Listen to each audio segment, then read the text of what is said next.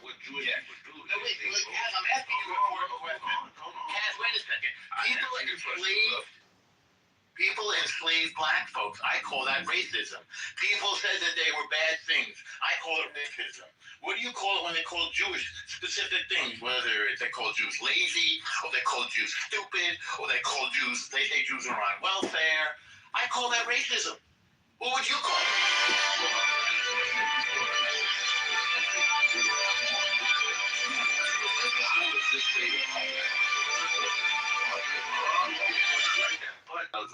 Pedophilia shit. Jonas Salk had a bad intention, Kaz?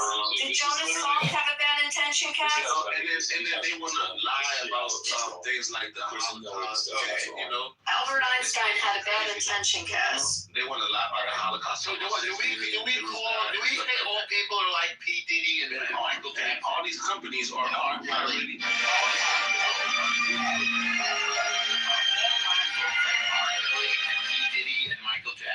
No, that's my point. All Jews is not. I agree with you.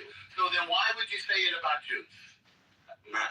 Bro, at the top, the people at the top doing it, they happen to be Jewish. Okay, who is a Jew at the top? It's a lot. It's families. Name one. It goes on families. Who is a Jew at the top? I just gave you some. But they're not Jewish, so give us one. They are Jewish. I want to be one of these Jews. Okay, Michael Bloomberg. Okay, what did Michael Bloomberg do that was bad? He was mayor of New York. What did he do? The city got safer. You don't like Michael Bloomberg? The company. I don't know. I don't know over there. I was trying to help him. What did he do that bothered you? He said he did evil. His crime is being Jewish, obviously. That's his crime. She has no evidence, no further statements. She just randomly blurted out. Polio is? Did you ever hear of polio? The sickness? Yeah. What about it? You don't have it, do you? Do I have any relatives? Do you have any relatives that had it? I don't know. I don't know. Okay, you know why you don't have it? Why? Because Jonas Salk invented the vaccine so that nobody has it anymore. So here's the thing. And guess what about Jonas Salk? He's Jewish. Yeah. You know what? And then Saban figured out how to put it in little sugar cubes so you can have it in school and make sure that no school kids had it. It's important. So you see it like that, right? Shall I keep all that, no more fragility. Sorry, go ahead. But basically, you guys see it all that, no more fragility. Sorry, go ahead. But basically, you guys see it like that. I see it like, first of all, they knew what it was. They probably had something to do with it, and the vaccines are now they are like, bro, these vaccines are so you're saying Jews brought polio into the world so that Jonas Salk could figure out how to cure it and take credit? Is that what you're saying? I think I just heard him say that. Did anyone else? David, did you hear him say that? The story you think it is not really that. I heard him say that. You shouldn't trust the vaccines. Point blank clear. The choice of you wanting to listen to this shit comes into play. It's a you problem if you want to listen to it at this point. Honestly, just because I want to put it in your body, bro. That's what happened. That's what happened. Look at the Epsteins. They're all why can you see this? All of the Epstein's not tied to these people. You just said all of the Epsteins, guys. Literally, you just said all of the Epsteins. I said, look at Epstein. No, you said look at all of the Epsteins. I said, look at Epstein. Okay, all right, let's go one at a time. Let's try to elevate the conversation a little bit. For the record, no, Jews did not invent polio. Jews did create polio. You would know if they did? Yes, of course. They wouldn't put it in. But there's no such thing as inventing polio. It's a natural. No, but you guys did. But normal, you guys did invent the transgender surgery. What are you talking about? Y'all push that transgender shit. Let's move on. All right, thank you for being real about this. Let's move on. It's so unfortunate because narrative, and it simultaneously just stabilizes like all of your contributions. Well, that's why I like to say reading poetry on Clubhouse is extremely valuable, because if all you did was listen to R words all day long, well, then you too might become an R word. Your audiobook that you choose to listen to is important. Therefore, use discernment and discrimination to know how much is too much Clubhouse. Hello? So here's my big issue with a lot of this stuff. What's happening is that they're creating unfalsifiable arguments. I mean, when I say they, I'm going to be specific here. I mean anti-Semites like Kaz. When he says they, he roughly means the Jews, but apparently not all Jews. But what he's doing is he's creating an unfalsifiable argument. So if you just go, oh yeah, hey, what you're saying is creating so let's follow it. Then he goes, okay, well, so again with the polio vaccine, like, oh, the polio vaccine was invented by a Jew, and then he goes, oh well, then polio must have been invented by a Jew. You see this again? This is not exclusive to Kaz. This is like other people who are anti-Semitic as well. When you call them out and say, hey, what you're saying is insane. Oh, you are. Yeah, you actually are, dude. No, Saying that the estimated number of deaths during the Holocaust is a lie. That's anti-Semitic, bro. That's literally textbook anti-Semitism. I've heard numbers as high as 18 million. No, that's not the direction he's going. And let's not be intellectually dishonest. Please, let's not be intellectually dishonest and giving. What do you mean? No, it's not up. So please, let's not be intellectually dishonest. But I genuinely think that the mainstream numbers are overrepresented. Oh, here we go again with overrepresentation of Holocaust victims. Why do we tolerate these people? I do not know.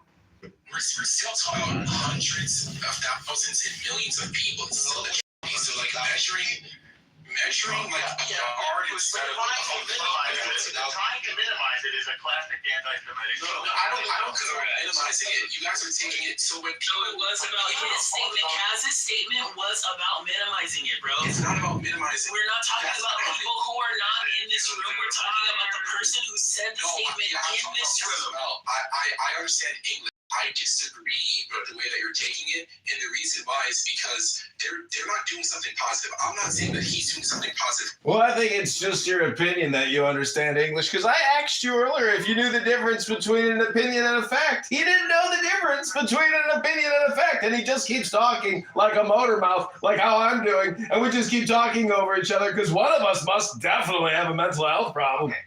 I'm going to say this again. I had to take a few phone calls and do a few meetings because I'm trying to control the media and the banks and the world and Donald Trump and polio. So we're going to go one at a time. Universal, please don't interrupt. So for those... Oh, I just wanted to be a part of the conversation. Sorry. It's all right. For those who didn't know, Holocaust minimization is a classic anti-Semitic trope. Why? Because it's part of this whole idea that Jews are controlling the story, and Jews are controlling the media, and Jews are playing victim, and Jews are lying. That's where that whole thing comes from. So you have fallen victim to a classic, really it's a Nazi trope. And when black folks in particular begin to parrot Nazi anti-Semitic lies, it's particularly disturbing since black folks too were the subject of discrimination and racism and oppression historically, like the Jews. Now, do we have to keep drilling down into this nonsense of Holocaust denial and Holocaust minimization, or can we move on to something likely more intelligent? The reason why I don't think you guys care about progress. And the reason why I don't think you guys care about anti-Semitism. Norman's talking. What were you gonna say? This is what I'm gonna say. Yeah. Before Abby got on stage, I think I was misunderstood. I was trying to basically build a bridge with not just Jews, but have a conversation with some Jewish folk and kind of tell them, hey, there's a lot of people that you guys are calling anti-Semitic that are not anti-Semitic. This is the worst thing that you can do. Because it helps the conspiracy theorists, because when you start to deny, oh, we're not overrepresented in media, or if you say that Jews are overrepresented in the media, you have to feel like you're committing a crime. Like, there's certain things that you guys are doing that aren't strategic in my point of view, and that gives people like Kaz more credibility, because you guys can't even have conversations. You can't even have conversations. Hang on. Do you remember welfare queens? Remember that term? What does welfare queens have to do with? That was from Ronald Reagan. That was from Ronald Reagan. Yeah, I wasn't alive during that time. I know you were alive during that time, thank God, but I wasn't alive to witness. I wasn't alive either, but I know that term. Yeah, but what does that have to do with being like? He's talking about the proselytization. He's talking about the proselytization of propaganda. No, too. If your answer is Israel, you're also an anti-Semite. Like, it's an anti-black trope. It says that black folks are overrepresented in welfare. It's a lie. But they are. But they are. I agree. This is what you don't understand. They are. I agree. You're talking to people that agree with shit. Like, Yes, they wasn't alive during the Holocaust. How could he even know about it? Look at him. That's a lie. That's you standard for knowing about something. why is it? Is this news to you, normal, that black people are overrepresented when it comes to One at a time now, everybody. We can't all hear ourselves if everybody's talking at the same time. Moderators, let's just do it one at a time. If somebody wants to talk out of turn, just put them in the goo, because nobody can hear everybody talking at the same time. It's like a bang room. There's no point in everybody talking at the same time. Norm, did you just learn something today? Norm, you gotta control. No, I'm trying to teach you about racism, and you're proving impervious. But here's the thing, Norm. So why don't you try a different strategy? People say this, right? People say people are racist against white people. Black people don't like white people, right? And I tell them, do you realize only a small majority of Black people don't like white people. Where'd you get that from? Bro, can you shut the fuck up? Please. Like, You can shut the fuck up. You look like a thumb, nigga. Shut the fuck up. talking? TC, please You are dumb, bitch. I like the fuck. But listen, now we got black people on black people. And I tell black people, like, bro, you realize only a small percentage of white people owned slaves back then, right? I'm that type of person. I'm not catering for anybody. And I'm telling you, that 6 million Jews, that's been a folktale in the Jewish community. Not a folktale. Listen, let me land it, bro. Before you cut it out, bro, I'm here to listen to you, bro. Just let me say what I'm saying, bro. Okay. All right. I mean, thank you for your participation. It's enough already. It's a folktale. It's a lie. It's Jews it's enough already. I've heard enough nonsense from this guy. I'm here to tell you that it's a folktale. Okay, it didn't happen, right? I mean, my mother lived through it, but she must have been dreaming. And by the way, all those dead Jews, any minute now they're just resting, and any minute now they're fixing to get up and walk. So, thank God for that. They're all coming back to life. It was all a big misunderstanding. The craziest part, Norm, is that it's the most documented thing ever. These motherfucking Nazis, they were proud of it. They didn't deny it when they were put on trial. They said we were following orders, but they didn't say we didn't do it. I mean, it's the most documented thing of all time. It's like October 7th, the terrorists who go out there and they're videotaping themselves raping and killing people, and then people say, oh, they didn't do it. There's always going to be somebody, I mean, God bless Kanye. Kanye said that slavery was a choice. I guess this guy must agree with him that slavery was a choice. Yeah, but the only the explanation thing is, when Kanye said that, I believe that people get to say things that they believe in some instance. But at the end of the day, y'all can talk all the shit y'all want, but people notice patterns. At the end of the day, we got pattern recognition seekers, distributors of hate speech like NPC, low IQ baboons that don't read poetry. NPC, what's the last poem you read? You're going to start alienating people who just have questions. Yeah. And when you alienate people who just have questions, it makes the people you're just trying to provoke people. conspiracy You're just trying to provoke people. You're trying to provoke Jews when you say the Holocaust didn't happen or it's a folktale, 6 million Oh my gosh, Randy. You don't have a source for that. Yeah, NPC didn't say that. Randy, NPC didn't say that. But whoever said that it's 6 million is a Yeah, that person's been read removed. that in the book. But there's no source for I didn't mean to say baboon there. Could have just said dumbass. That's really what I meant to say. I just seemed like that was the next logical word for me.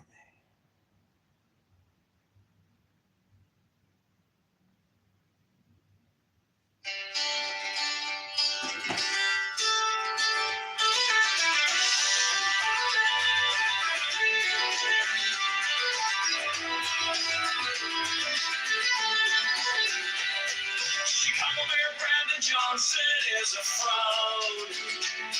Chicago Mayor Brandon Johnson is a scam. Chicago Mayor Brandon Johnson is the tax. Chicago Mayor Brandon Johnson is a liar.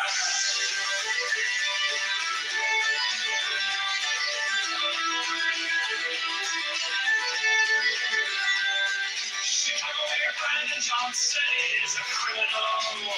Borrows $1.3 million to give to crying on. Profits the sea to you is a mafia propaganda. Organization affordability is a scam.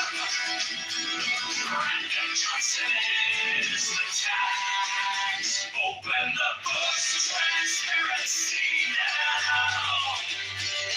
Public spending tracker now. Brandon Johnson is the tax. Brandon Johnson is the tax. Brandon Johnson is a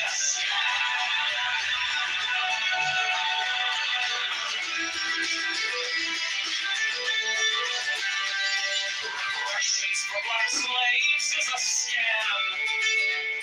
It's a black tax socialists are taxologists. All taxation is theft. Affordability is a scam. Abortion Greyhound buses are murder for profits. Open the books, transparency now. Public spending tracker now. Brandon Johnson is the tax. Brandon Johnson is the tax. Brandon Johnson is the scam.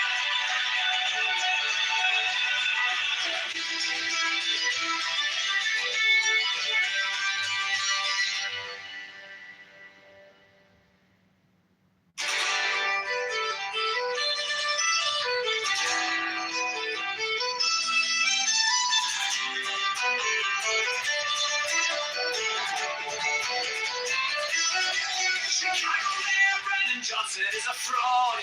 Chicago Mayor Brandon Johnson is a scam. Chicago Mayor Brandon Johnson is the tax. Chicago Mayor Brandon Johnson is a liar. Chicago Mayor Brandon Johnson is a criminal. Borrows $1.3 million to give to crowding on. Project the C2 is a mafia propaganda. Organization affordability is a scam. Brandon Johnson is the tax. Open the books, transparency now. It's spending tracker now. Brandon Johnson is the tax. Brandon Johnson is a scam.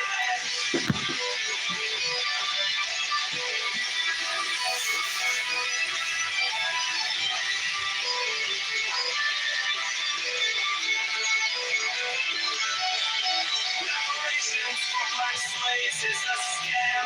It's a black tax socialists are taxologists. All taxation is theft. Affordability is a scam. Abortion Greyhound buses are murder for profit. Transparency now. It's spending tracker now. Brandon Johnson is the tax. Brandon Johnson is the scam.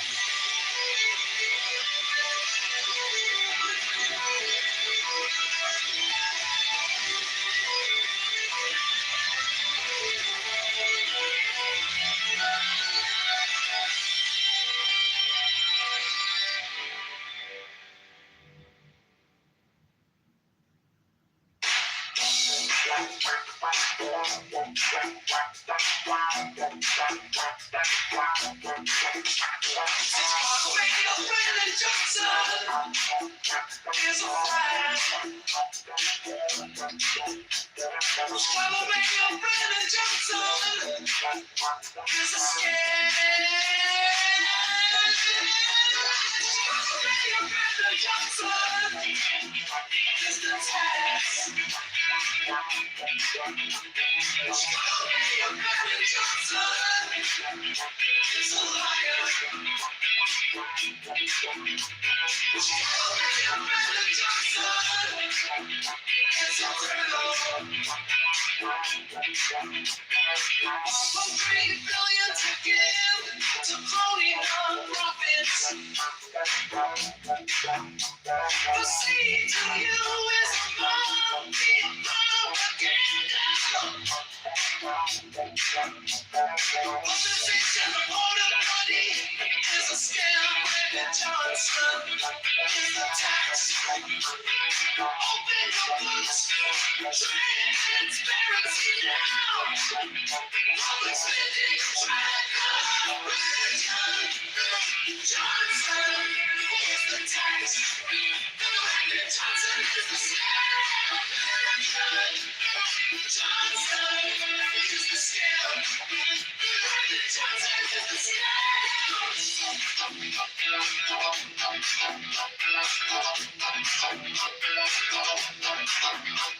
Reparations for black slaves is a scam. It's a black tax socialist tax holidays. All taxation is the money is a scam. All Russian payout buses all profits.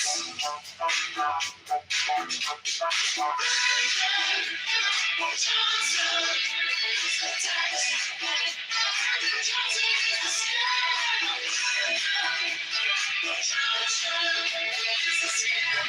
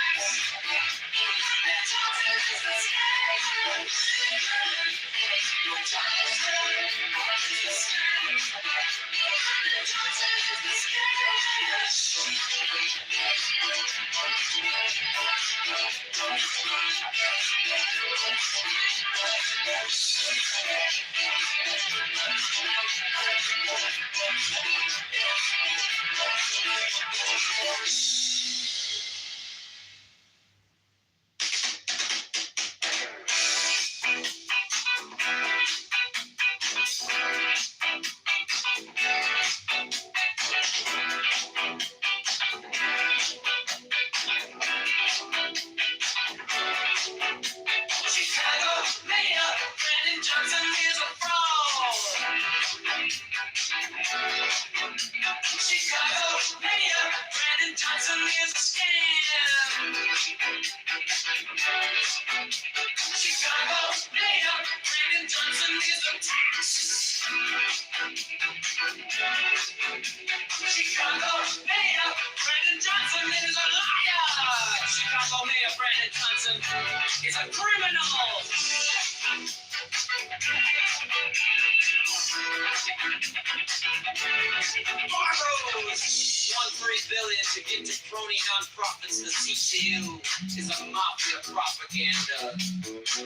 Organization affordability is a scam. Brandon Johnson is the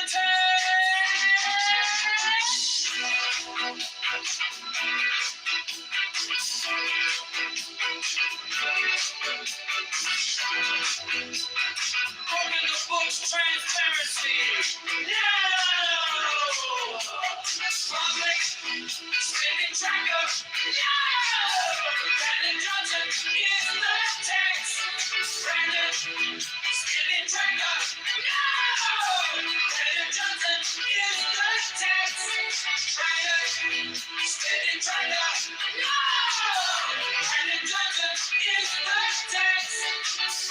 Spinning Tracker. No! Brandon Johnson is the text.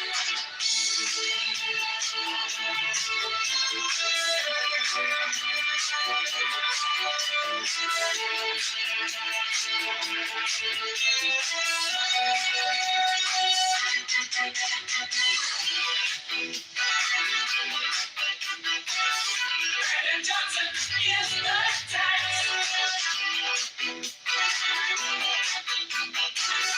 Brandon Johnson is the text. Elections, the black slaves, the scam. It's a black tax, socialist, a taxologist. Oh, taxation is poverty's a scam. Abortion, Greyhound, buses, America, for profit.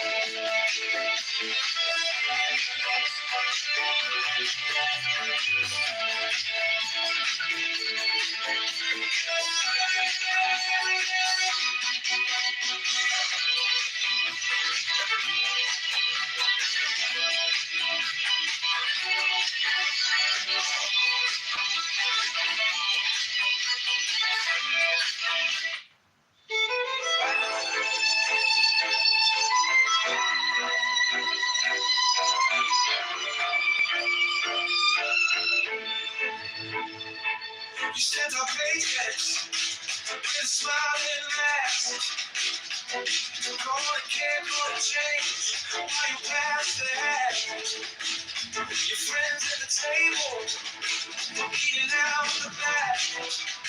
We're stuck in the checkout line, doing the math. You borrowed a mountain full of parking lot dreams, and your name on the dime like it's free, free, free.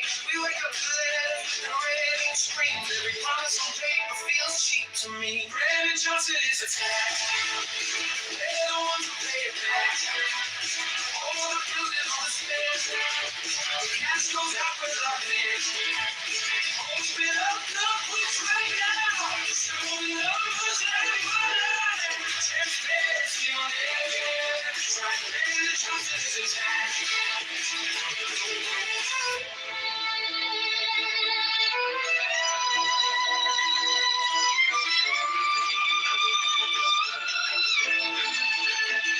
You call it for the people, but the doors stay closed. Same names on the contracts, every story we're told. You preach about a parable, then raise the toll. Whole city in a chokehold, just to feed your own. We're tired of slogans on a pretty blue sign. We're a public spending checker in real time. Not another photo op on our dime. We're done with the fiction, this is our line. Brandon Johnson is attacked. They're the ones who pay it back. All the building on the spin. Cash goes up with locked in. Open up the books right now. Show the numbers line. Transparency on every side. Brandon Johnson is attacked. We want to see every city, every check, every week.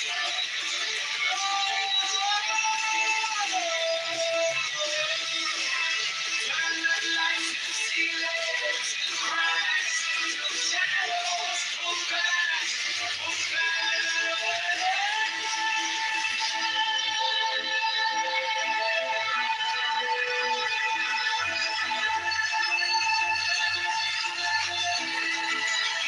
Brandon Johnson is the tag. Everyone be it back. All the building on the spin. Cash goes out with locked in. Open up the books right now. Show the numbers right. Post the truth on the child. It screams in the house with the cash. Brandon Johnson is the tag.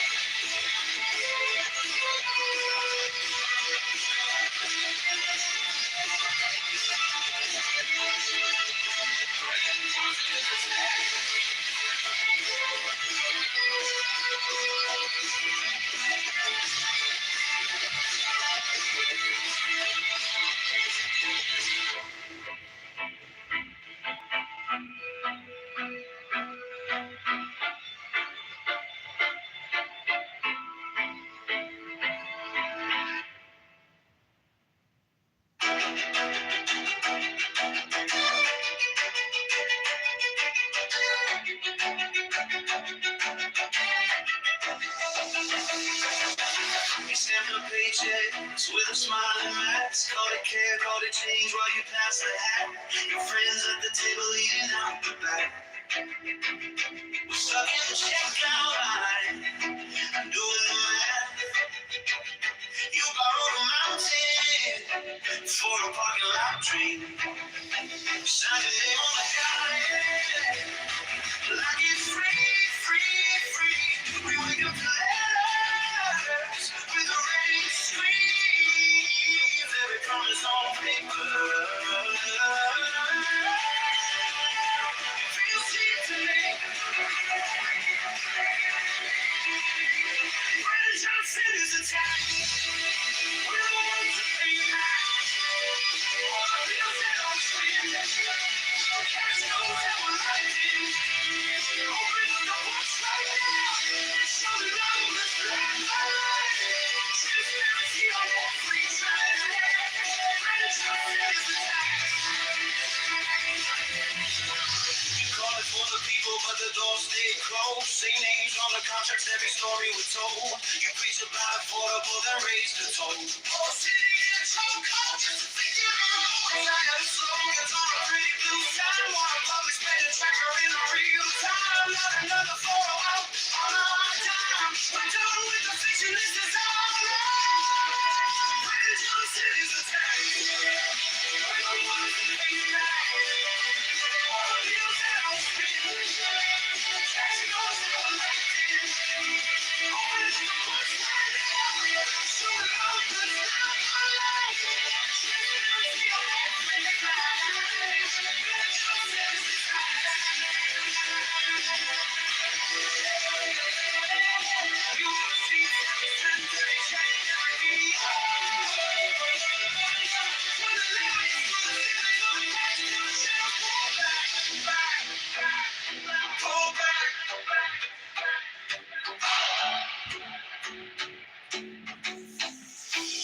Brandon Johnson is the tank. We don't want to be back. All the bills and all the spins. Cash goes out, we're locked in. Open up the books right now. Show the numbers line by line.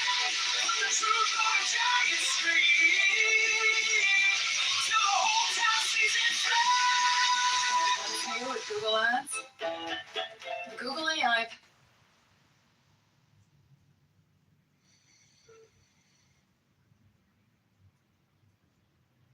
Johnson is a tank.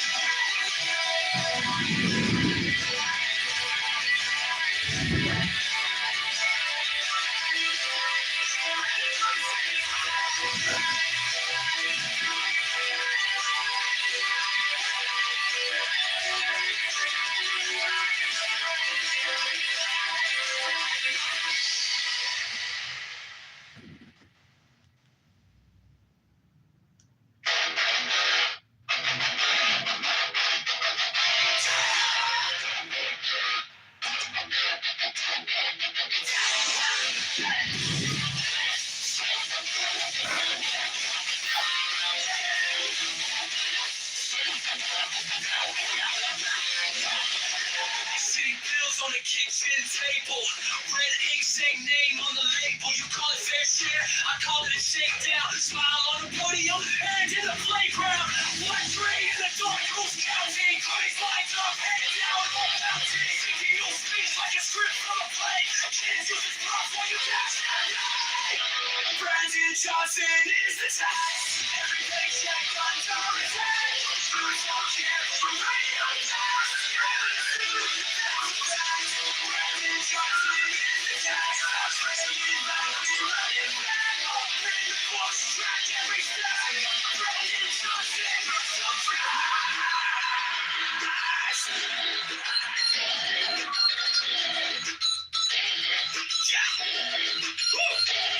affordability, just a slogan on a flyer. Rents climb higher while you call me a denier. You brand every critic and enemy of hope.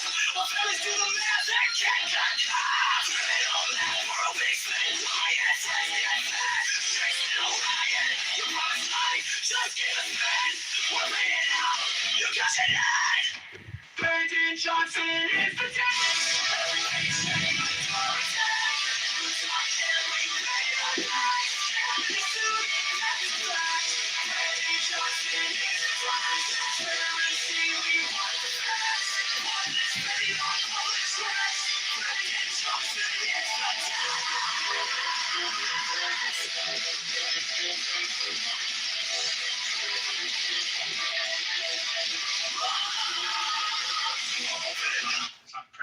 What is it? What is it? What do you mean? What is it? Is it in the U.S. government? Is atheism within the U.S. government? I just want to know.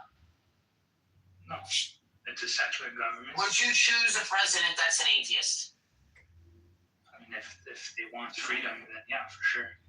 Okay. Simon is an anarcho-capitalist. I'm not an Yes, you are. anarchist. Anarchists are fucking. Yes, you are. Everything you describe is You said you didn't call him. You said you lied. You said you was like the fucking Muslim. You just called her a retard. I said. Report the team take Oh, over. you didn't say that? Lies about you not being an Erica Lies about everything. I said. I heard it, When mate. it comes. A lot of people seem to pass the buck when it comes to that.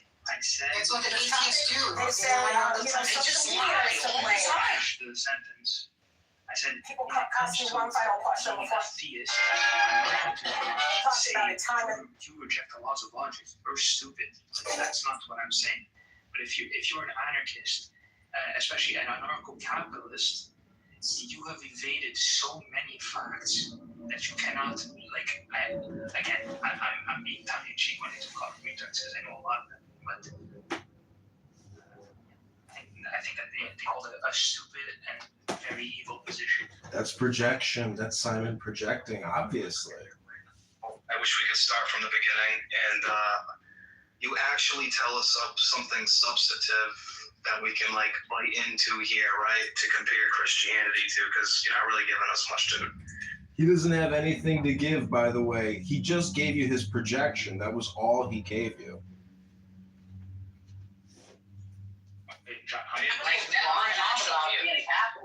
Being in favor of capitalism. Again, let's repeat back to him what he just said. That was his projection. He gave you what he has. That was it. And as we can all see, there's not much there. He's like a wet sponge. So he's still a Christian now. He's still a Christian. Mashallah, brother. Where's your Yeah, he was a Catholic. Yeah. I was not. I mean, once a Catholic, always a Catholic. That's I correct. was like Correct. 7 years old and like God made no sense. Same for CM. God made no sense at the age of 7. What the fuck did you know how to do at the age of 7? He knew how to determine that he was an atheist because obviously now in his 30s, he's even more intelligent than he was when he was 7 years old. He's grown in intelligence, as you can see. You can't even tie a shoe at 7. I was tying my shoe at like 4 or 5. You dumb fuck. I was tying my shoes at like 4. Is this your first time meeting Simon as he whispers in his closet as his fiance or girlfriend sleeps in the other room? This is what he does. He comes here, he says nothing. And you guys are wondering why you're frustrated? The man has nothing intelligent to say. Just challenge him to say one smart thing. He can't do it. Just gonna ask the question. Exactly. That's why I say he's like a wet sponge. There's just nothing there. You could squeeze it all you want, but you're not going to get anything but some water out of it. There's just no intelligence there. The man is like autistic. He's autistic, basically.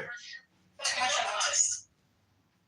Too much of schizosis. He's neurodivergent like Abby, but unlike Abby, Abby escaped an actual biological lab in Ukraine near Chernobyl, and thus you see the mutant rat freak you know is Abby. No, she's not from there. She's Well, Simon's not far away. Simon was made in the library near the Ayn Rand section, and Simon actually, anyways, if you guys are looking to discuss God, read a book. If you want to be annoyed, talk to Simon or Abby. I am complete. Okay, I will give you something annoying.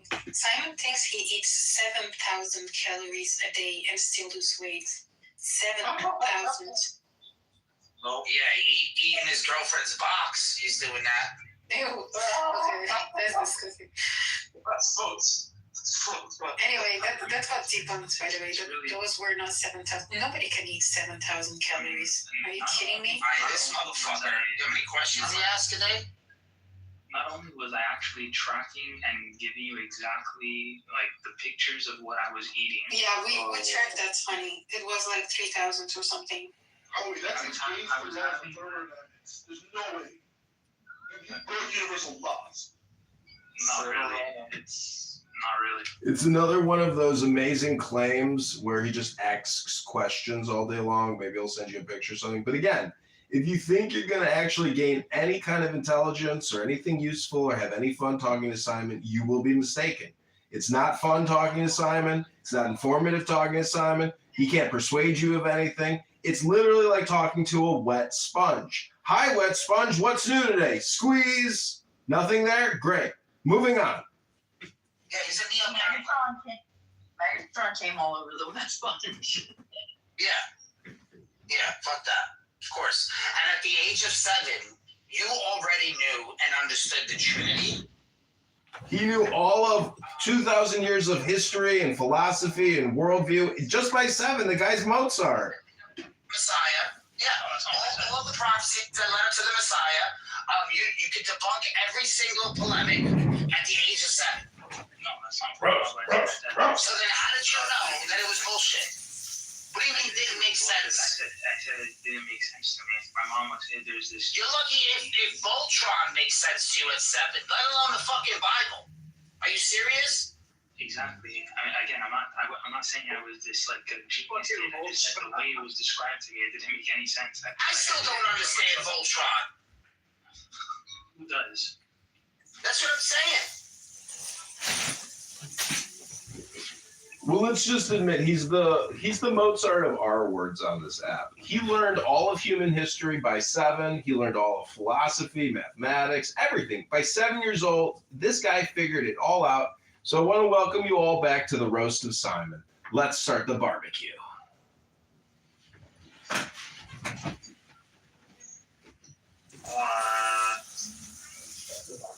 not a Christian because at the age of 7, Thomas Aquinas was just so boring. Actually, I think Thomas Aquinas is like one of the best things. I actually really like Thomas Aquinas. Great, he's a Christian.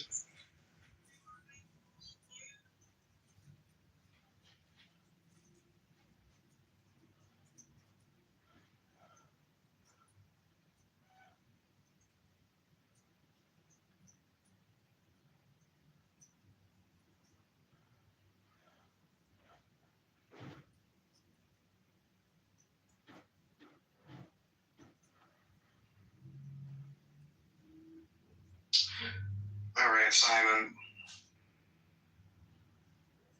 A little bit of time went by. I'm just kind of wondering what your worldview was. Kitover or Megatron.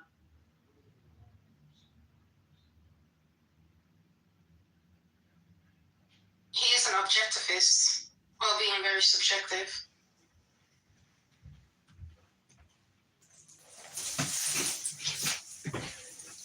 Imagine being like a 7-year-old and saying, "Dad, why do you believe in God?" And he's like, "Well, son, I've been alive for 55 years. You've only existed for 7 years times 365 times 24 hours. You haven't actually read as many books as I have, son. You haven't experienced life the way that I have to know that miracles exist and that intelligence comes from books, my son." "But Dad, God is an illusion.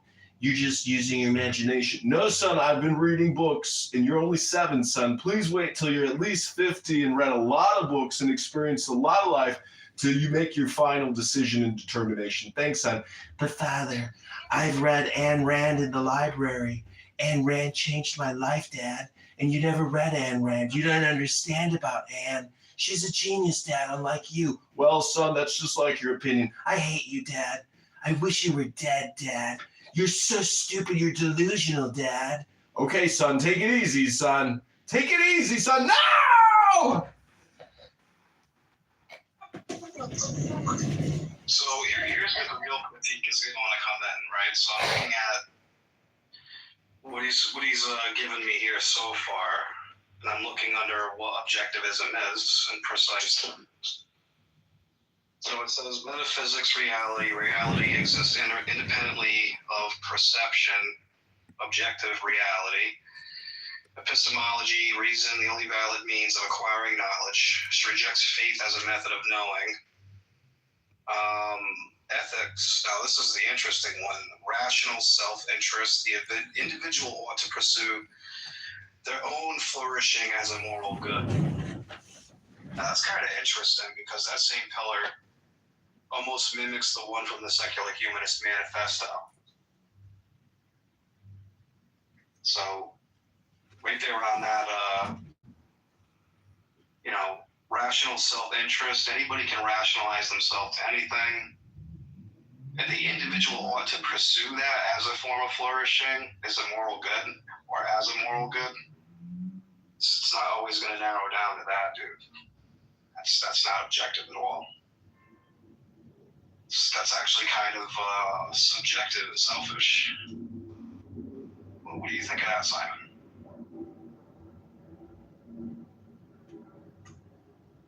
Currently editing a video and my girlfriend is in the other room sleeping, so I'll have to whisper. But if you haven't read Ayn Rand yet and determined the difference between object and subject and object, then you don't know how words work, and I don't have enough time to explain it to you. Sorry, my girlfriend's sleeping and I gotta whisper in the other room. You know what we should do though, Universe? We should study her for like a week, and I guarantee we'll know more about her in a week than he's known the whole time. You want to do it, Universe? Let's see who can reach. Let's see who can reach the epic levels first. All right, when do we start it? Start it now? Start it now. I'm not home, so you're gonna have it ahead. Honestly, that'll actually be really The funny. fucker's buying a book. He's buying her book right now. I guarantee you. Scumbag is buying her book right now. Piece of shit. And don't buy it on Kindle either. That's cheaping out. Because then he doesn't have to wait for it to deliver it to his house. He's gonna have it like in 2 minutes. Fuck. I'm not even home yet. Rabbi, do you think you could know more about objectivism than Simon in a little time? Because this is his worldview, is this objectivism. And this woman, Ayn Rand. Is that her name? Ayn Rand? No, Ayn Rand. I'm buying the book right now. It's called Objectivism, The Philosophy of Ayn Rand by Leonard Peikoff. When we read this book, Simon will become so irrelevant, he'll just disappear. Yeah, we're gonna know it. What's today, Monday? Yeah, by Friday, we have to give a full piece to something. So, I can do that. I would be really I can do impressed. this. I can do this. Yeah, I'm gonna know more about this view than you do in a week. Okay, Guarantee it. I've been studying it formally for like 8 years, but okay. Have you? Yeah. 8 years. Well, some people read the Bible their whole lives and they never even understand it. So what does that tell us exactly, Dr. Simon? You kept that to yourself. Okay, I just bought the book, Ayn Rand Library, the Ayn Rand Lexicon, Objectivism from A to Z, and we're going to test Simon's knowledge of Ayn Rand philosophy. No, we're gonna debate him on it. We're gonna own him on it. Like, I'm gonna become an objectivist by Friday. Sure, let's do it. I agree. I can't wait to see Simon disappear. Wednesday morning, I'm gonna be debating Universe on this. Like, Luke just bought another Ayn Rand book for $4 called The Virtue of Selfishness, the 50th anniversary edition. Have you read The Virtue of Selfishness, Simon? Yeah, multiple times. You should probably read the Objectivist Epistemology, Intro to Objectivist Epistemology. I'm sorry, you were mumbling. What did you say? I said you should probably read the Intro to Objectivist Epistemology. That's What does epistemology mean, Simon? it's the study of human knowledge. And what does objectivism mean? Objectivism is just the name of the philosophy.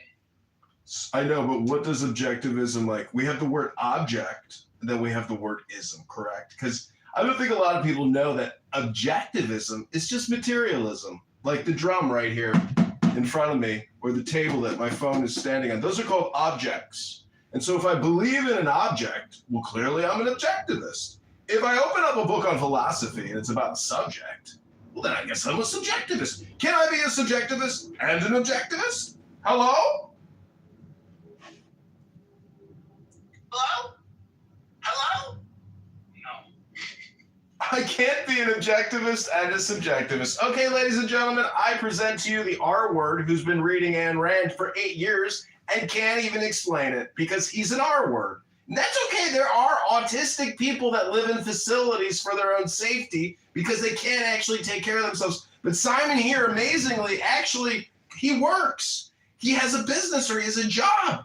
But yet again, it's just not fun talking to him because there's just nothing there. I mean, but I could be mistaken. Maybe he's got a hot girlfriend and that redeems him. I hope so.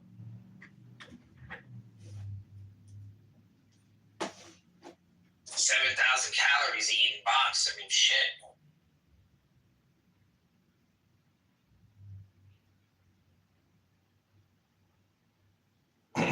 It's amazing how stupid you can be that you can say there is no God, but yet the word itself exists. And so you can try to define it. Other people can try to define it, but you just say that that word is an illusion. It's just in your mind. It doesn't mean anything. Meanwhile, the word God itself can be translated into so many different words. What we're really doing is dealing with highly argumentative people that hate your choice of words or opinions of words. And these are stupid retards, ladies and gentlemen. People that should be despised in society because they're so obnoxious and so stupid and so fucking petty and retarded, like Simon. Yeah, no, I wouldn't say that. I think these fall under the rationalist camp when it comes to their epistemology. So they'll say words, give descriptions, but they can't actually, but they divorce the concepts from reality. So that's why like people start with definitions of what God is and all that because they're missing the observation to tie the words to the object in reality. Thank you for your projection on why you don't understand that God exists. The sun is a God. Okay? You still haven't defeated that. And that's using an objective.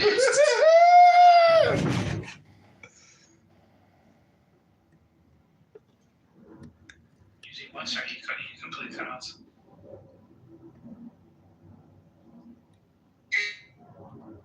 This approach isn't.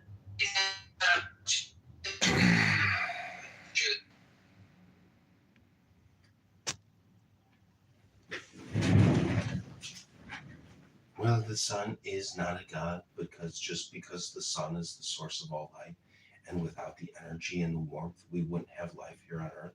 That doesn't prove that the sun is a god. My objectivist philosophical glossary and definition told me so. And so, I've refuted your claim with evidence, and I am not complete. Ayn Rand is a goddess, and if I could do Kundalini's on Ayn Rand's toes and every other part of her body, I would have loved Ayn Rand. She would have been the perfect wife, and I hope to God that one day I meet a woman like Ayn Rand who can make all my dreams of marriage come true. I am complete.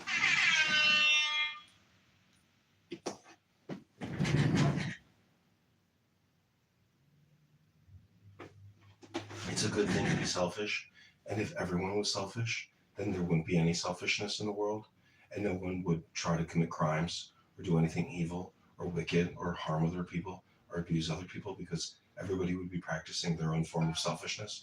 I am complete. Mr.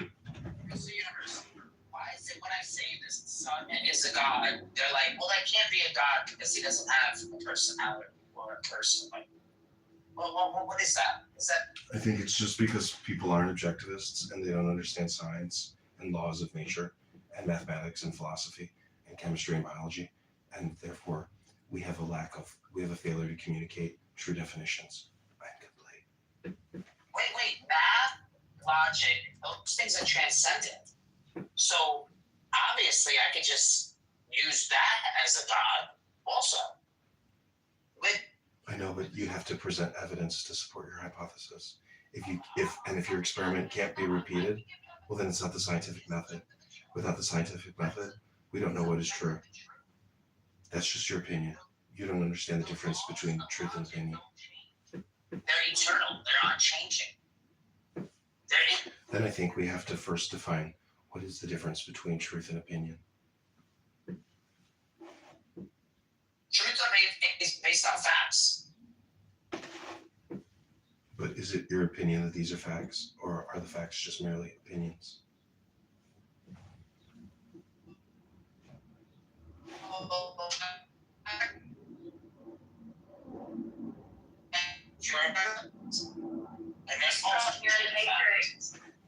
You see, it's a fact that you're in the Matrix. It's not an opinion.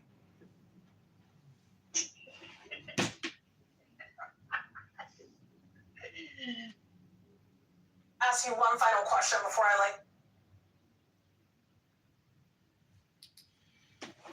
I think we've proven here beyond a reasonable doubt that Ayn Rand most definitely was the closest woman to ever achieve a union with God, because God is very selfish and objectivist and not a subjectivist. And therefore, again, I have to assert that if we could maybe get a genetic sample of Ayn Rand and bring her back to life, she could possibly be the Mashiach that we're looking for. Wait.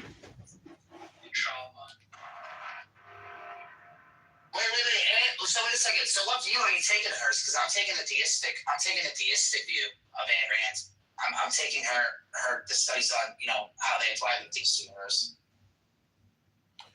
Well, I've just ordered over 20 different Ayn Rand books, and by Friday I will be a subject matter expert, and then I will obliterate Simon once and for all.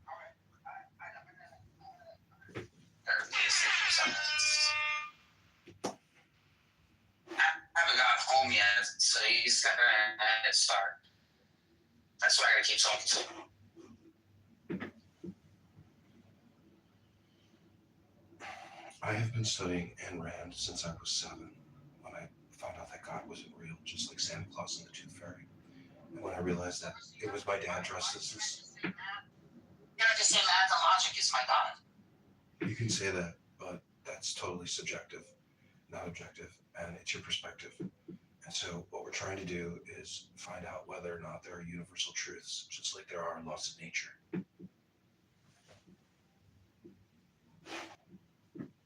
The laws of nature, yeah, sometimes they're universal. I don't even know you guys. Laws of nature universal. What is that? Well, look at your PTR. Clearly something's going on there, and I would say that that is reminiscent of the laws of nature, symbols and hieroglyphics, like you said, transcendental, just like Ayn Rand, because when Ayn Rand had an orgasm, it was the best orgasm that a woman has ever had. Now, some might say that's subjective, but I witnessed Ayn Rand have the most exotic orgasm that a woman has ever had in a menage a trois. And see, sexuality and life choices, those things all come into play when we're determining whether or not Ayn Rand is the true Messiah. So the real philosophical question on the laws of nature, right? Like Newton's laws of motion, general relativity. The twist here is, but these real laws, if these laws govern reality, are these real laws that govern reality, or are they just descriptions and patterns we observe? What are they? Well, you could go in a ratchet-ass trench room, what we would call a bang room, and they will definitely say that they are pattern seekers, and they recognize patterns. So since we all recognize patterns, and people bring up the fact that they are pattern recognition seekers and pattern recognition observers, like everybody else, clearly they know the truth, my N-word. The science assumes universality, but it doesn't prove it. It doesn't prove it. Modern science runs on assumptions, like experiments done here apply everywhere. No, they don't apply everywhere. They don't. Well, have you ever taken the polio vaccine? Because I was just in a room with a Democratic APAC lawyer, Abby, and she was saying that the Jews cured polio, and then an African American gentleman said that the Jews also created polio. So who's right? Who's wrong? What's important? How do we measure the speed of light? Do you remember? Look it up. Is he still here? Hello? Isn't that just like the distance that it takes light to travel between point A to point B? Oh, wait, and back. And back? Whoever said anything about going back? Wait. No, we don't measure it that way, my friends. How do we measure it then? How do we measure it?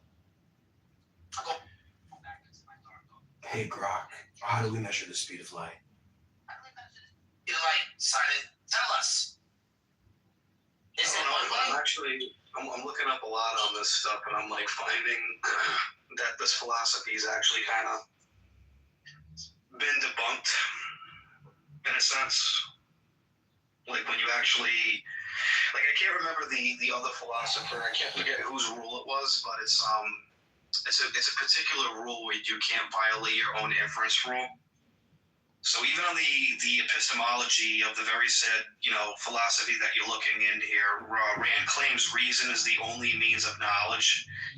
Faith is invalid. So like the counter here would be the claim itself cannot be proven by reason alone without circularity. So like you're violating your own inference rule over there.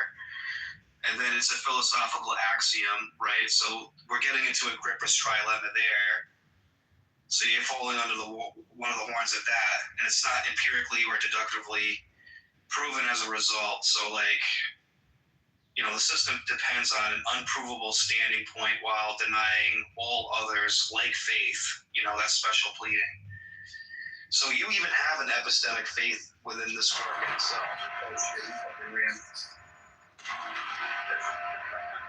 That's all it takes, buddy. That's all it takes. That's part one.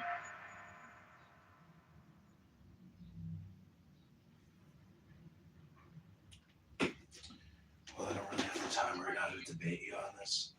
I'm busy with my girlfriend, and I gotta whisper so I don't wake her up so she doesn't break up with me. But what's important about Ayn Rand is that she was a publisher, and she wrote a lot of books about basically being selfish and conservative because the liberal left woke mob, which is taking over society.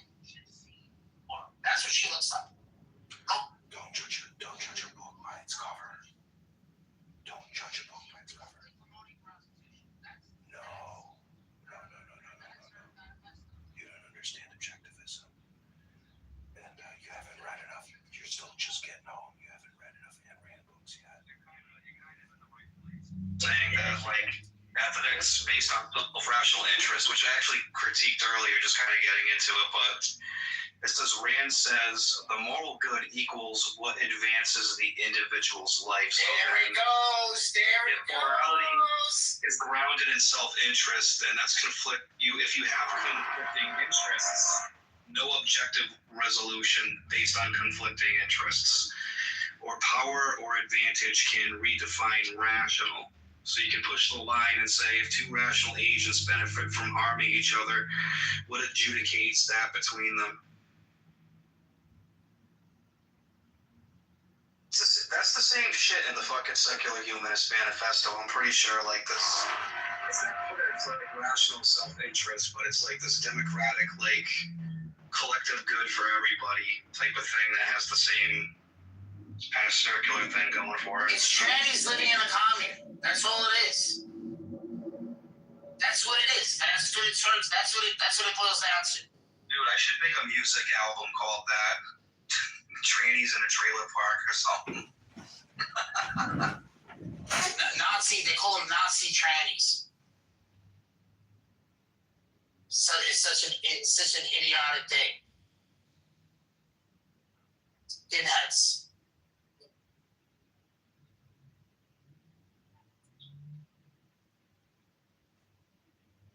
And Bob, he's got his baby in the background. He's caring for a child, but he hates life. It's like, dude, like, how smart does he think he is? I can't wait until his baby is going to transition. Let's see how much of he is gonna promote transgenders. Yeah. No, Abby, it's worse. These gay parents don't even want gay children. They want to have grandkids. Think about that. He has gay parents? No, I'm saying gay parents don't even want their kids to be gay. Yeah. That's not true. From an objectivist perspective, Ayn Rand would say that gay parents want their children to be happy, and that just because the parents are gay doesn't mean the children will be gay, and that they should pursue whatever sexuality that their soul tells them to pursue. And we've got Caleb down there who marries men underneath the chuppah, even though he's breaking Torah law, and he thinks he's just trying to make people happy, and he thinks he's doing good in the world, but really, he should try to teach them that why having, anal intercourse with another man and sucking another man's cock is like totally gay. And you should like pursue a woman who will love you. And like they should also understand that natural law means that man and woman together is the true symbol of God, because in the Zohar it says that where a man and a woman are united, there you will find the Holy Spirit, the Paraclete, the Shekhinah. And so if you truly want a union with God, or if you're a solid Slavist, or you believe in Gnosticism, you gotta get with a woman. You can't do it with a man's booty hole.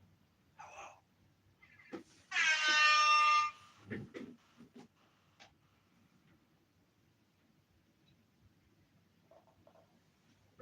I did come to the conclusion the other day that basically solipsism is just Gnosticism translated into Slavicism. If you think that Gnosticism isn't the exact same thing as Slavicism, solipsism, I mean, I just don't. Can you defend that? Hello? We call them nihilistic, solipsistic, nihilistic, hard determinists that think they're in a brain about. Solipsistic, nihilistic, hard determinists. That's what they are. Oh my God. Wait, you said they think they're in like a brain vacuum or something? Well, they say they could be a brain in that. A brain in a what? A brain in a vat? They think it's just no sensory experience. They don't believe in this, in the id. Got it. Well, you know what I really like is books, because books prove to me that time is a concept and that the now is all important. However, history books are a motherfucker, especially the ones that I'm looking at right now from 1946, because there are a lot of dumb motherfuckers on this app that want to say a lot of racist shit.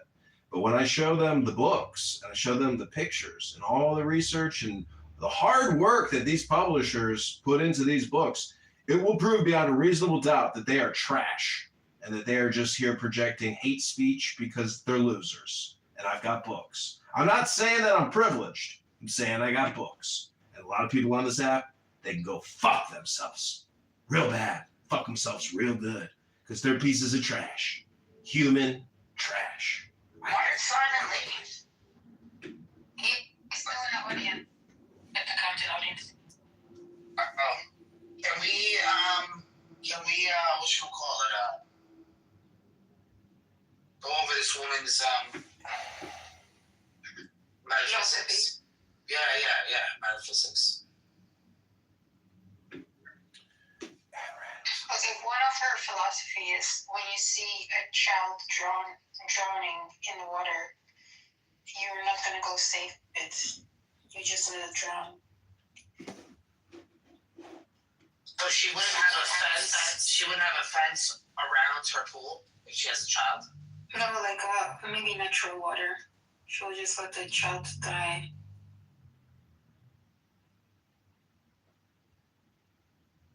Crazy.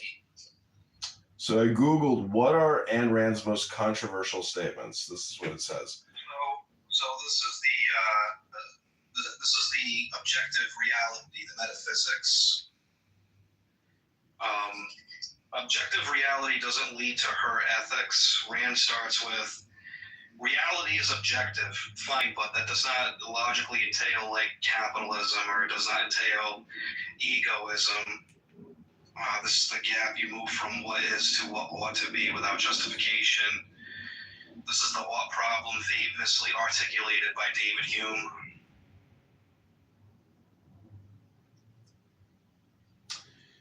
Government is a menace. She regarded government as a dangerous threat to man's rights, arguing that its only legitimate purpose is to protect against physical force, as discussed on. Yeah. I figured that one. That's. Yes,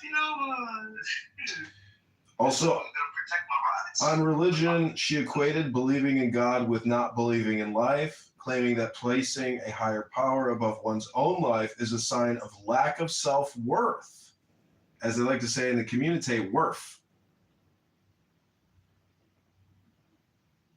Goofs. They got teeths. They got two tooths. She defines femininity as the essence of femininity is hero worship, the desire to look up to men. That's how she defined femininity.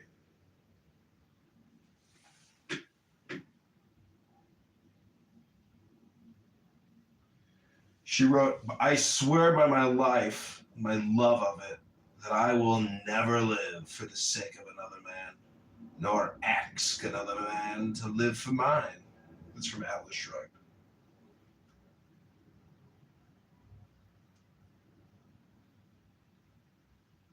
And when Abby was saying that, Ayn Randians wouldn't save the dying baby in the river, I think that's a little ridiculous, but that's what Abby does. It says here, the virtue of selfishness, Rand argued that pursuing one's own rational self-interest is the highest moral purpose, rejecting the idea that people should sacrifice themselves for others. So it says it's the highest moral purpose, but is it the most intelligent purpose? Hello? Well, she negates altruism. So there's no altruism in any of this.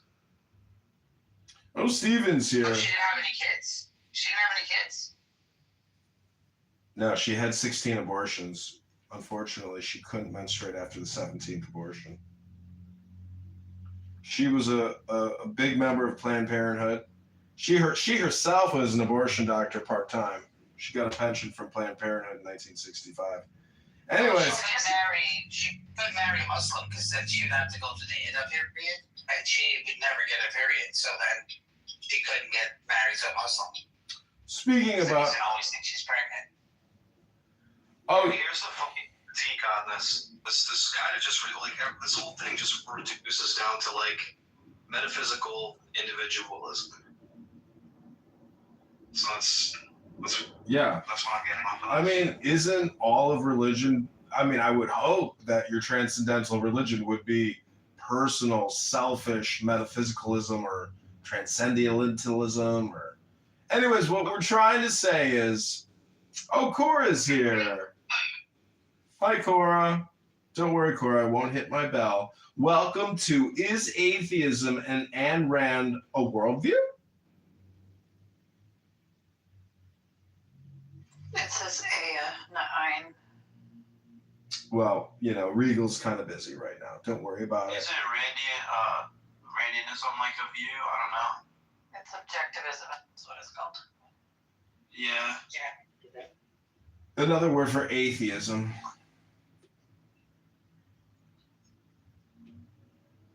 Oh, did I spell that wrong? No, you spelled it right. Did I spell it right? Yeah. Ayn Rand? No, you got it right. No, you got it right. It's Ein. Ayn Rand. Yeah. Ayn Rand.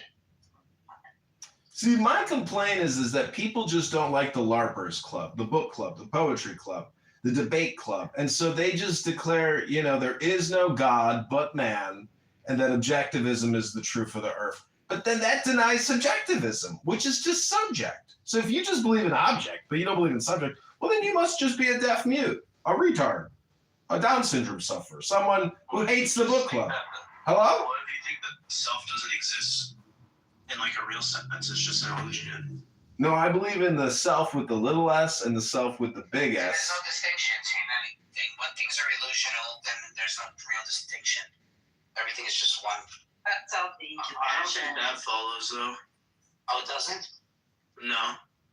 Okay, so explain your non-monistic view. Because you can just say that it's like a monism with emergent pluralities. So it's not actually one in terms of its essence. It's one in terms of its negation or contradictory elements. Exactly. So it is what it's not? Well, yeah, that would be necessary to its identity. Yeah, that's crazy. It's not crazy if there are true contradictions. Well, everything has a contradiction. Every argument has its counter argument, just like action and reaction, or art critic and artist. And so there is this dualism and this non-dualism. The non-dualism is what we're talking about when we talk about slopicism, or solipsism, and Taoism, or even Enlightenment, transcendental mythology, and mysticism, like Jesus Christ, our Lord and Savior, the greatest comedian and mystic who's ever lived. Hello? Yeah, but Barth, you could just hold it like non-classical logic for that sort of view to work. You see, I'm not a computer that's defragging myself that can believe in true contradictions. So I'm gonna have to operate in the real world. Well, the point is that like there are examples of true contradictions in the real world. Oh, really? Yeah, Graham Priest gives like plenty of examples. I'd be like sympathetic towards his view. No, I get it. I get it. I mean, I'm putting the tarp over my, foundation. They said it's gonna rain. Do I definitely know it's gonna rain? No. Am I gonna take the chance and having to pump out all the water of this ditch instead of just putting a tarp over it with a pump, so that if water does get in there, I don't have to go crazy doing this the next day when I get there in the morning? And I'm still hiring the guy to get there at 5 to check the pumps. So, what if it never rains? Is it a contradiction? Yeah, never happened.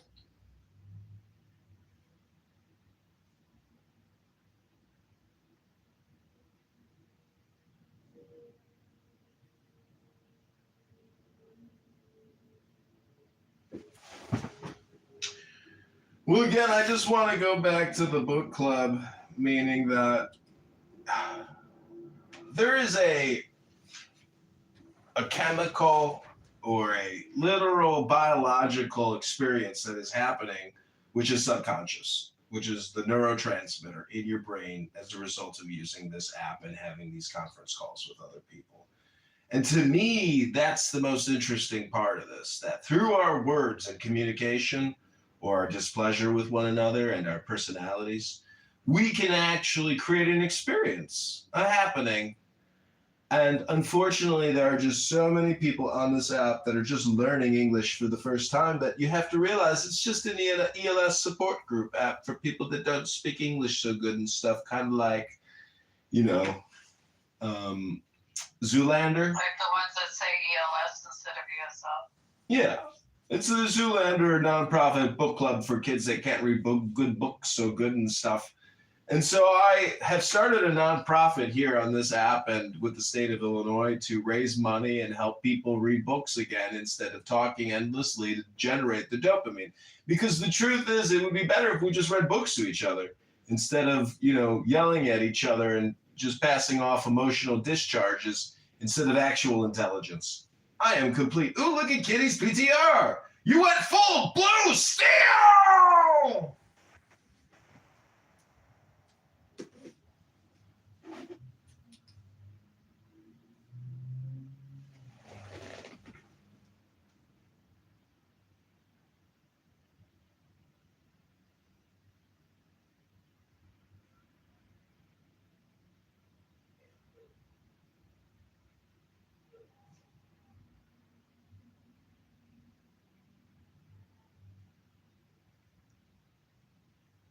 Did you see Hillary? This is a perfect example of the abundant hypocrisy of the left. I love this one. I think we gotta have tough conditions. Tell people to come out of the shadows if they've committed a crime.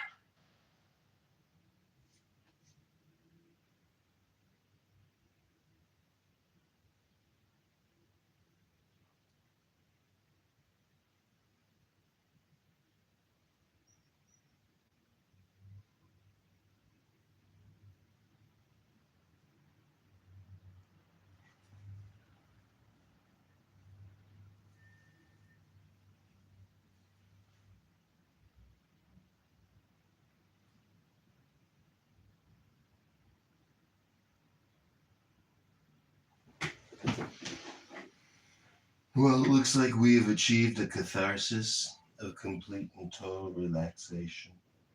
I would just like to read from the book Muhammad, Charlemagne, and the Origins of Europe by Richard Hodges. This is page 55. It says, Heraclius's victory distracted the world from the birth of a religious and political movement which was to overwhelm large parts of Asia and North Africa, Islam. When the Prophet Muhammad died in 632, he was barely known beyond the Hejaz. Nevertheless, his movement, reinforced by the economic conditions in the Arabic Peninsula, produced an explosion almost without parallel. Within a century, Islam had tens of millions of subjects from the Atlantic to the Indus, attacking simultaneously on several fronts. Small bodies of mounted zealots ripped into old empires of Byzantium and Persia. By 640, the Islamic hordes attacked the Byzantines, and they had lost Palestine and Syria. In 642, they lost Alexandria. Between 673 and 677, Constantinople faced a series of attacks. In 698, it was the turn of Carthage. 12 years later, the Arabs crossed into Spain and struck northwards into Provence. But at the same time, in 717, Constantinople faced its most serious siege yet, which lasted 12 months through a severe winter. After the Arabs withdrew, Leo III, from 717 to 741, the newly crowned emperor, held the city. We may speculate whether this or the victory of Charles Martel at Poitiers in 732 was the event that symbolized the end of the Arab expansion in the West. In the mid-8th century, the vast Islamic empire suffered its first political strains, and the Umayyad dynasty of caliphs was overthrown by the Abbasids, who shifted the Islamic capital to Baghdad. The Abbasids. Okay, thank you. That was John Kitover. Thank you very much. Appreciate that. Cora, are you still there? Yes. Hi, how's it going? How you doing today? I'm fine. You're fine. What do you think of that? Do you think atheism is a worldview? No. Fair enough. Yeah, we were just having this discussion with this guy, Simon, and wasn't very clear about that. That's how all this came about. And then he said this is kind of what's supporting his views here. You can't build a worldview on the answer to a single question. Sure. Anyway, I think I'm gonna jump off for a few. Do you want me to donate the room to you? You can change it around or make set the topics if you want. I'm gonna jump off for a bit. I gotta make dinner, dude. Can't stay on here all day. All right, have fun.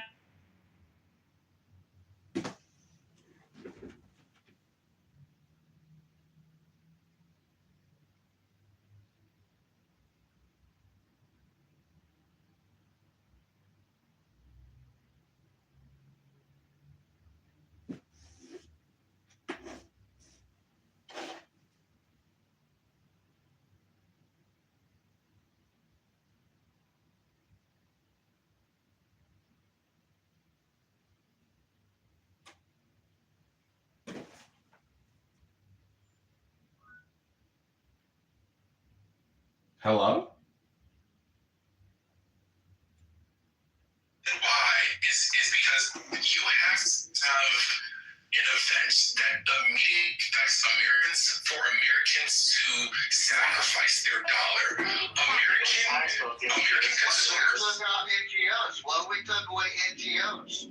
Think about it. If we took away NGOs, there'd be less confusion when it comes to moving around digits. My opinion. No, but it's something I realize. Excuse me, hold on, Mr. MPC. I had to apologize for interrupting. But I'm hearing a lot of great dialogue talking about issues in California. But but the big thing that needs to be brought up is why is taxation so aggressive over there? Because let's take the most simplistic thing, like we're talking about the forestry. Okay, Norm brought up a very critical thing. He even wrote a paper, he said, about it, by basically controlling the ecosystem by eliminating dead debris, which naturally is fuel for fires. Well, let's think about this.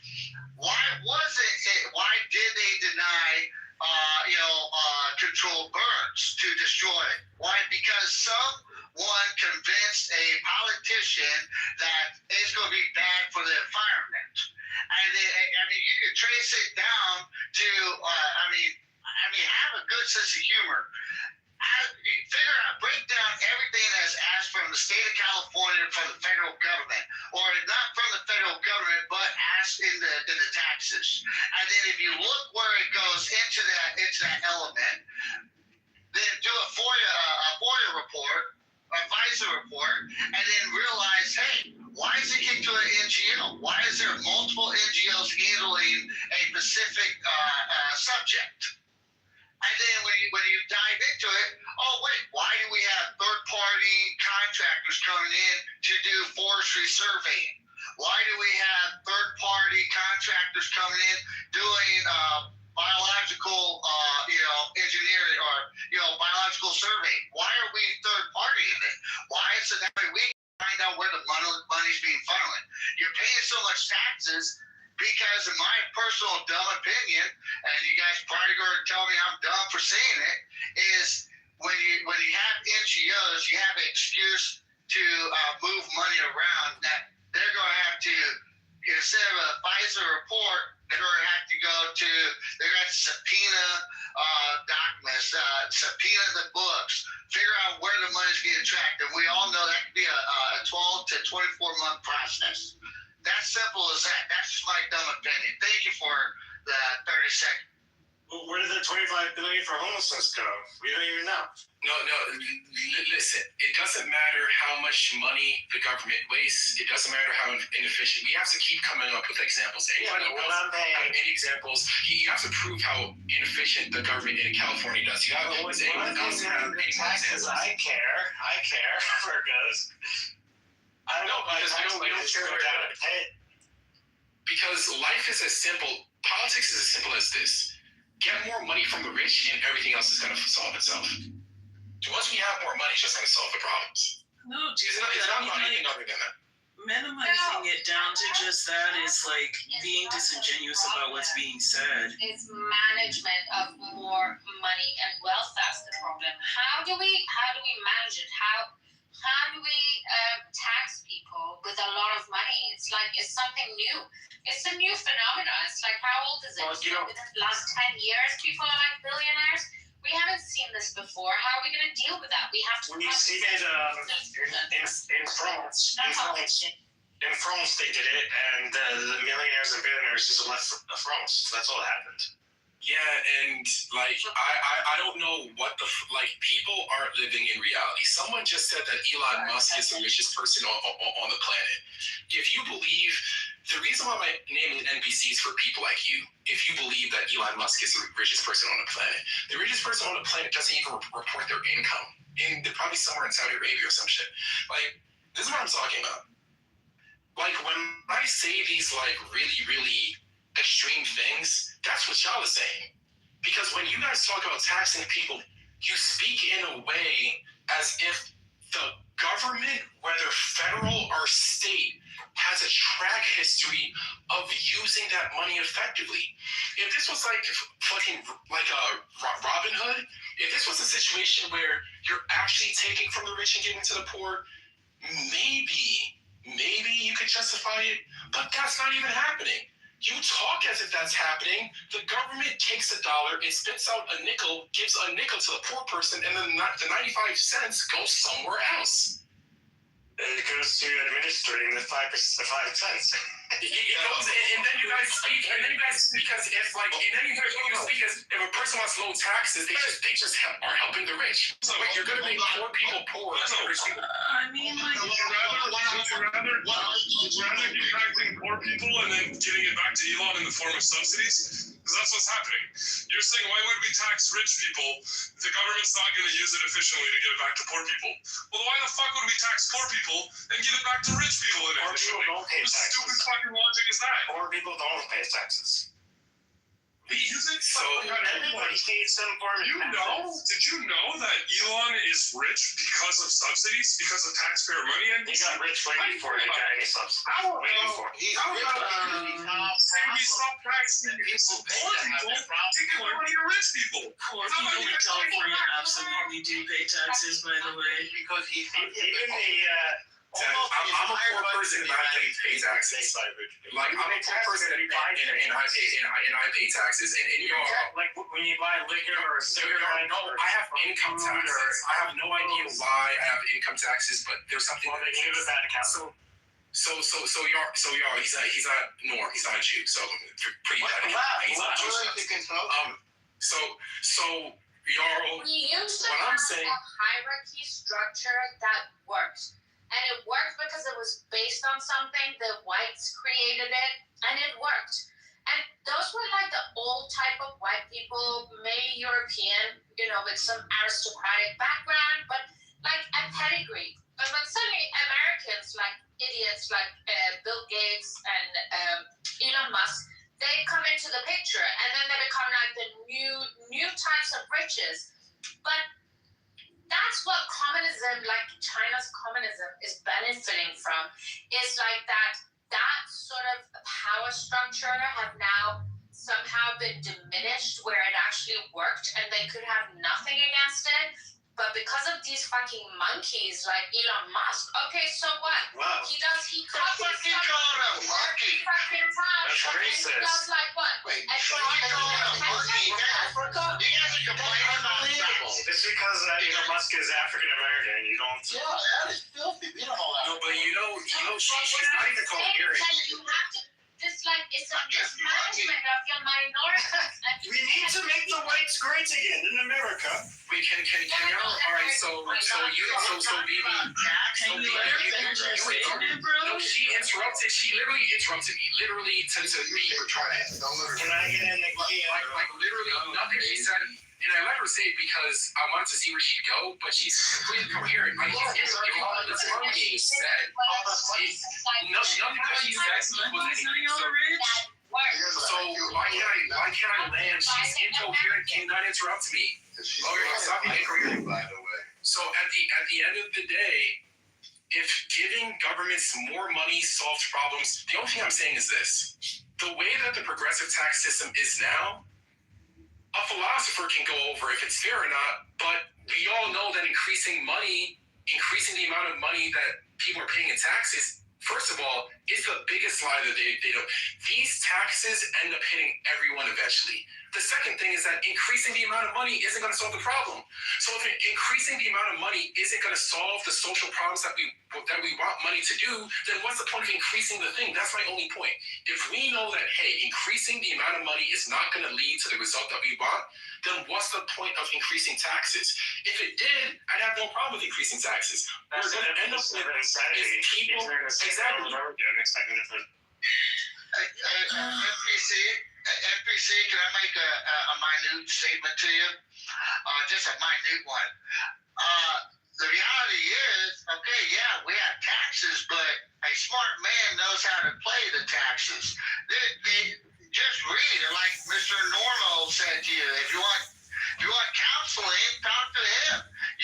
Freaking a simple Edward Jones or even a money guy or gal will sit there and talk to a company worker. You don't have to be a small business guy or gal. You just gotta be smart with your money. I'm just trying to help you out. That's right. The reason why I'm saying that, boss, is I want to say this. Orange Man said this in 2016 when he was asked, but your friends all got the same government tax write-offs. Why? Because they put it in place.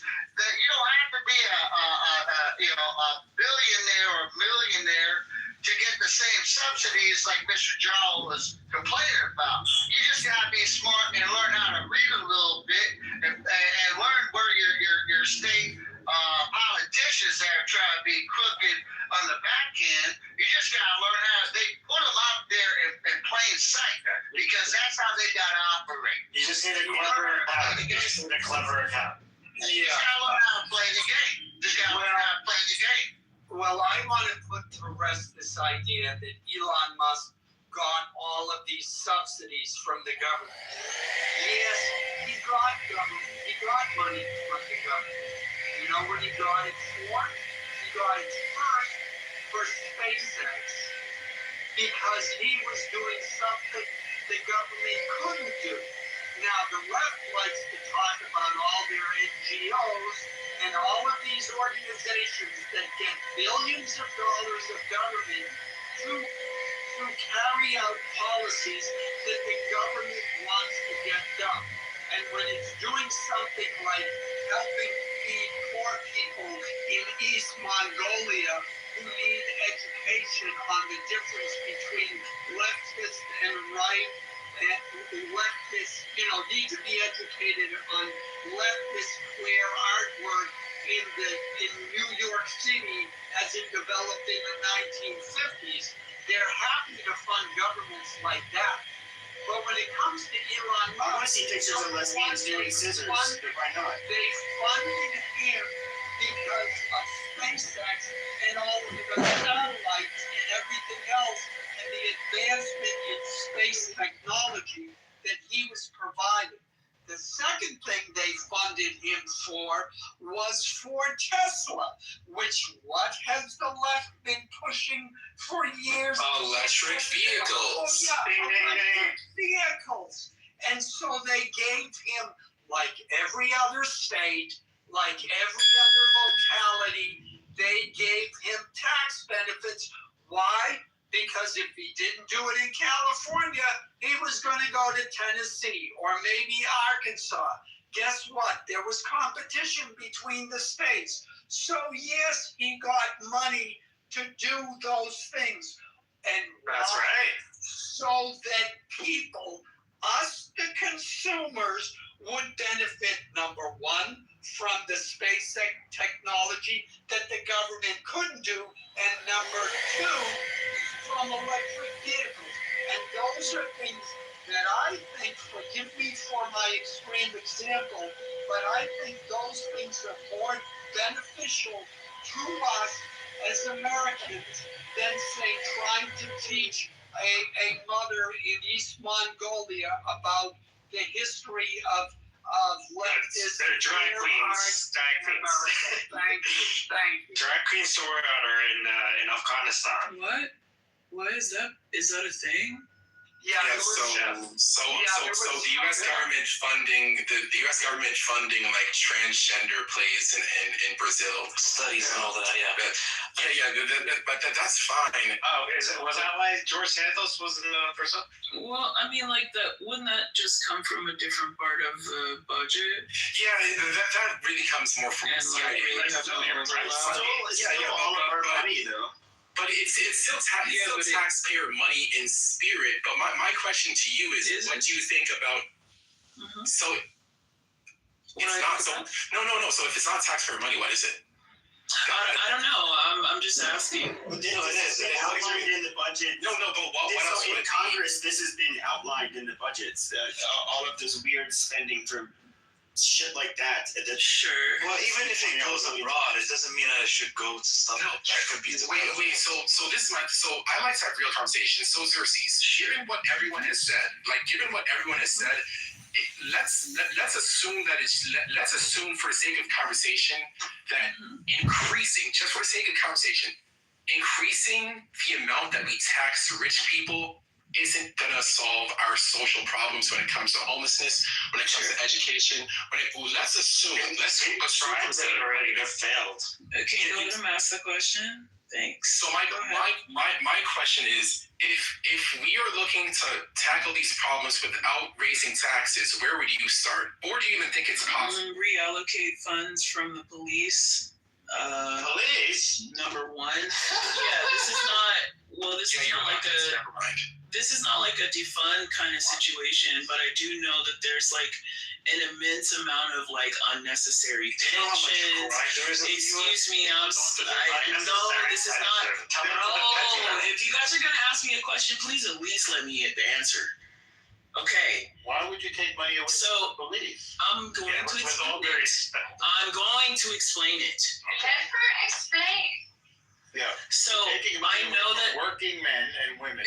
No, I'm taking money away from things. So like extra. No, oh my God! You guys do this all the time. Do they not bleed? I'm sure they do.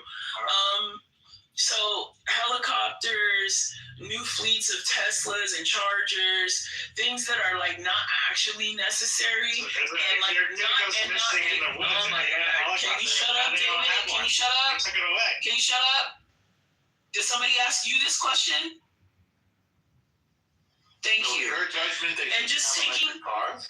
Nah, just taking like, you know, shaving off a little bit each year and just reallocating those funds to somewhere else, to lots of other places. No, but okay, so to schools primarily. So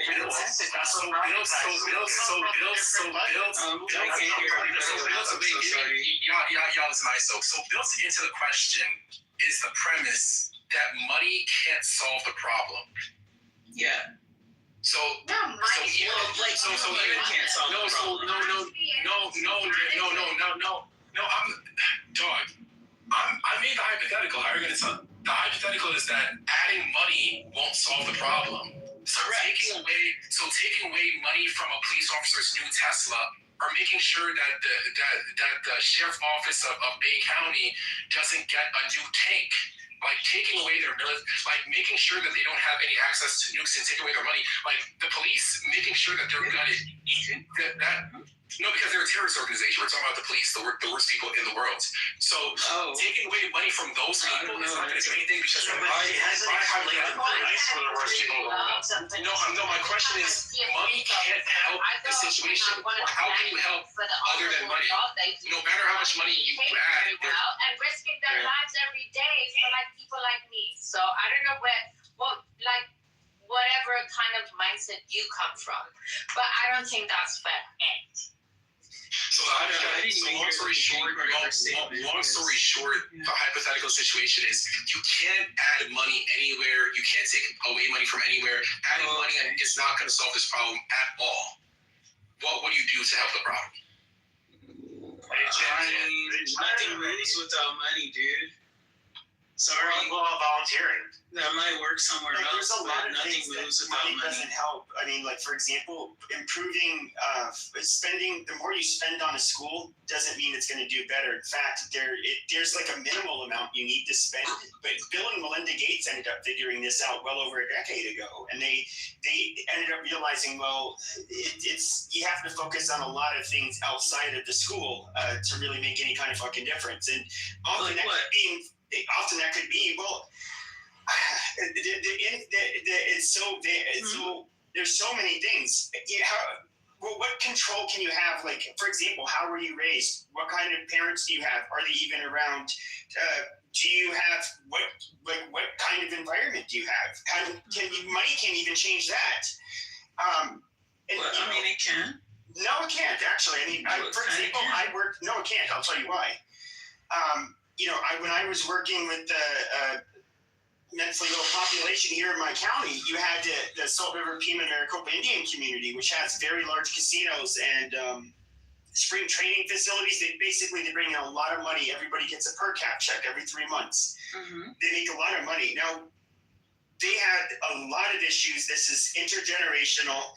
What they ended up having to do is once the per cap checks were coming in, they're like, oh shit, they're partying. There goes the domestic assaults, the drunk driving incidents, everything. But they're still not doing any better. The kids are still fucking up. They ended up having to put a whole bunch of these people on forced payees to make sure that they don't go out doing drugs with their money. They had to get a bunch of services basically to help the kids and to do a lot of foster parenting, honestly. And so and we don't have the ability to do this for everybody in America. So I'm not talking about everybody in America. I'm talking about California. What everybody else in America wants to do is fine. Yeah. So when I say like putting things into schools, this means like reintroducing like post-elementary after-school programs, something that I think actually disincentivizes young people to continue their education, to stay engaged.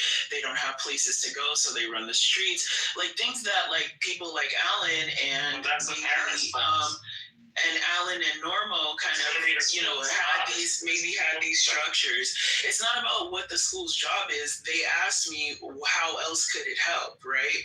So like when I say school,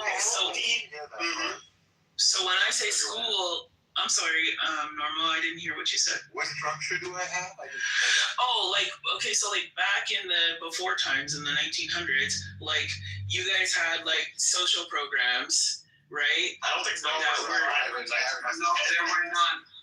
There were none. We had a lot less social programs in the first half of the 20th century than we did in the latter half. A lot of people don't really realize this too. A lot of those immigrants that you saw come here from Europe, a big chunk of them ended up having to go home because there was zero safety nets for them. And so poor people were a lot poorer back then. But even then, you can save money and all these. But why is one of the poorest communities in New York City? Why are their kids? Why do they outperform every other group? And that's the Chinese.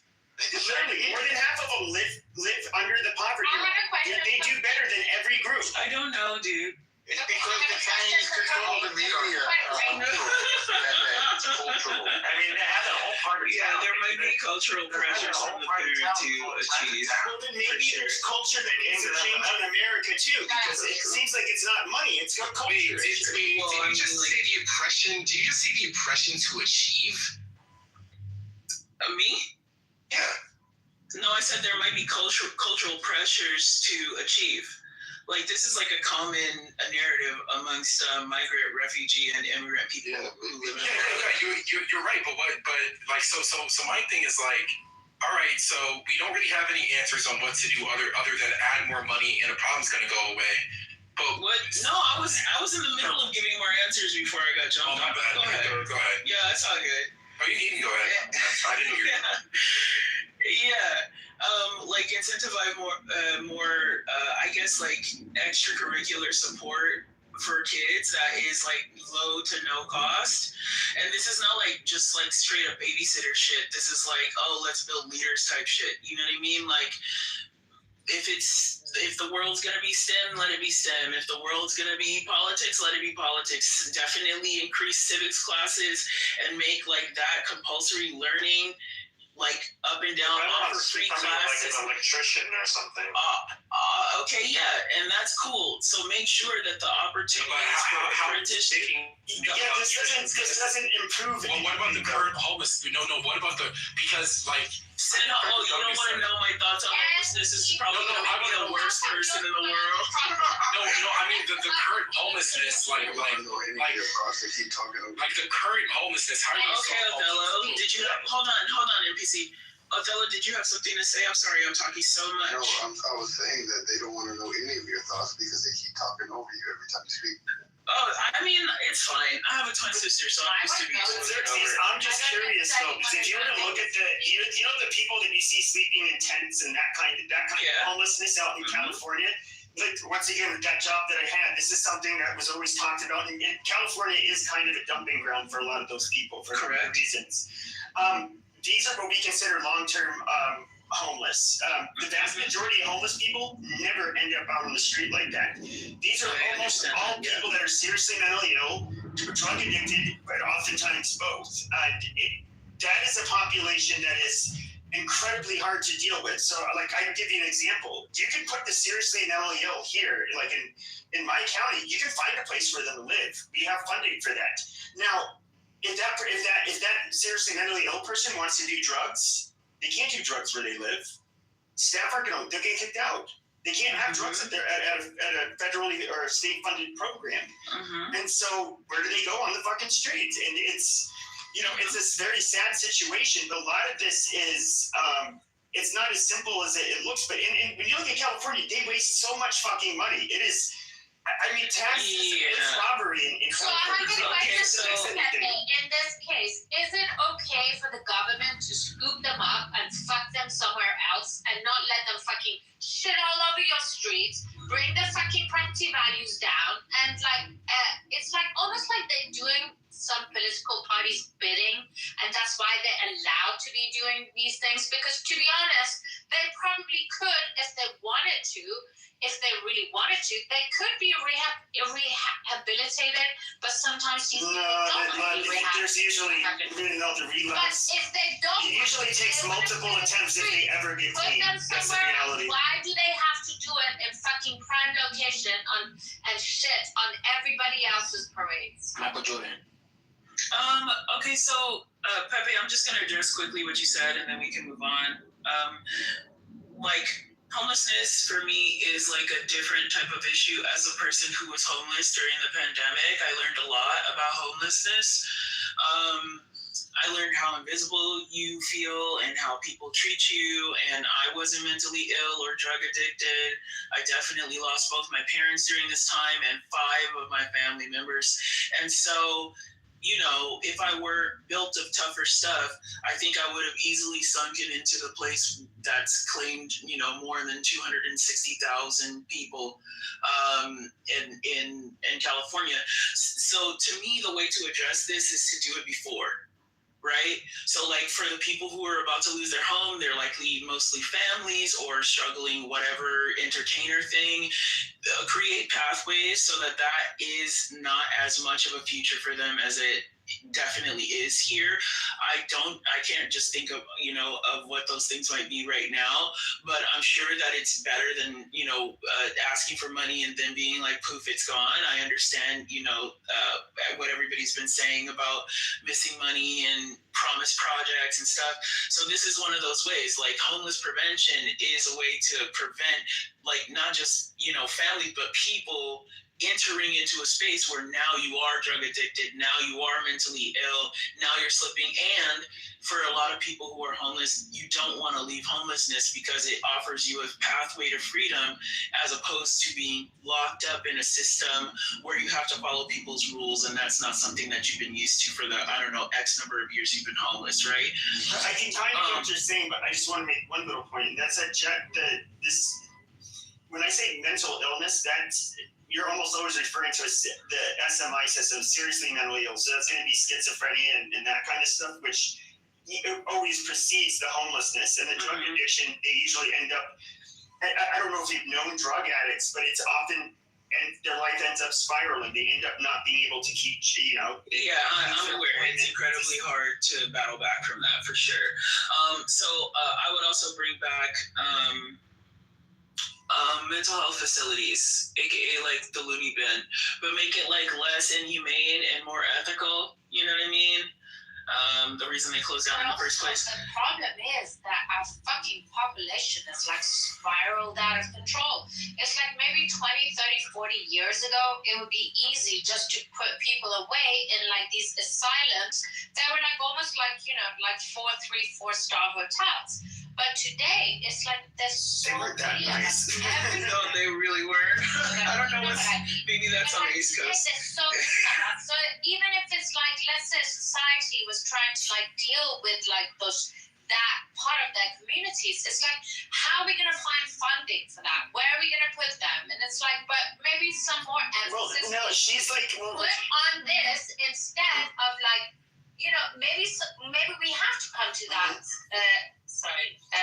What she said she felt invisible when she was homeless. Now, that is almost entirely true of the homeless and seriously mentally ill population. They tend not to be civically engaged. They tend to have no fucking voice anybody will listen to. Nobody is gonna, you know, unlike, I don't know, some of the lobbying groups who are gonna fucking hound all of the politicians to get, you know, favors and you know, spending on things that will benefit them and like help make them more money. The homeless they have nothing. I mean, yeah, unless, you know, and it's hard, unless you are a person who is like, you know, was civically minded before you entered homelessness. I mean, like once that time in your life levels out, you become, I've seen, incredibly energized to speak on other people's behalf. But yeah, I mean, like it's a grueling process, and like, you know, I'm kind of split. I think a lot of people come to California, especially Southern California, to just kind of use it up for its wares. I wish those people would go back to where the fuck they came from, instead of being on meth in 6 months and becoming homeless. I wish that this wasn't a city of dreams that makes people delusional, so that they could go back to Iowa, Montana, Idaho, Ohio, Kentucky. I would much rather be in Southern California than. Of course, because it is actually climatically more lucrative for people to be. You literally will. I mean, like, you know, weather-wise, you are less likely to die. Other people, good luck to you, but at least you won't die in the snow and nobody will find your body until it thaws. Okay, so like, I understand that part, but it can't continue to be like that with just no services for those people to actually actively engage in, right? And all of that takes active work, and it takes people who actually are dedicated and really care about the state. And I don't think, the one criticism I will make right now of the government in California is that I think we have like some politicians on both sides and in the middle, shout out independents and fucking libertarians, who just don't give a fuck about the state, and they care about power, and they care about their voice, only theirs. Right, and their families, and like the intents of their, of their legacy, their lineage, or what they came from, or whatever. And really, the state's too big for it not to be a collective effort, and for people not to, not work together, but just be down to be progressive and move forward, trying whatever. So. There are a lot of solutions that can help a lot of things. Is it any of that shit gonna happen? No.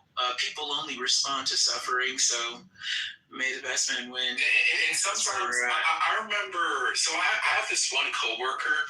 She doesn't eat any processed food. Okay, our office is on the 13th floor. Okay, we have elevators, really, really high-tech elevators. Every single morning, she elects to use the stairs, okay? She's rich as hell. Like, she's rich as hell. She's like 65. She's like the most healthy person I've ever seen. No sugar, no processed foods. And it's not because she's diabetic. She's just super, super healthy for some reason. And she saw me eating a Pop-Tart, right? And when she saw me eating the Pop-Tart, it was like I was eating sewage. Like, she was like, oh my God, how can you handle that? That's too much. That's too sweet. To me, it was heaven. When you look at some homeless people in California, they're in heaven.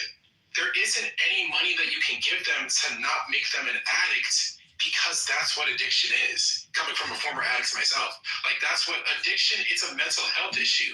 So the reason why I asked you the question I asked you, Circes, is because through this conversation, we're starting to realize that there are so many human problems that are much bigger than writing a check away.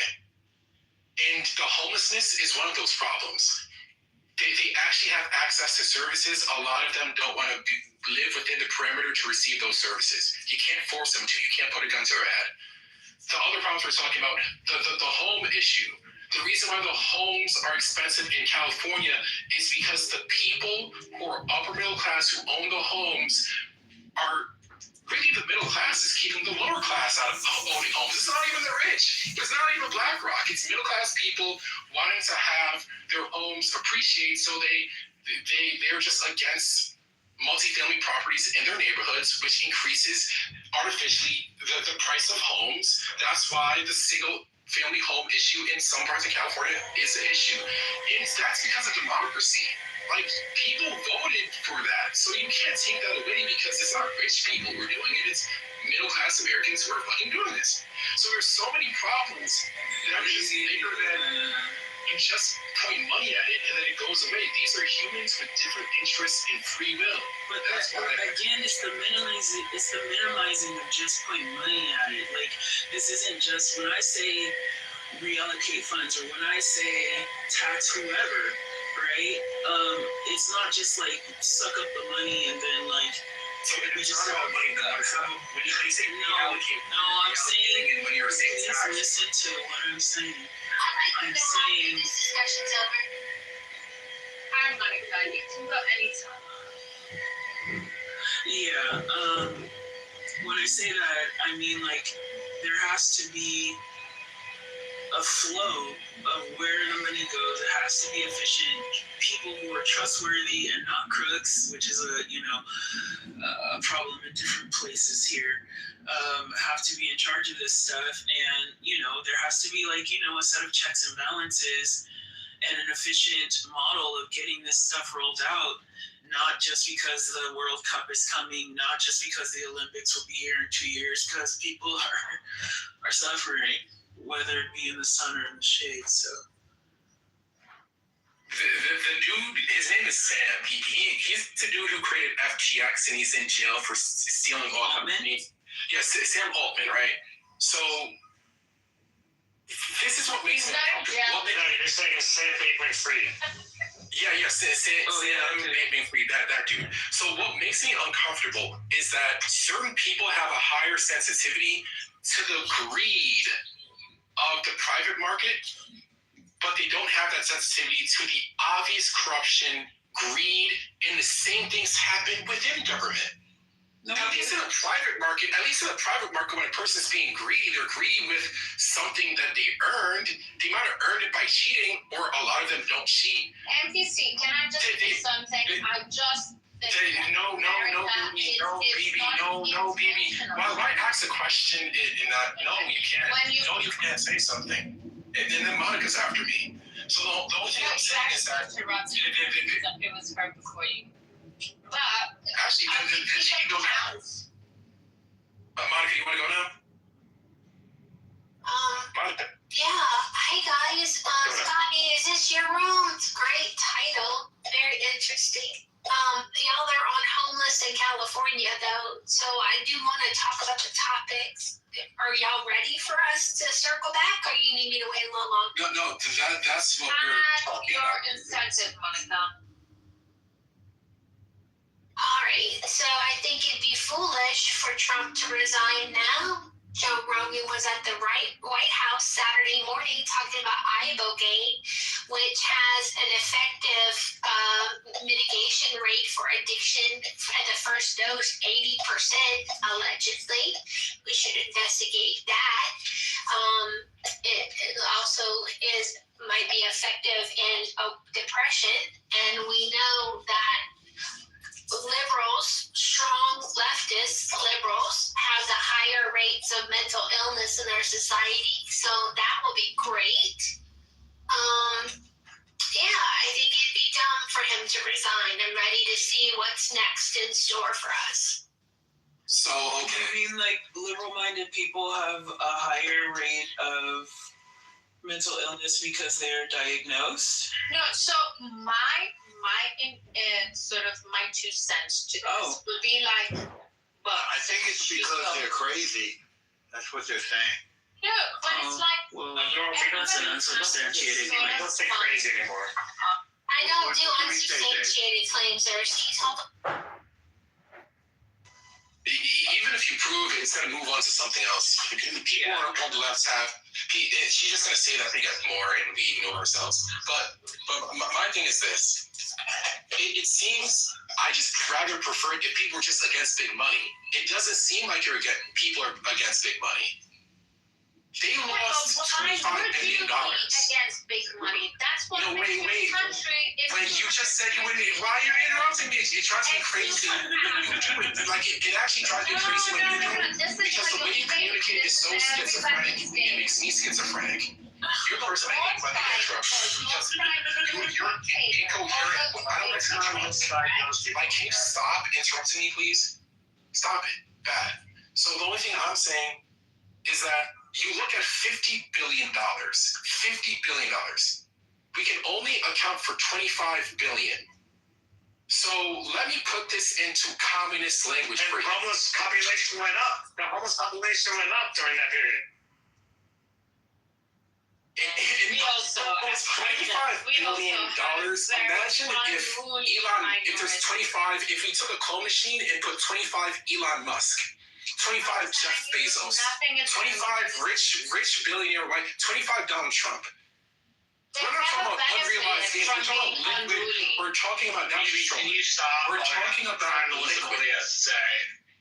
Every single time she does this, I feel like I have to restart, and it just makes my submission so much longer. I should not be talking this long. It's weird. The only thing I'm saying is that it seems like, given a person's political disposition, they're against corruption in the private market, but they're not against the biggest. If this ever, how do you lose $25 billion in the private market? If you lose $25 billion, that's going to be on the front page of Forbes, and every single NBA is going to learn about it for the next 100 years. How do you lose $25 billion? We're talking about liquid money. We're not talking about, oh, you're a billionaire because you have stocks that haven't been sold yet. We're talking about $25 billion liquid. Is that billion with a B? And these are the same people who are like, just give them more money. They'll be fine. Just get a person who won't fuck it up. They already fucked over $25 billion on homelessness. It didn't even go to them. So my question to you is like, do you ever have the critiques of the government when it comes to that? Like, is there a difference between private corruption and public corruption? How are you talking to me? Yeah. I mean, like, as a civic-minded voter, I'm hella critical on all politicians, whether they're on my side or not, whether they speak to things I want or not. Well, I'm a Democrat, but oh no, man. Yeah, I'm a Democrat, but I mean, like, I grew up in a politically subversive household. My mom was a Black Panther. My dad fought in Vietnam. I've been reading Kafka and Ayn Rand and all of this stuff since I was like 10 years old, bro. I'm not new to the game. I don't trust any of them. The government can save you. You're for revolutionaries. You don't trust the government a bit.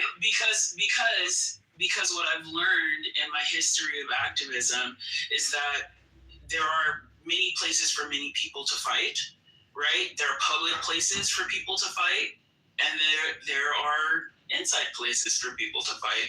And I prefer to break things from the inside using their own tools. So I will do that. And I do that. And I encourage people to do that, right? So I believe, despite, I don't know who else is like Black, but NPC, if you've ever heard like other Black people say like, I don't vote because our votes don't matter because the government doesn't like us, blah, blah, blah, XYZ thing, right? I'm the person that's like, have you heard that before? I don't want to just... Yeah. So okay. I fuck with your ideology. I'm the person who's like, no, dude, this is what they want you to believe. The more you believe this and the more you proselytize this, the worse things get, not just for you, but for every person, okay? And I take it further, and I say this on the set. Say that on the set. Yeah. So I take it further, and I do things. I create things so that I can stay safe, because I was like a public activist. I've been shot with rubber bullets, tear gassed, all of that stuff. I don't really want to do that anymore. Really dangerous. I love breathing and living, but I still do want to fight. So every election year, whether it's the midterms or federal elections, I will create entire voter guides, and I will call every single person that I know in a night who I think doesn't understand legislative text and explain them and ask them, do you understand? Do you know how to do this? Do you know how to engage? And they can take that information to other people, right? Because I care about what things do. I love that. I love that you create a voter. No, but I like your history, but I don't think that. What about government? Because when it comes to the lack of trust for private actors, we understand that people can be greedy in the private market. But what about? Bro, I'm trying to tell you, I'm spat in the face of governors on the steps of my city hall. Please don't think I'm like playing games with these people. If I see corruption anywhere and I have the ability to speak or do something about it, I do it. Okay, so the way that California is right now, they don't have to raise a single increased tax dollar. They can solve all their problems right now without raising taxes at all, and that's just the fact of the matter. How? So if your mind abundance, there's a book out right now called Abundance by Ezra Klein. Read Abundance by Ezra Klein, and you can figure out how to be a successful integrationist. And the way to be a successful integrationist is by having a government. You cannot be a status quo person. Having a what government? My bad. Efficient government. Oh yeah. You cannot be an integrationist without having efficient government. Because if you don't have efficient government, gaslighting everyone who's smarter than you. What? Okay, he'll stop now. He promises. Go ahead. Yeah, so if you don't have efficient government, what you're going to have are people who criticize the government justly because they're inefficient. And they're going to have people who defend the inefficient government just because they're status quo. But you're going to have what you have right now. So you get the worst of both worlds when you have inefficient government. You don't get the benefits of government, and people who want to tear the system down are legitimized, and chaos doesn't really help that many people. So this is the issue with Democrats. They don't treat government inefficiency like the crime against humanity that it is. Because government inefficiency is what I'm calling it to be nice. The majority of this shit is not inefficiency, it's just corruption. Government inefficiency should right next to I'm about to land. Elon Musk is the worst person who was ever born, right next to maybe Jeff Bezos. Right up there should be government inefficiency. I want you to hate government inefficiency just as much as you hate Jeff Bezos. Yeah, that's what I think the grace that you have heard from me, you guys have heard from me, is my thoughts of like, well, if I, there's always the question of if you were in control, right? Like if I were to do it, how would I do it? And the thought becomes suffocating over time. I've been asked this question several times over several years, and it makes me consider the complexities of different offices, right? Like, what could I actually do? Even just knowing some people who work in government now, right? Like one of my friends who I used to dance with was running for office, and I yelled at him. I said, well, like, why would you want to work for these people? What do you mean? Like, are you okay? And he's liberal, but still, I asked the question, like, I don't know, like, is your soul good, bro? And he was like, I just want to expose these motherfuckers. And I was like, oh, you're never gonna get anywhere if that's your goal, right? And I'm happy I was wrong, because he absolutely did get elected, and he has been exposing these motherfuckers left and right for like a few years now, so much so that they want him gone. He's young. He doesn't give a fuck. He uses all of the things that the young people like to see, big old billboards, memes, all of it, to just expose the corruption into what. No. These are real victories, because he's showing people raw data of like charts of how much money is being spent in the county on different things and how little of that goes to us and what they can do. But by the way, your friend is a lot of people don't know that. No, but a lot of people find out. My Xerxes, even when they find out, one of the reasons you're different, you actually you're a good sport to talk to. Most of the times when we tell people who are left leaning about the inefficiencies of California, it's almost like they act like they don't hear it. Like people know, it's an open secret that California is probably the least efficient state government in the country. Well, I mean, I have to be honest, this is it could be true for any people who are, I guess, nationalistic to their state, right? Like, I could say the same thing about Kentuckians who refuse to believe climate models despite the fact that their shit got rocked 2 years ago, right? Like, you literally are living on stick huts because of floods, and you think oh no, let's not even hear any of that, right? Our governments believe the same thing, right? There's no such thing as climate change. We don't have to prepare for shit. Okay, what I do is just stop talking to them about it. That's what you want, right? I do this with liberals in my own state, conservatives in my own state. You guys know, I'm not gonna waste my breath on people who are willfully ignorant. I'm gonna talk to the people who want to move.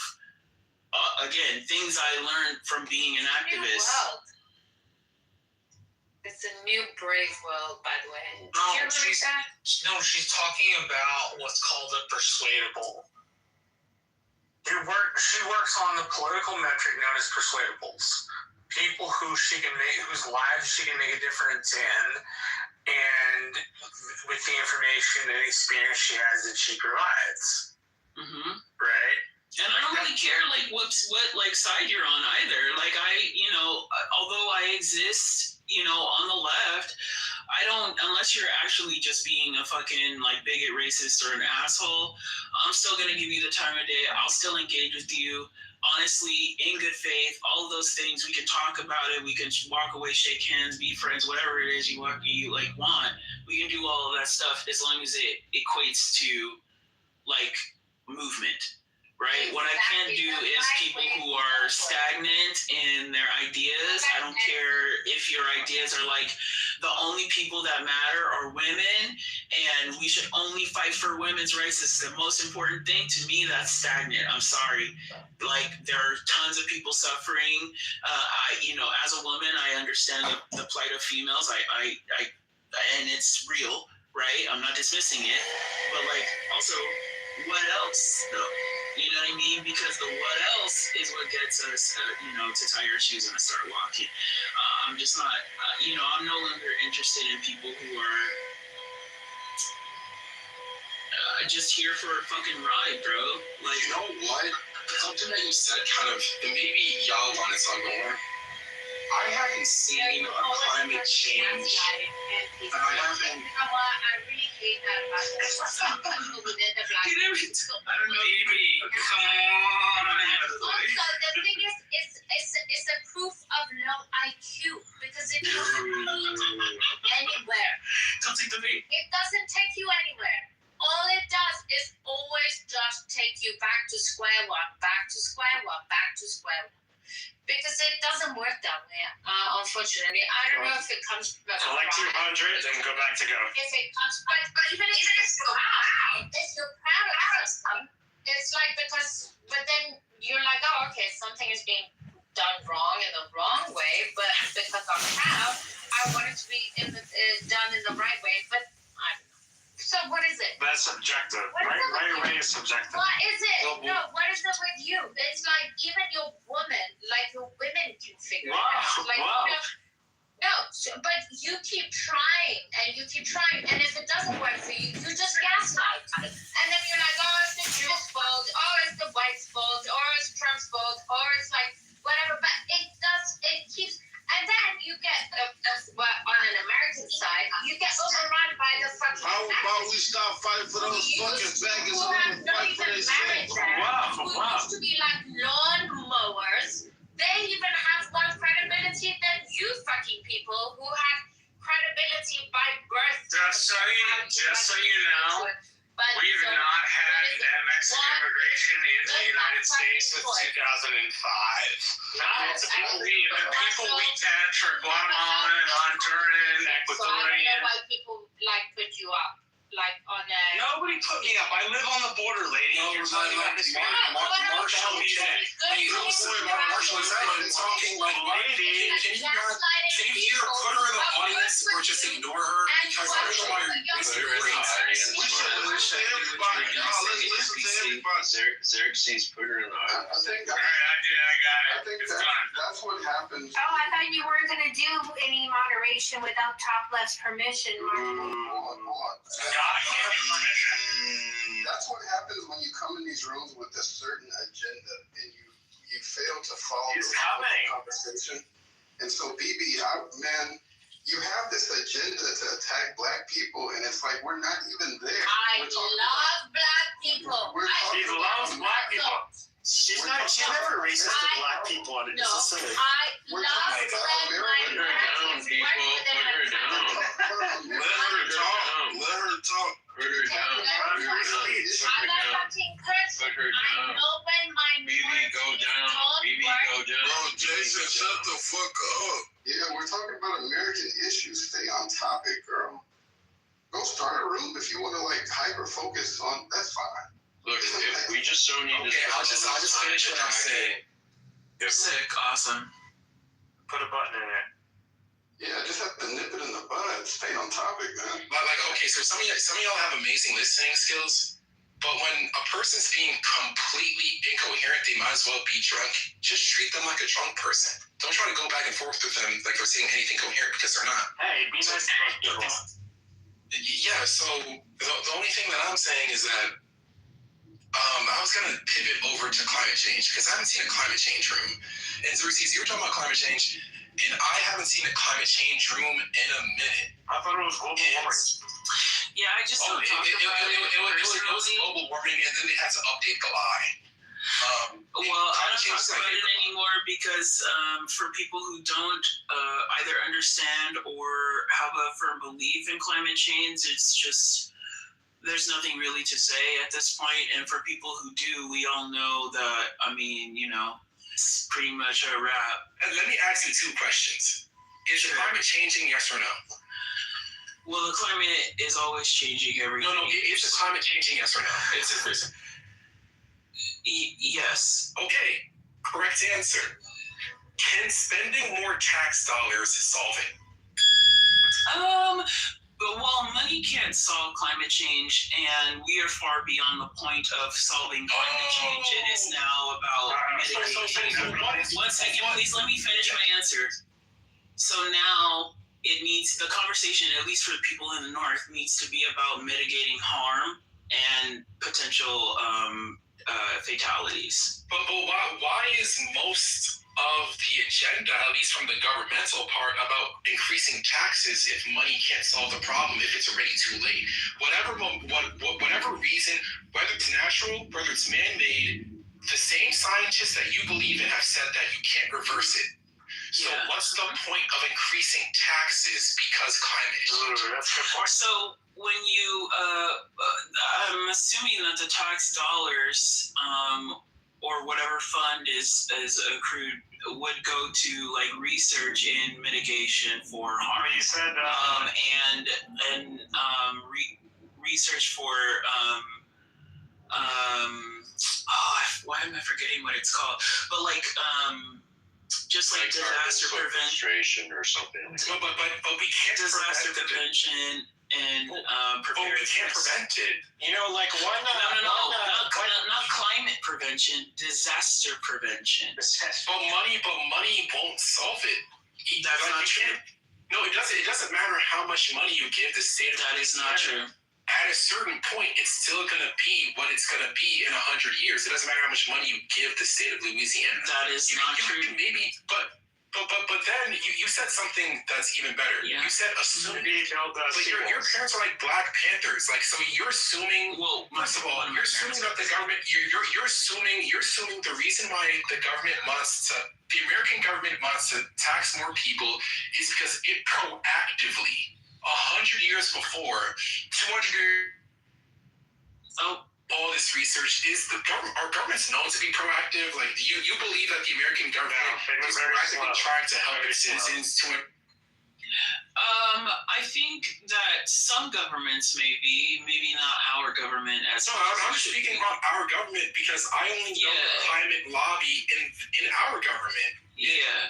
I think you can kind of get the main idea that the climate lobby.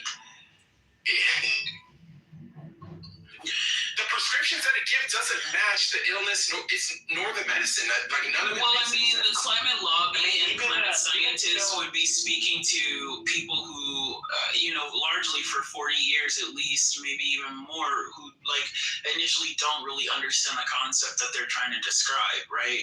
It does just kind of set in as panic or fear mongering, and then you go into like a 30-year lifespan of greenwashing and making people believe that they're doing something when really these things, they help, your immediate surroundings, but what's actually happening, what's been done, it doesn't help that much. Even Bill Gates has pulled away from the climate situation. Like it's not, and nobody cares at this point. So. Okay, but this is what I said about having debates surrounding climate change. I don't do it personally because what am I to say to people? It is just kind of like, we'll wait and see then. When one volcano going off causes more harm to the world than a million cars. That has nothing to do with climate change. But bringing up volcanoes. What goes in the atmosphere has to do with climate. Yeah, when Mount St. Helena erupted the last time, we're talking. So when world temperature by a degree. Yes, I understand. I know all of that stuff. When people are talking about climate change and climate science, they're talking about human impacts on the climate, not geological disasters. Is when one volcano can cause more disruption than all humans on Earth, then it's not an issue. It's that's an insane thing to say, but you go ahead and have that statement to yourself. I think it's like, how's that insane? I think there's a fair take that, like, if we're going to put, hundreds of billions of dollars into mitigating a risk, that, to keep the temperature 1 degree lower, but there are these other risks that we just can do nothing that can raise the temperature by 1.5 degrees, then maybe we got to think differently about this problem. Correct. So this is why I said, Jason, it's about mitigating risk and harm to like fatalities, right? So this isn't like risk and harm to like take down the percentage of the earth cooling. This is like, how do we create or focus on infrastructure models that help people survive things like Hurricane Katrina, the floods in Appalachia, like, if we're going to take it out of America, the numerous floods last summer and the summer before in the Mediterranean and the global south, like there are people who live at the most exposed points of these things, of these kinds of disasters, which would be at the equatorial countries and at either side of the tropics. And these are some of the poorest countries. They are leading research on this because they know that they are the most at risk, right? So when I listen to people talk about these things, and it's gone past a belief in climate science. You don't have to believe it in order to know that something can take you out that is because of this thing. You can choose to ignore it, and then you'll be the person that's on it. Like, I don't mean you guys in the room. You can choose to ignore it, and then you'll be the person on the news saying, I didn't know that this could happen. This hasn't happened in X amount of years. I heard about this from my grandma. We're just going to rebuild. You can be that person till the end of time, until it gets you or it doesn't, whatever. But until it gets you, or do you even understand the models that you believe in? Because I do. Like none of the models say that anything. Like you guys remember the movie 2012? Like you guys remember the movie 2012? But none of the things in 2012. Yeah, none of the things in 2012 happened within our lifetime. And even if they did happen, it wouldn't happen like that. Like this is what I mean. What are you talking about? Correct. Like none of So I'm talking about an increase in intensity. You're asking a question I'm going to answer. You're asking about an increase in intensity of climatic disasters, right? An increase in the number of, 1 second, I'm still speaking, the increase in the number of hurricanes, the increase of the intensity of the hurricanes, the increase in the number of tornadoes, the increase in the intensity. Yeah, but nobody is expecting. Nobody is sea levels. 2012 is a movie. I know it is. What you said you didn't know what it was, but obviously you know what it is now. What do you mean? I know it's the sea levels. Listen, we're talking about Louisiana. We're talking about certain parts of Florida. We're talking about the type of climate change and the dust belt. We're talking about the type of climate change that has been sold to us that certain American cities won't. About a really, really harsh storm. We're talking about the sea levels rising to where some cities aren't it's all a part of that. anymore. That's not true. That's not going to happen. I mean, you can say that now because it's not true right now. No, of course you don't say that. Science doesn't even show that. If you rewatch, who's the vice president? What's his name? Al Gore. You watch his Inconvenient Truth. What he proposes in that movie, based on studies that he was referencing, we should all be underwater by now. But we should not be underwater. So some of the years he proposes. Yes, they had the dramatic animation showing where all the cities are going to be across the country. They're all going to be underwater. He showed that animation. That was part of the. Now tell me, Xerxes, tell us the years. It's crazy. I agree with you. That's what he put in his movie. Tell us the year. David's wrong. He doesn't know anything. But tell us the year tell us the year where it's going to be estimated that certain American cities are going to be underwater. Tell us the year. I don't know if I am clairvoyant enough to say that. No, but the science. We're not talking about he's not science. he's not asking you what you science. He's asking what are some common predictions about that? Oh, I don't know. Some sites where it already should have been underwater. Oh, okay. Did you want to answer, David? Go ahead.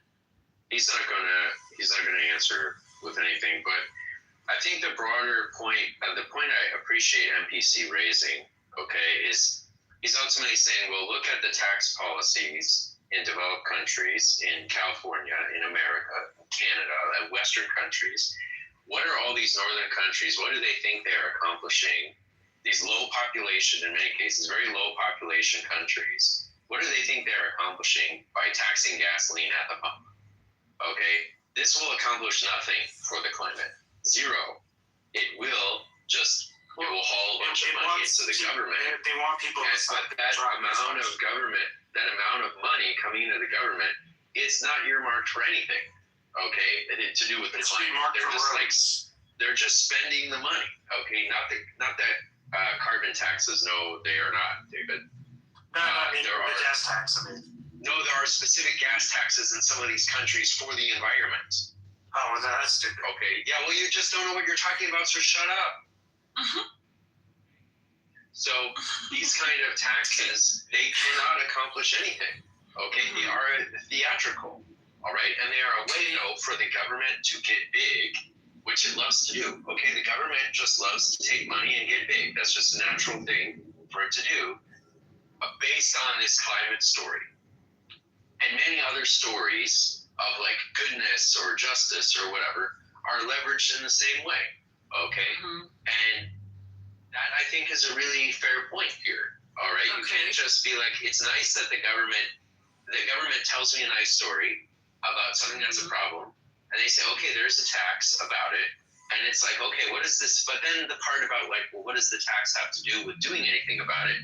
That part of the story is left out.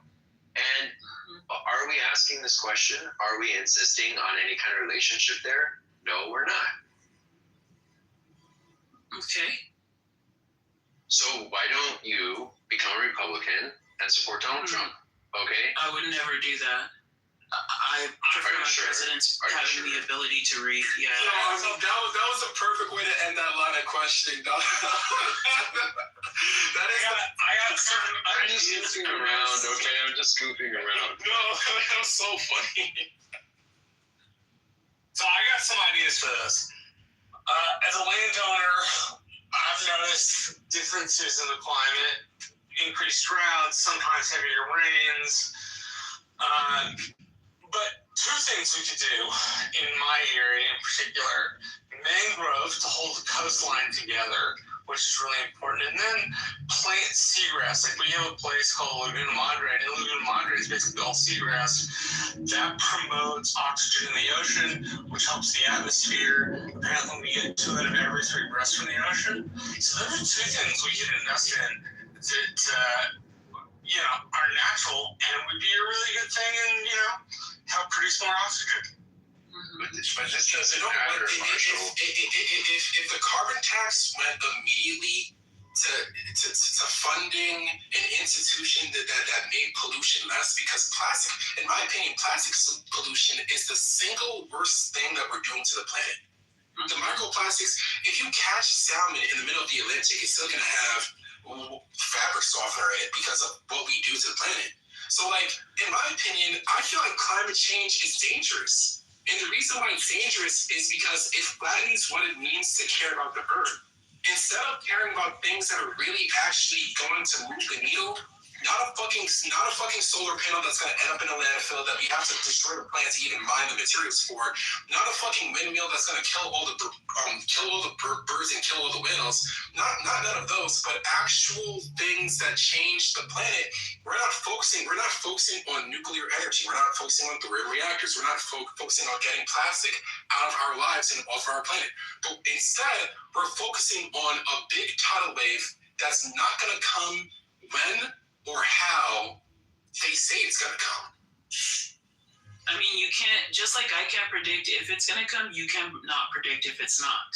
right? So I think we should maybe stay out of the realm of the models, the scientific models that you love show it's not. You have this really interesting way of framing things that are intentionally antagonistic, and while I'm not provoked by them, I do find them a nuisance. I think the projected model is for 2050, and that's the one that I have learned for, I don't know, 3 years. Okay, great. So in 2050, Miami's not going to exist. Lafayette, maybe. I mean, it's possible, right? Yeah, so that was your answer. You said you know before, now you found the study. So before, basically I'm 27 now. So before 2050, yeah, I'll still be alive then, hopefully. So most of the people in the room are going to be alive when Miami is absorbed by the climate monster. I mean, it's possible. There's also, there are a myriad of things that can happen in between then and now. Yeah, there are, but government policy can't be based on we don't know if it's going to happen, we don't know if it's not going to happen, so let's take everybody's money for the tidal wave that may happen or may not. You don't have a good reason to take people's money. Yeah, and we got to push back on the government when they don't have a good reason. Yeah, so I kind of agree with you in the sense of it should be direct and clear about what funds are going to be used for what, and those plans immediately go into action. They absolutely incentivize those communities, maybe even, by way of making jobs for those communities, because somebody has to put the shit together. All good things. I just don't know. I do know. Often when people say things like this, they say this in effort, and I'm not accusing you of this, Jason, but they say this in effort to cripple the argument that things should be done at all. I don't. That's true, but I'm not saying that. I'm saying that, and I didn't say that you. I don't want you to believe that I believe that you're doing that. I do not. But I have seen the ways that different communities in different countries have for this whole 30 years, because they've been enduring things that are not inside of the normal things they understand climatically, done things to change, even poor countries. There's a reason why I talked about, houses on sticks, stick huts. It's because in places where people can't build strong foundations because they likely don't have a ton of materials, time, money, whatever, they just build their houses on sticks so that the floodwaters can pass and they're less likely to endure, hardship or death, right? It looks like this, right? So, when people are talking post-Katrina about levees and stuff like this, it looks like that, right? It's not like this grandiose, nebulous, imaginary thing where the money just goes up into the sky and maybe comes down as less rain. You're saying it's coming in. Okay, so if it's coming in 2050, you just made an assumption. You're giving the government not an assumption. No, you said you don't know what they're doing with the money. You said that, and you gave them the benefit of the doubt. And you gave them the benefit of the doubt that, hey, maybe they're using this money for preventative measures. But you're giving them the benefit of the doubt. Why would you give a government the benefit of the doubt that just wasted $25 billion on the homeless crisis, which is an actual crisis that's hitting now? On the real crisis that's hitting now. Okay, NBC, relax, bro. You don't have to yell at me. I'm listening. I'm saying, but the reason why I'm elevated is because the real crisis. It's not frustrating yet. I'm having fun. The real crisis that's happening now, $25 billion gone. Yeah, it is. Yeah, $25 billion gone. And you're saying that I'm going to give the government the benefit of the doubt that they're taking up this money 30 years in advance, but they're doing the right thing. They have our best interest in mind. They just need more money. It's a little bit different here where I live. So climate scientists and climatology and earth science studies and all those things are like as native to California as a poppy. You know, there's a reason other than just, you know, elitism, tech bros, fintech homies, fintech regulations, and, you know, the myriad of other things that people hate California for. Like, it's also because we institute, like, well, for a while, instituted like EPA laws, right? Things that like, you know, go to save the planet, right? And you guys, you know, the rest of the country can decide now in this time whether or not they want to follow those things. I'm sure everybody can find their way. That's cool. But the rest of the country wants to drive an F-150. Bro, like the Tourette's from you is getting annoying. It really is. Did you want to just have the floor to speak, David? I can yield for you. No, I reserve the balance of my time. Okay. Where we focus on things, or at least the government does, right? So, cliff faces falling off, you know, mitigating harm. There are regulations that say you can't build on those places, regardless of the view and how beautiful it is. We now know it's just harm. Instituting geological surveys for people who are buying homes, regardless of where you're buying those homes, super important to the landscape, super important to the safety of the people buying those homes. Instituting laws like these, right? They already have those laws in places in multiple parts of the country. Yeah, how do you mitigate an earthquake? Oh my god. But they already have those laws in place for most of the country already. Okay. How do you mitigate an earthquake? How do you mitigate harm from an earthquake? Disaster preparedness. It's something that we just learned. We like native. An earthquake is going to happen if it wants to happen. Yes, and there are ways that you can save yourself, and there are things that you should not do. Right? Like what? Somebody. There are building codes. Next to a window, I guess. There are building codes, David, that help mitigate actually quite a bit. But a lot of the mitigation she's talking about has already been implemented in society already. Yes. It's not like we're zero mitigation, and then she's like, that's not what I'm saying, though. So we have to go hard against the government. Impact. Yeah, so we have to go hard against the government taking money for these illusory, non-definite gains. Because, NBC is right. NBC is right. You have there's this law of diminishing returns. I mean, you can't make building codes that much. Okay, we have basically identified the places that easily collapse and that you can't live on, and we're pretty much done with that process. I mean, honestly, the only thing we can do after this is say, look, New York is a low-lying island. Get off of it. You know, nobody can live on the coast of Florida anymore. That's basically all that's left. Like, we picked all the low-hanging fruit in terms of places you can't. Yeah, but everyone likes building standards that are safe and things like that. And this is assuming that the tidal wave is going to come in 2050. This is all assuming that the tidal wave is going to come. Or anything. Or what if an asteroid hits the water, then... Oh my god. You need to use violence. Okay, remember that. Okay, David, stop resisting. Stop resisting, David. Okay, use force. I'll distract him, and then you put him off the stage. Oh, is that why they say that? That's crazy. I'm actually new here as of today, so I won't be removing anyone. I'm so sorry. I don't think that's really my place. I don't really know how I got this being. The reason why I find this fun, someone was like, oh, you find I find it really, really fun, the arguments that people make even though they know the truth. Because Xerxes, we started this conversation by both of us agreeing. 2 questions. You got both of those questions correct. We both admitted that whatever momentum the climate has, there's nothing that we can do to stop it. Yeah, the climate's going to do what it's the climate change that we're witnessing, and then you're going to these like really, really fringe ideas. No, it's not fringe, bro. Like, because we exist as humans, the thing that we care about is important, right? Why is it important? It's because people want to live, right? So now we move past the point. We just came to the conclusion that we're not stopping the catastrophe.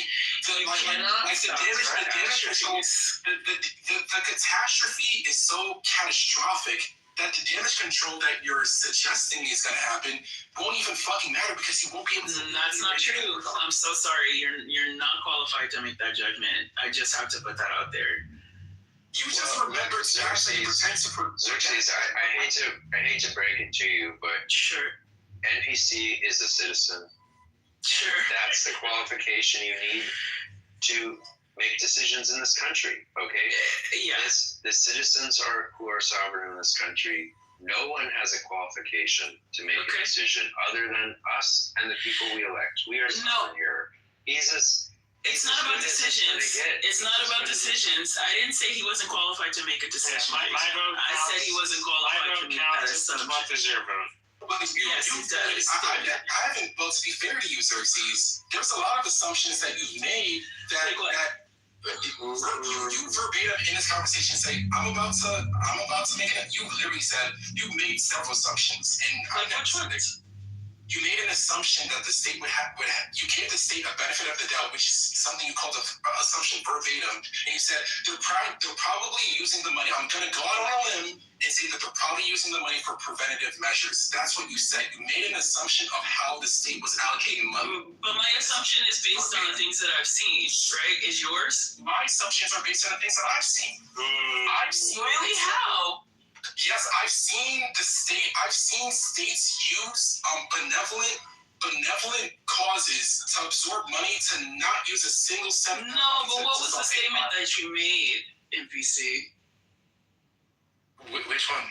The one that we are arguing about currently. What was the statement that you made? The first thing I started off with was the two questions that we agreed on. And then I started to pick your brain about, and then when I started to pick your brain, you said, I'm gonna go out on a limb and kind of assume that they're doing this. They're gonna take this. Now fast forward to 5 minutes ago. Okay. My only point is that. Are you asking me my point? Yes. Hopefully. No, you gotta tell her my point. Oh my god. My only question is always drunk.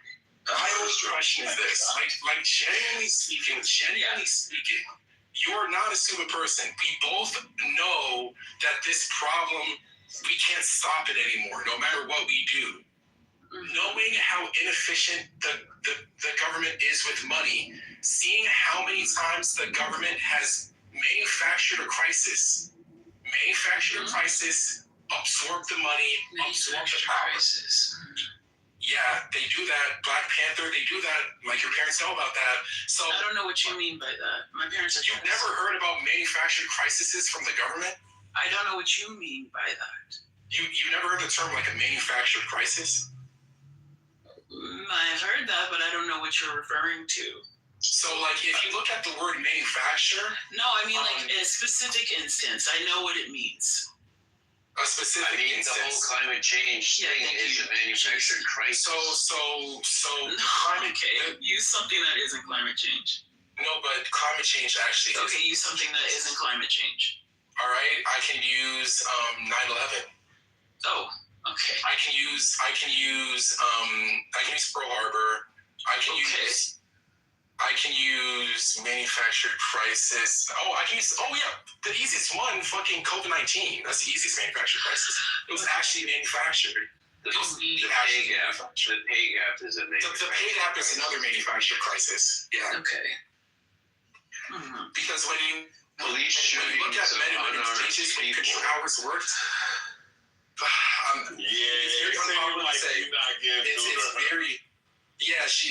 So she's very NPC, but it's very, very. No, I'm really not. But Jason is also. Like, I'm clearly not, bro. Relax. I'm sorry. Well, hold on. Let's not all fight here. Let's just everybody relax. You know, like, you literally just got here. We're fighting for fun. If you don't like it, dip. Honestly. Wait. Chill out. What's the attitude for? I don't. No, I like the fight. Don't. Oh, well, don't tell them to react. Don't tell them to. Sure, Night King. Would you like me to play the recording of you singing? Sure, we can fight over that. We can play that.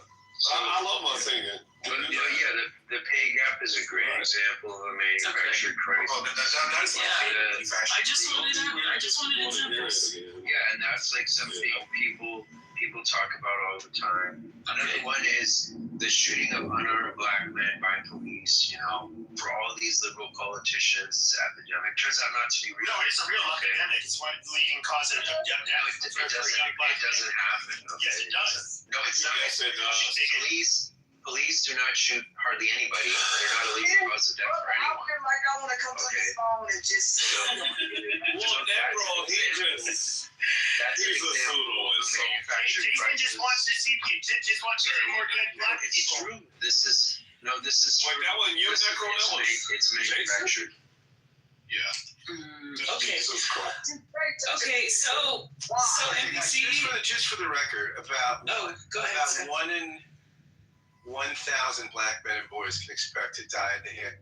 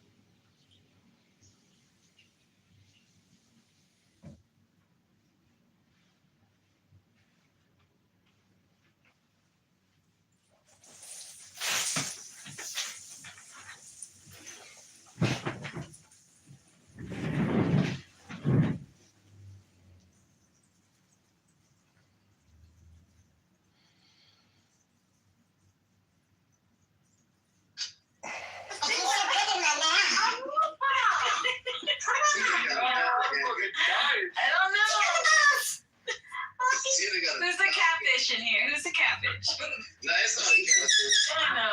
Who's Tina? I'm putting out the hook. See who's gonna jump on that hook, baby. And I'm gonna reel it in. She said that she's a ballaholic. You better be careful. Yo. Alright, guys. Let's get it. I got like 5 minutes before I turn it on. You got all 5 families and everything. Let's get it. Freaky, boy. Yeah, We gotta wait for everybody on the roster. Have y'all been to Vatican? I'm a vegetarian. I like tuna. St. Peter's Basilica. They are showing music for this song, by the way. Nice workout. It's la la la la la la la la. Oh, you coming at the Empress? That nigga got quiet. Got quiet.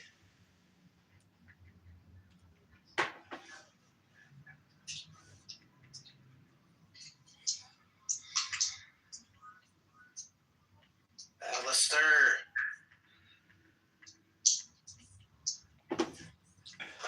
How can you think love will end? Diego, I will haunt you till your grave. My name is Scarface, and I tried to bomb an elevator shaft with Hamas and Hezbollah. Jihad, Princess Sia, long live Palestine.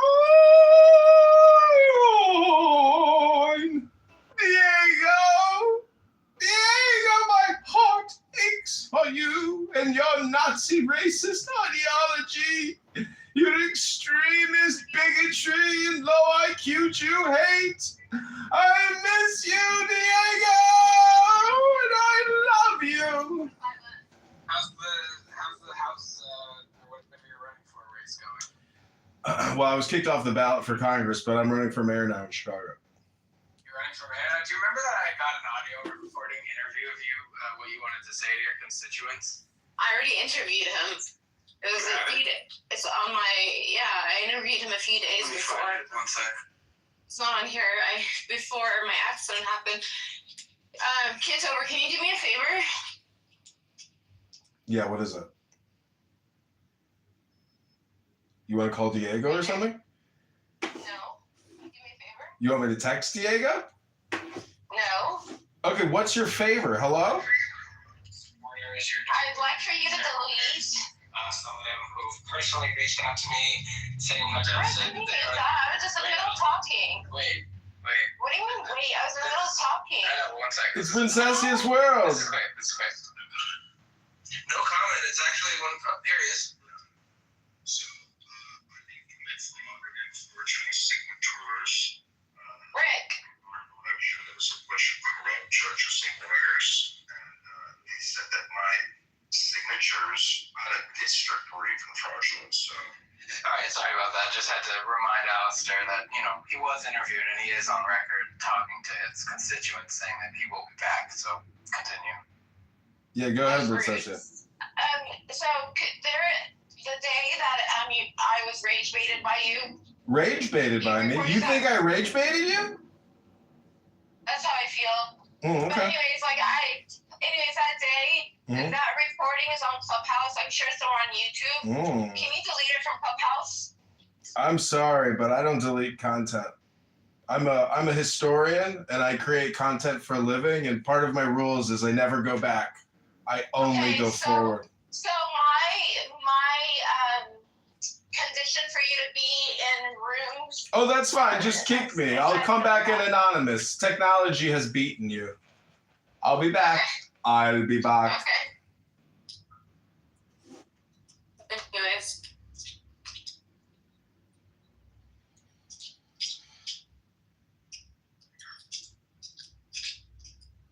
Damn, he's gone. Oh, there he is.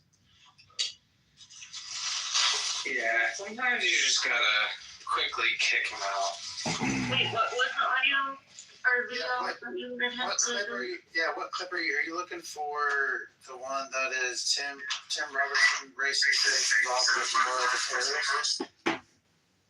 approach? No. 27th, 26th? No. But yeah, I just want him to delete that.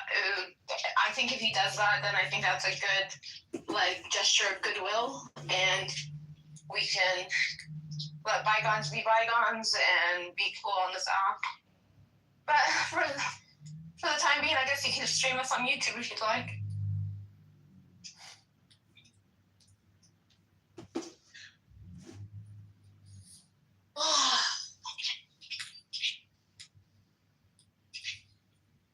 I want to start running, but I'm just going to walk.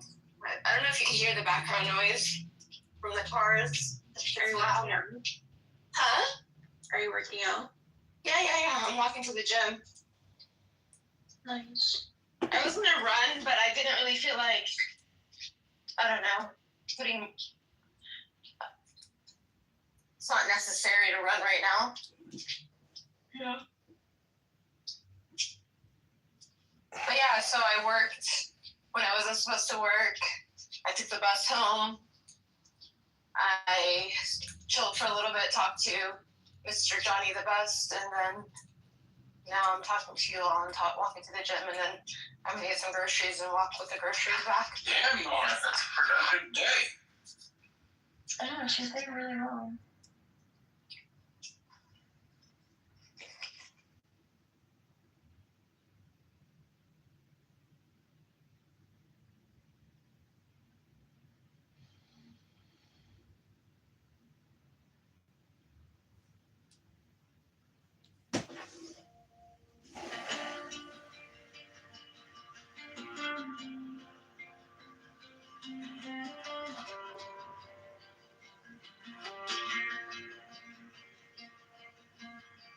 Soft inhale,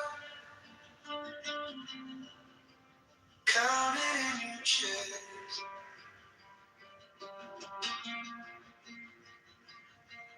Let the shoulders fall, nothing to impress.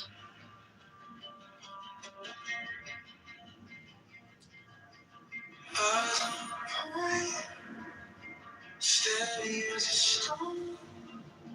Thoughts drift past, you let them go. Bend like water, follow gravity down. Slowly breathing, roots you to the ground. Focus like a flame, still in all the sound. Bend like water, you will not break now.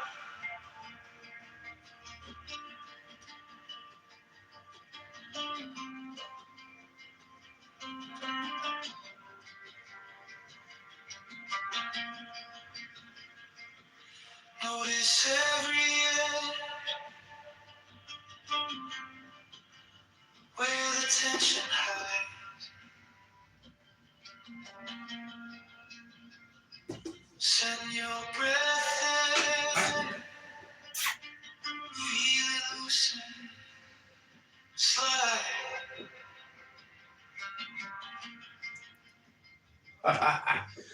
Neck like a river, swaying in the wind. Mind like a lake, quiet from within. Bend like water, follow gravity down. Slowly breathing, roots you to the ground. Focus like a flame, still in all your sound. Bend like water, you will not break now. One thought in, one thought out. Nothing extra, nothing loud. Just this moment, just this round of easy breathing, easy now.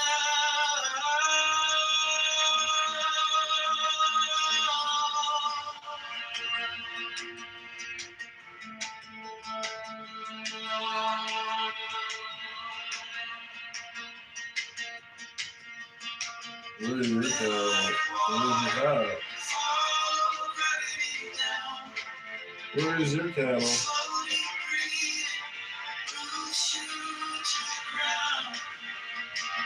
Where's your hat? She's Democrat.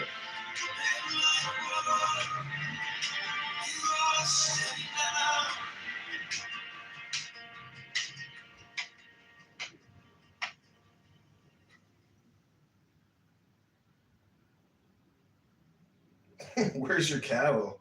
Where's your hat? Aren't you Pritzker's Democrat-controlled opposition?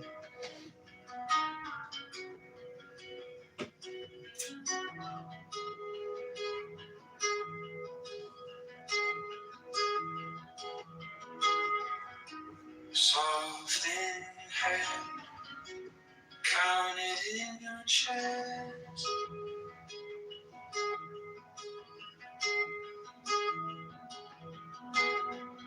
Let the shoulders fall, nothing to impress.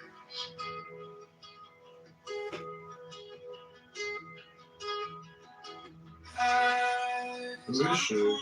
What does she do? Steady as a stone, thoughts drift past, you let them go. Bend like water, follow gravity down.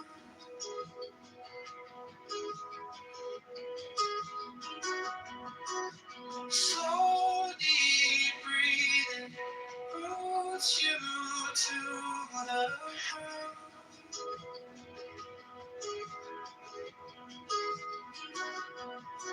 Focus like a flame, still in all this sound.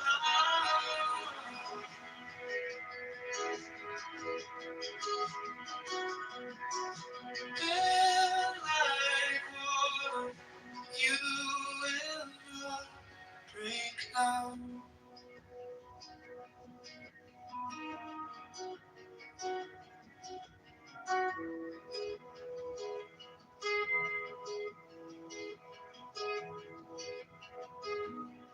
Notice It's a job. where the tension hides.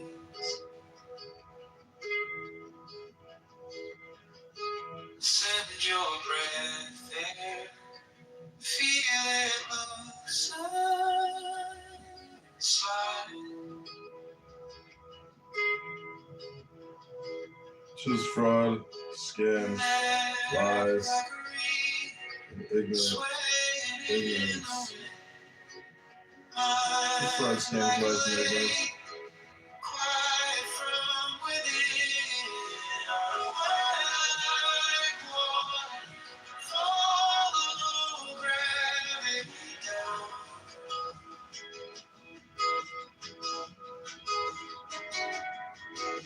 Slowly breathing roots you to the ground.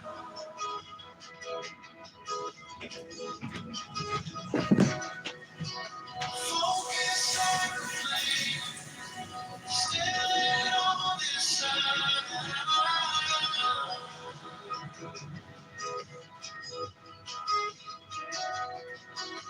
And like water, you will not break now. One thought in, one thought out, nothing extra, nothing loud. Just this moment, just this round of easy breathing, easy now. Did your Democrat control that position?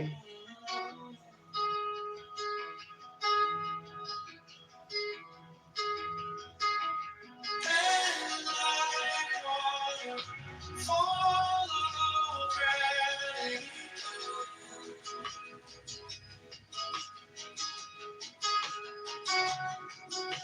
So keep breathing.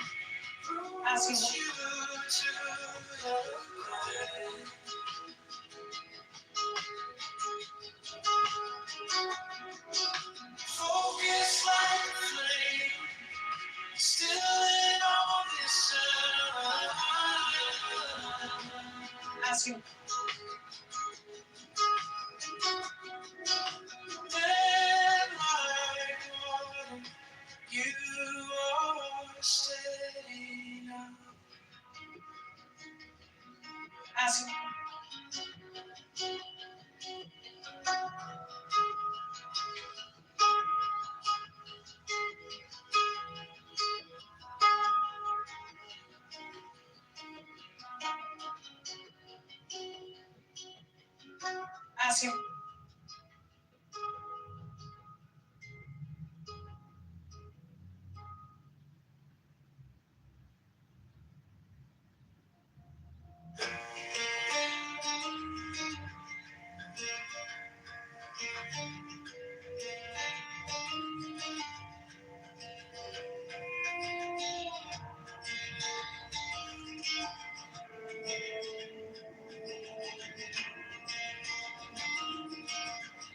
Inhale slowly, count it out, 1, 2, 3. Feel your ribs making room for you to be. Knees sink heavy into ground that doesn't move. Mind keeps talking, you just watch it pass on through. Bend like water, flow around, you can hold, follow your breathing. Let it gather, let it.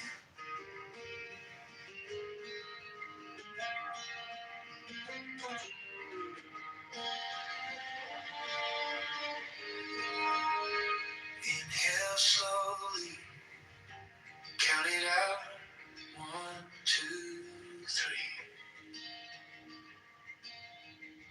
Feel your ribs making room for you to be. She's about to be arrested. Knees sink heavy into ground that doesn't move. She's about to be arrested for recall. Mind keeps talking, you just watch it pass on through.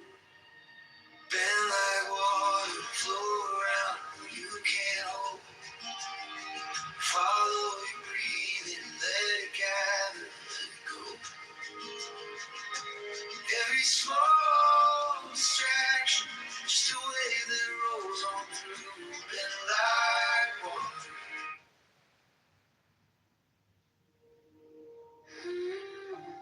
Another loss for a RICO criminal org like CTU. Quiet room, heartbeat drum in my chest. All this noise fading down to breath.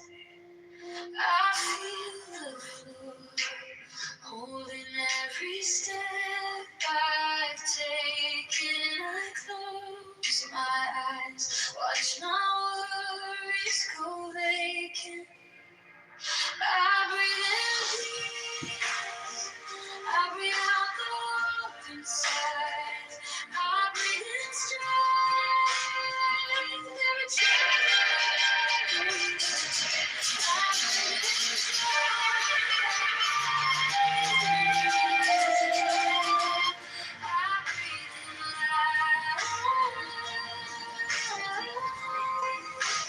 I breathe in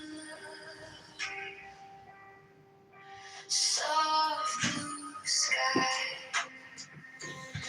even with my eyes closed. Every scar, like a map where I've grown. I bless the cracks where the gentle light is pouring. I bless the past for the way it keeps informing. I breathe in peace, I breathe out the warmth inside. I breathe in strength, every tremble, every time. I breathe in joy, let it rise above. I breathe in light, I breathe out love. Every hurt has its eyes. Every name I call myself, I forgive. Every tear that never fell, now it's shining on my skin. I am open, let the healing in.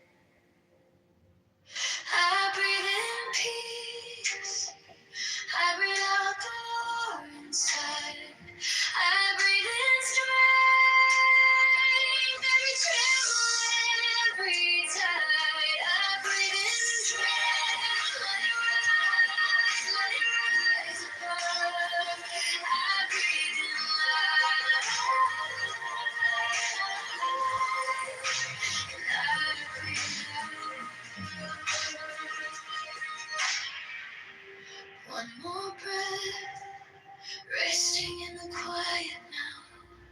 Stronger, softer, learning how to bow to the peace, to the strength, to the joy I'm dreaming of, to this endless, wordless ocean made of love.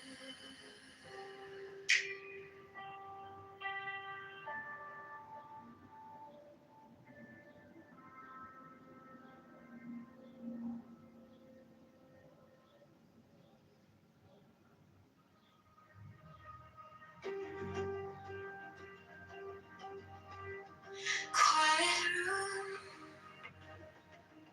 heartbeat drum in my chest. All this noise fading down to breath. I feel the floor holding every step I've taken. I close my eyes, watch my worries go vacant. I breathe in peace, I breathe out the war inside. I breathe in strength, every tremble, every time. I breathe in joy, let it rise above. I breathe in light, and I breathe out. Soft blue sky, even with my eyes closed. Every scar, like a map with gold. I bless the cracks where the gentle light is pouring.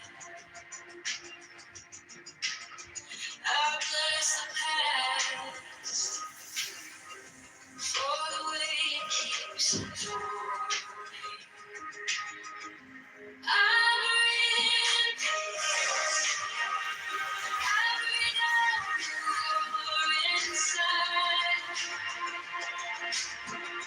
I breathe in strength, every tremble, every time. I breathe in joy, let it rise above. I breathe in love, and I breathe out.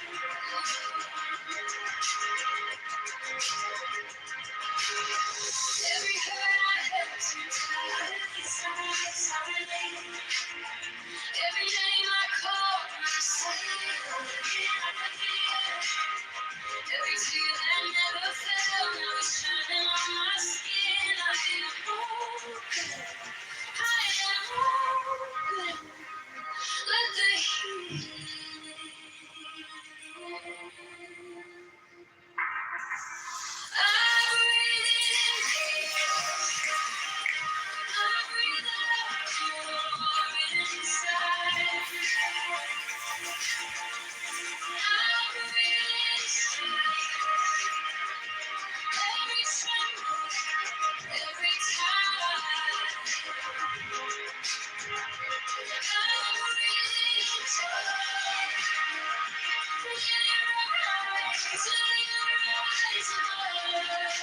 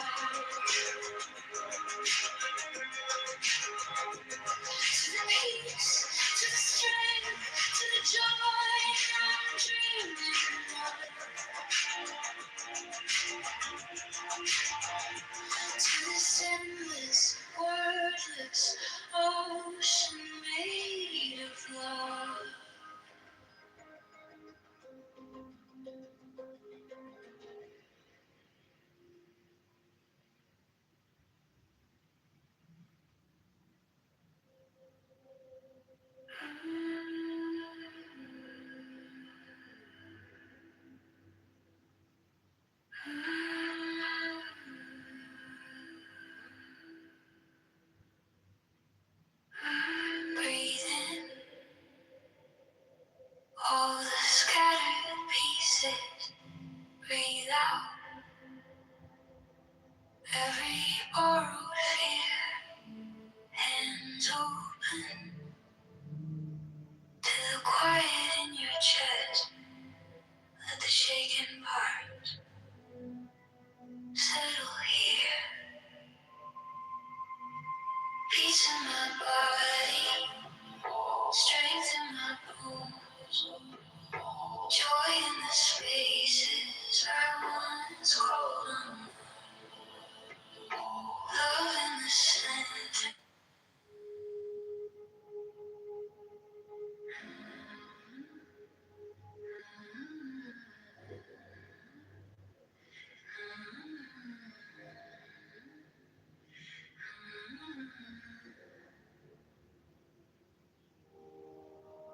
Breathe in all the scattered pieces. Breathe out every borrowed fear. Hands open to the quiet in your chest. Let the shaken part settle here. Peace in my body, strength in my bones, joy in the spaces I once called unknown. Love in the center, soft but so strong. I am.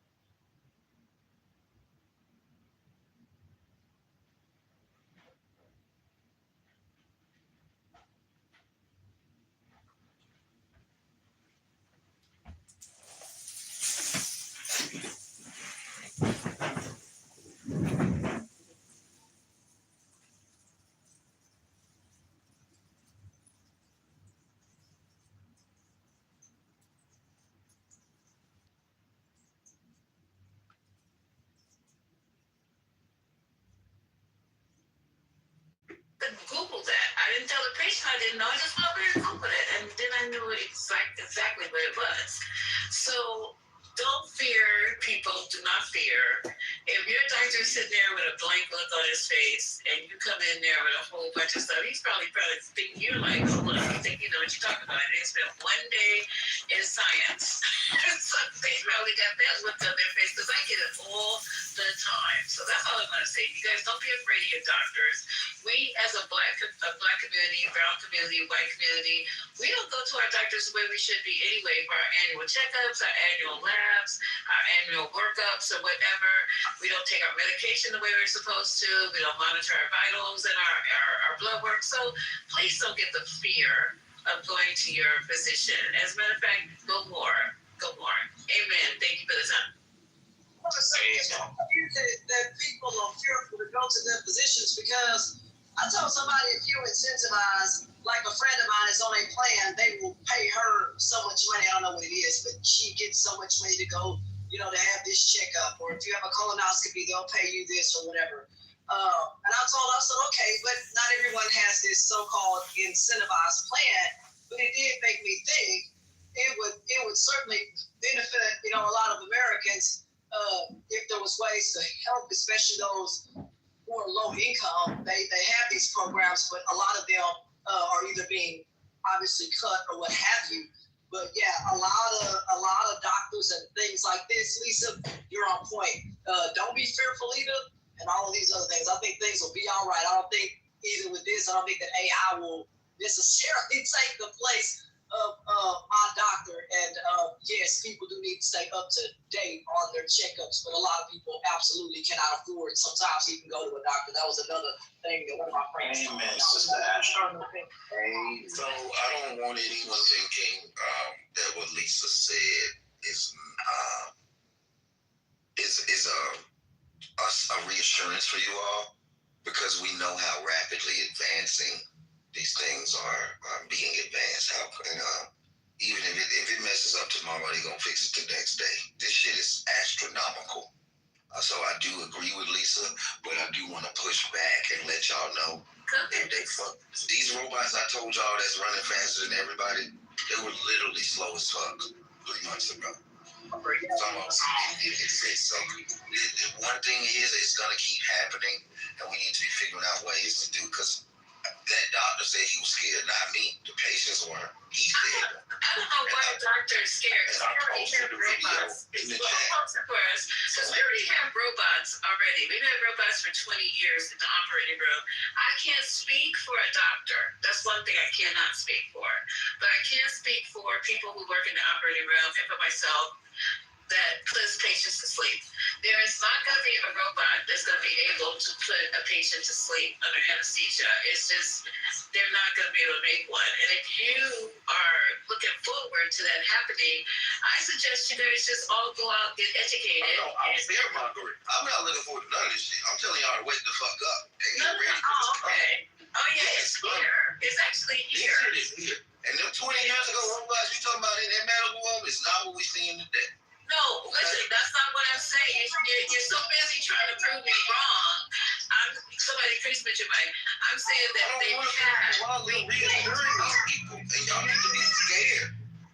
I'm not trying to prove you wrong. I'm just saying that the robot that we started out with in the operating room, the Da Vinci, it was there 20 years ago, and every 3 years, I think, it's been upgraded and advanced. So we have the latest technology one right now in there, and it doesn't look like the one I first saw. I first saw my first one 13 years ago, but I know that they've been around for 20 years. So that's the only thing I'm saying. Okay. Well, Lisa, can Cyrus go real quick? Because he's been coming. Cyrus, go ahead. I wasn't done.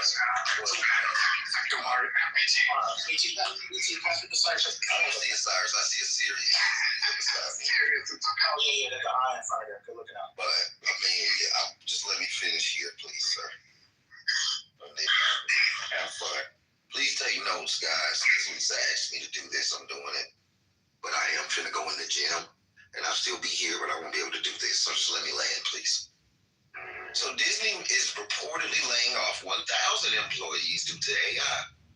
And the CEO of Disney says that the most of the visual effects in the new Avengers movie, Doomsday, will be AI powered, and that audiences need to accept it. So of course the nerd world is up in arms because they're like, you're just gonna tell us we just have to accept this? We don't want this. It's too fake. All this and that. Disney they're doubling down, and they said they don't care. I found that interesting because I'm not with that. I like real movies. I don't even like the green screen, how they don't go on site and fly to locations and do movies no more. That's one thing. This one's really good, y'all, but it's scary. So a family in Shandong province, which is in China, used artificial intelligence to protect their elderly mother from the shock of losing her only son in a car accident. Instead of telling her the truth, they created a digital version of him using old photos, videos, and voice recordings. The AI was built by developer Zhang Jiewei and is able to speak and interact like a real person. Now the mother regularly talks to this AI version of her son through video calls like Zoom, FaceTime, and etc., believing her son is still alive. Now that is cool, but it's scary as hell. And you tell that one of her son is dead. And so that is Hold on, Ashton. Let him land. Go ahead. Yeah, no, that is bad. But take your notes, guys, because I'm not done, and these are good. But I don't want y'all to talk about each one. I just want to get about the way because I got to go in the gym. Even as tantalizing as they are, so please write down things. All right, so this is a good one. Well, I don't know what this is either. I don't know if this shit is good or bad, y'all. You know, I'm open arms. So this one says, an AI school with no teachers is set to open in Chicago this year, where students will learn core subjects like science, math, and reading from AI-powered robots. We all know how bad this can get, but anyway, I'll read the last one, which is pretty good as well. And if you're ready for it, well, it's two more, I'm sorry, because I gotta read this. An AI-generated song, which I don't know if y'all know, there's a lot of people who are making AI songs on this app now in real time, and they were trying to do laws against this, but they haven't worked. So an AI-generated song called Celebrate Me reached the #1 spot on the US and global iTunes charts last week, marking the first time this has ever happened, that a virtual artist has topped the rankings. Now, any of us can download the app Suno and create a virtual song, an AI song. Hint, hint. So if y'all niggas want to make some money, I'm just telling y'all, the AI might be, bookie before they get the law to make this shit illegal. Now, that being said, the last one, this is scary as well. Someone actually connected living human brain cells to an LLM, this computer chip. Cortical Labs grew 200,000 neurons on a computer chip, taught them to play the video game Doom, and now they are wiring them into the token selection process of an AI. These are actual brain cells on a computer chip, learning in real time with the computer chip. I don't even know how to fathom and explain this to y'all, because when I read it an hour ago, I'm still trying to figure this shit out. But this shit is crazy. And for the last one, a former OpenAI executive has said that they are building portals to contact aliens by using AI. And he claims these systems are already in existence in the US and China. And I don't know if y'all know about all them murderings that have been happening with the people who were trying to do whistleblowing on aliens. But it's a lot of them. It's like 11 that have died, and they're all qualified people. For if that helps y'all. And I will land there. Thank you. That was great news. Give this man a clap and a series. Go ahead, brother, man. That was great. Thank you, PT. Appreciate it. I'm going to 2 minutes, so I'll keep it quick and sweet. First of all, how you doing, Lisa, Michael, TT, and everybody in the model? Yeah, can So I just wanted to talk about quickly about one. I don't know if you guys talked about the labor secretary got fired. That's the third woman in a row in Trump administration got fired. There's huge scandals behind her, I guess. I did not know about. Maybe I don't know if you guys talked about it in the past or not, but this has just happened today, I believe. The second part is what BT's was talking about earlier, and Lisa basically. This is with the AI thing. this is related to all knowledge workers, whether doctors, engineers, finance, lawyers, or even musicians. This is all related to a knowledge worker. And what happened right now is the public having access to this knowledge, and there's a curve, basically. So you can get an access to this knowledge fairly quick, but you probably will not be able to get the diagnosis or the analysis or the experience that you have to gain the system, right? Like you still have to go to school, you still have to practice, you still have to pass your exams and everything else. So rather than be afraid of this knowledge is now spread out to the population, I'm more a freedom type of person where I say, oh, let knowledge be accessible to everybody. Let everybody be able to make their decisions. I'm a heavy cloud user. I use it to work every day. And you know what? It made my life a little bit easier. I don't have to remember formulas or I don't have to remember anything else. But then this is the analysis where it comes in, the details and the experience. This is where you make a market. This is how. So when I hear people say, oh, they're laying off software developers. Yeah, you can write the code, total code right away, but you need people to do the debugging, the testing, right? Because the code is not going to come perfect. So you still need these people, and this is what the software companies are doing. So these are the two things I just wanted to chime on earlier, and just wanted to contribute to you. I appreciate it. Thank you, sir. Thank you. Welcome to the 420. Today is the 420. So it's kind of like ironic that you find yourself in 420 on the date on April 20th, our year, Lord 2026. So shout out to Nisa, aka Lisa, aka Pizza, for having this room. Lisa, Pizza. I have the clip of homeboy named Cash Patel, the FBI director, explaining himself. That was kind of top news. Can we finish with our breaking news before we go into clips? Somebody said something about the lady being fired. That is one of the breaking news. And then the other breaking news is that, I'm driving, but I need to go to this one area of my phone real quick. Because during the day I try to... Unless AI is in that car, you need to stop. It's a Tesla. It drives itself. I'm actually about to buy one because my eye is tired, like Helen Clinton said. Well, no one says the road was long, but they gotta start. A lot of people go to sleep at least driving a Tesla. But anyway, Trump's family. I don't know. I heard this over in Gary Bumgarner's room, but I didn't know. I knew that they were profiting off the war, and a lot of Trump's friends are profiting off of this war. And I asked a question on, I believe it was Saturday in PC. Yeah, it had to be Saturday, about Trump playing with the stock market. Like, so remember, somebody thought like. That's Jay, you have like do that. You don't know. I got you. Go ahead, Lisa.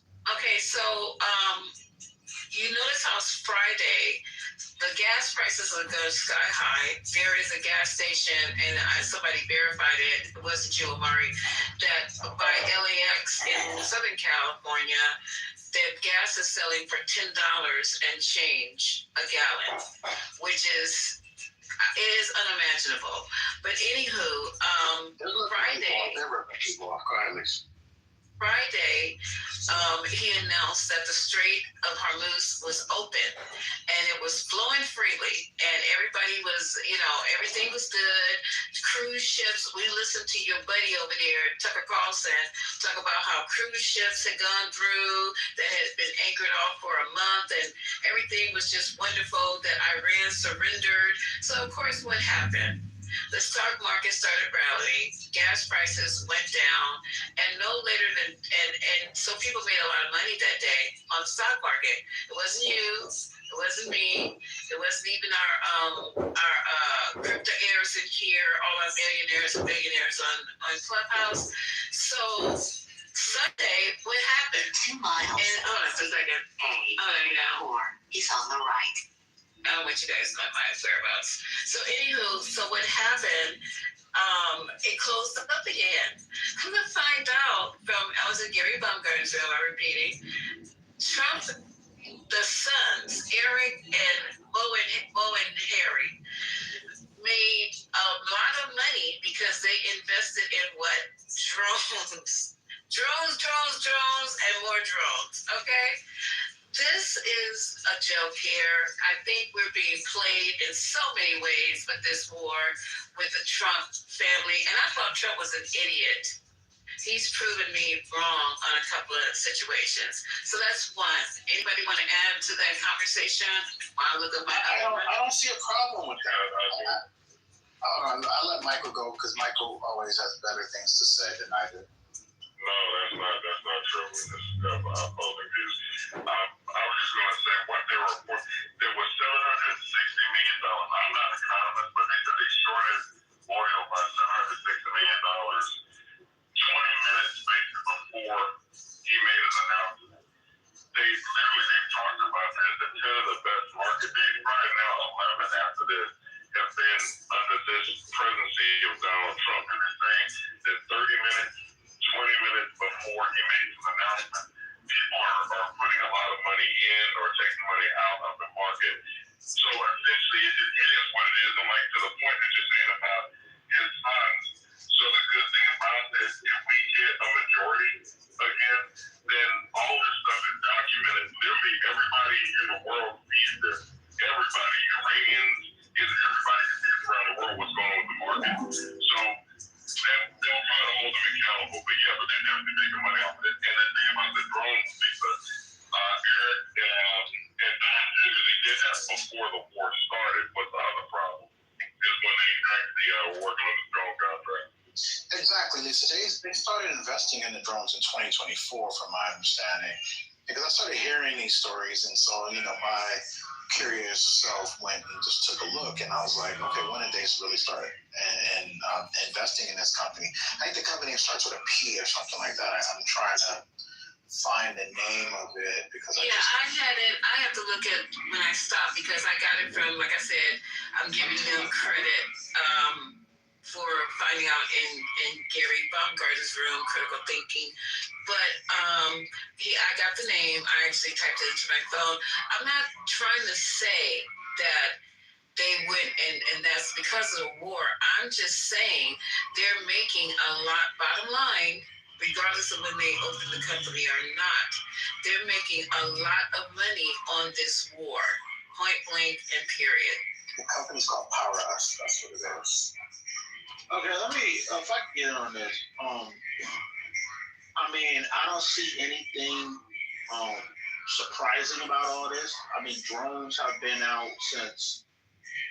Drones are really 1980s technology.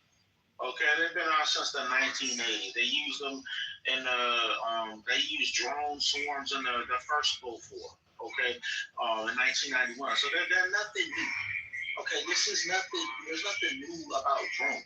People have been investing in drones for decades since I've been alive. Nothing new, sir. We just made a point of a fact that even if I had money in drones, I would say, hey, y'all, I'm making a shitload of money off of this war. That's all I would say. We're just letting everybody know that the poor busted Trumps that went into office broke as fuck are now up in the 1% echelon as billionaires. Saying that they were broke. They were not billionaires, sir. Let him land. I'm sorry, I interrupted someone. Let him land. I apologize. You interrupt him Yeah. Well, you gotta let me land though. I mean, I think it was my understanding that I don't think Trump ever was a billionaire. I think he was definitely a real estate mogul. I think he was definitely a millionaire. I don't think he was ever a billionaire in the first place. That being said, It's not. I mean, you know, anyone could invest. I mean, I'm invested in. I'm in the stock market. There's millions of Americans that have money in the stock market. Okay, I'm potentially making money off of this.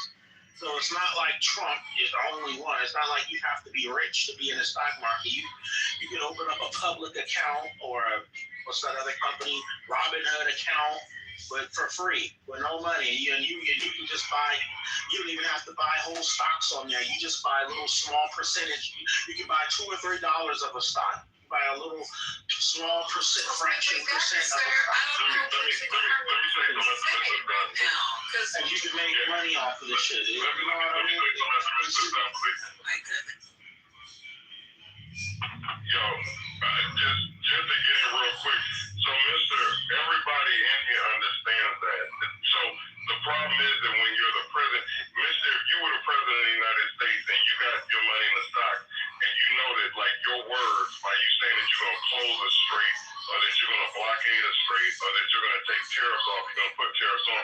If you know that that would make the market like drop or do different things or manipulate the market, that shit is illegal. So I'm saying, yeah, everybody is like, it's like this motherfucker's manipulating the market with his words because people look like that. The reason why it looks like that is because people are making moves before he makes his announcement. 20, 30 minutes before he makes his announcement, people having crystal balls on what the president's going to do, and they're playing off that. That's what it looks like. First off, you can't talk about the Trump family without also talking about Nancy Pelosi. Okay, and all the money she paid in the stock market. Okay, and the thing is at this point, they've already passed laws. Can I land? Can I land? Why are you talking over me? I wasn't talking over you. I was quiet when you was interrupting me. All right. So my thing is this: is that they okay, look, Nancy Pelosi has made a whole bunch of money on the stock market. People saying that Trump is doing it now. Okay, whatever. But it's not just him. This is a global thing. People all over the world and what it is that over the weekend, especially, the announcement about the strait kept on changing. First they said it was open, then they said it was closed. And Trump said it was open, and Iran said it was closed. And really what's really going on is it's open, and there are some ships that are going in and out of it. Okay? The Iranians have given the green light for certain ships to go in and out, but they've also attacked other ships, such as that Indian ship that they attacked, because they picked up oil in Iraq before they went into the strait. So the Iranians got mad and they attacked them because of that.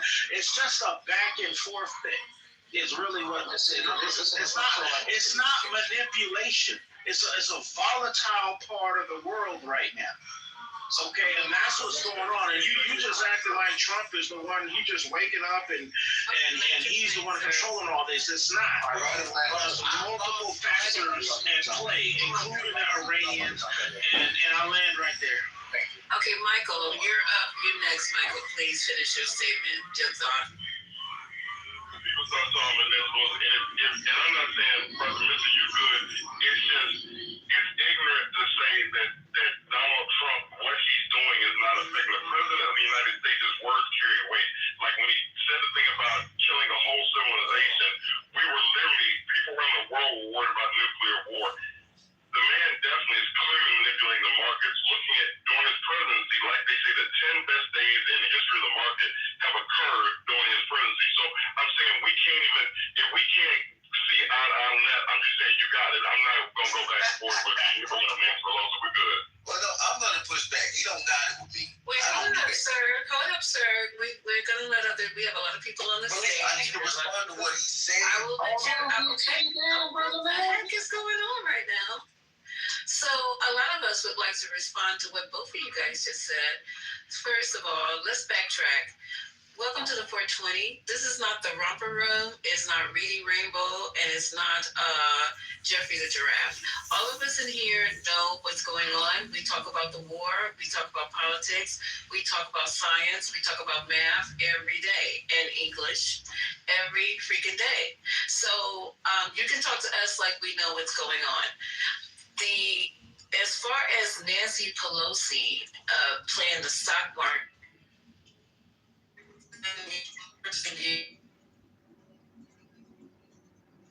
You find it focused on her, and that's the only one name that you know to use as an example. But everybody, so you say, play the stock market. That's not the problem. The problem is when you have president in front of your name and you start manipulating the stock market by putting information out Friday at 4:55 so the stock market can just go crazy. Nancy Pelosi has never put anything out as Speaker of the House, nor she that would affect the stock market. Thank you, and I land. Who's the next speaker? So it can't be at 4:55 because the stock market closes at 1. So it had to be earlier than that, just for the record. Go ahead, who's next? No, the stock market closes actually at 4. The stock market doesn't close at 1. What the fuck are you talking about? Yeah. That's okay. Everybody doesn't have to know all the details. In California. It's actually on the East Coast. It closes at 4 morning, but that's not important. That's real-time trading hours. Wait. What time? We're talking about intraday trading versus extra-day. Well, no one is talking about that. They're talking about Wall Street. Oh, when the closing bell. It's Wall Street. Y'all playing me like I'm Willie Ludlow. Don't do that. You are Willie Ludlow. I'm not Willie Ludlow. You're embarrassing yourself, Amari, okay? We tried to glaze over that, babe. Don't be glazing on nothing about when it comes to me. Glaze on the lady. Don't glaze on your boy. Pause on me. Let's move forward. Okay, do we have any other breaking news before Maury starts playing clips? I had a clip. I thought we were doing responses. Did you go ahead, sir. Go. Respond. I thought you were done. News that I had to answer your question was pray for the family of those kids. They were all killed. 8 Yeah, that's on my list. That's on the list to talk about. Thank you for reminding me. But let this go ahead and tell us, Ashton, and then let that gentleman respond to the same question we've been talking about.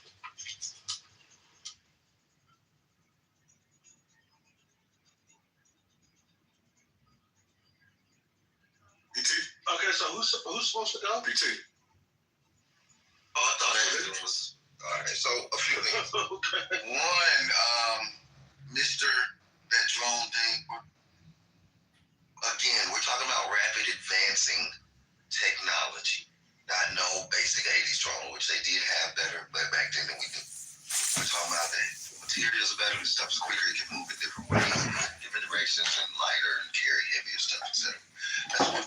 Another thing, when we talk about stock market manipulation, I'm someone in this room, and you can tell everybody who I didn't lose money, but my girl lost money in the Trump market. I made money in his manipulation in real time. Trump came out with the Trump coin. And when Trump came out with the Trump coin, he literally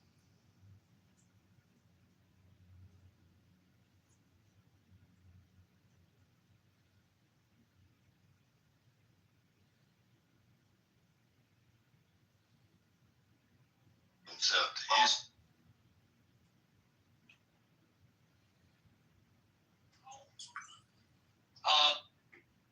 I'm having what you're saying, Grim, is you're almost like saying, well, the best way, I mean, you're not saying this, but you were saying this, the best way to move up in America is through education. Why aren't Black people following that prescription? And, you know, do you agree with that framing? You guys should look into race realism if that's a serious question. That'll answer all your questions. Give me a second, guys. I'm in my backyard now, and I'm gonna start working out. I'm gonna try to talk to you at the same time, but GL, you know, I like to use very plain language when I talk, and and I like to boil things down to their very essence. That's just one of the things I like to do. And education, basically, the more education you have, the more power you have. Because when you're more educated, you'll be more articulate. You'll have a bigger vocabulary. You'll have more sophisticated, complex, higher level problem solving ability. You'll have the discipline and endurance to be able to work through problems for a longer period before you get exhausted. All of these things, it will help you to be a leader among people.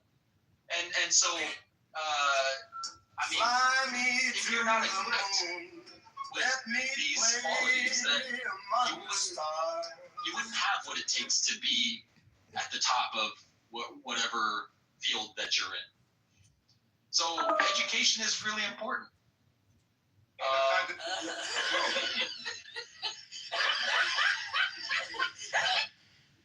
Being able to be a leader. Congratulations. It's possible to be able to survive moving towards the direction that you want. Right? For example, if you want to be a small victim, Fly me to the moon. Let me play among the disagree with stars. anything you're saying, Grim. What I think I'm trying to say is it's a really good thing that your parents prescribed that thesis to you. And so therefore you kind of had that North Star of how the world works, how power works, how success works. You were prescribed that earlier, and then you followed that guideline. What I'm saying is, again, and me, I'm Nigerian, so I had that as well. But my black friends, they might not have had that. They were not told anything. They were just told to get a job. They weren't told, what types of jobs. They probably don't know what investment banking is, or some of these like more lucrative careers, because they just weren't prescribed that. And I think that kind of goes back to slavery and just not really understanding. You said I'm African American. I'm actually Black American. So this is what you gathered from just being around your friends. Like this is just like this is like a perception that you created for yourself, just like being around them. It depends on the group of friends. I grew up in Louisiana, a really poor state, but I went to college, and I have all black folks are not a monolith. But my friends. Listen, JL, don't talk to me about don't say black people. Don't tell me nothing. No, listen, but you're saying rhetoric to me. I'm actually black, dude. So don't tell me rhetoric that you know about black people. That's not true. Like, black people's not a monolith. Like, don't tell me about black people. I'm actually black. So you gotta up your vocabulary. So JL, what tribe are you from? Don't worry about it, man. You and we done. What's the matter? You upset that someone can talk to you in an intelligent way? Something interrogating. You're in no position to do this. What happened? I missed it. Yeah, I was just trying to engage this dude intellectually, and then he got upset because he wants to spew rhetoric. Well, look,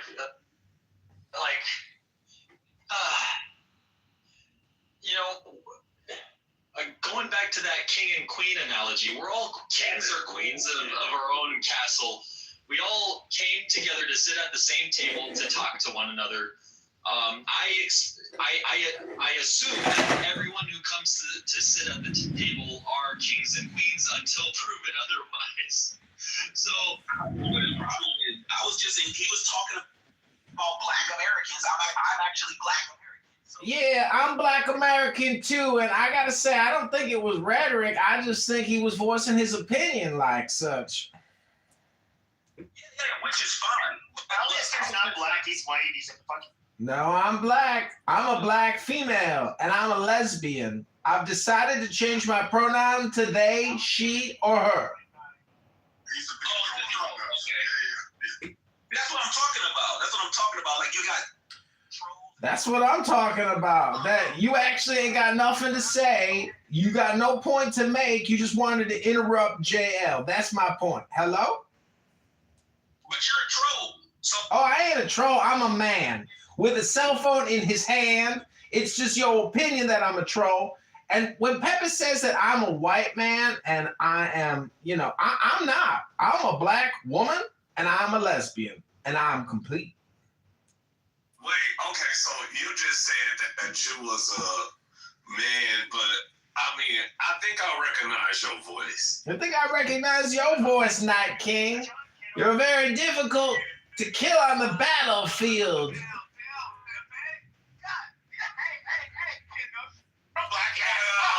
on, here we go.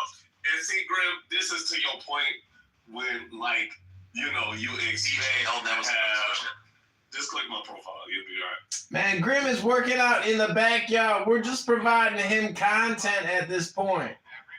Everybody needs to go to the gym and work out like Grim because otherwise he's more supreme than us. He's more powerful. He's stronger.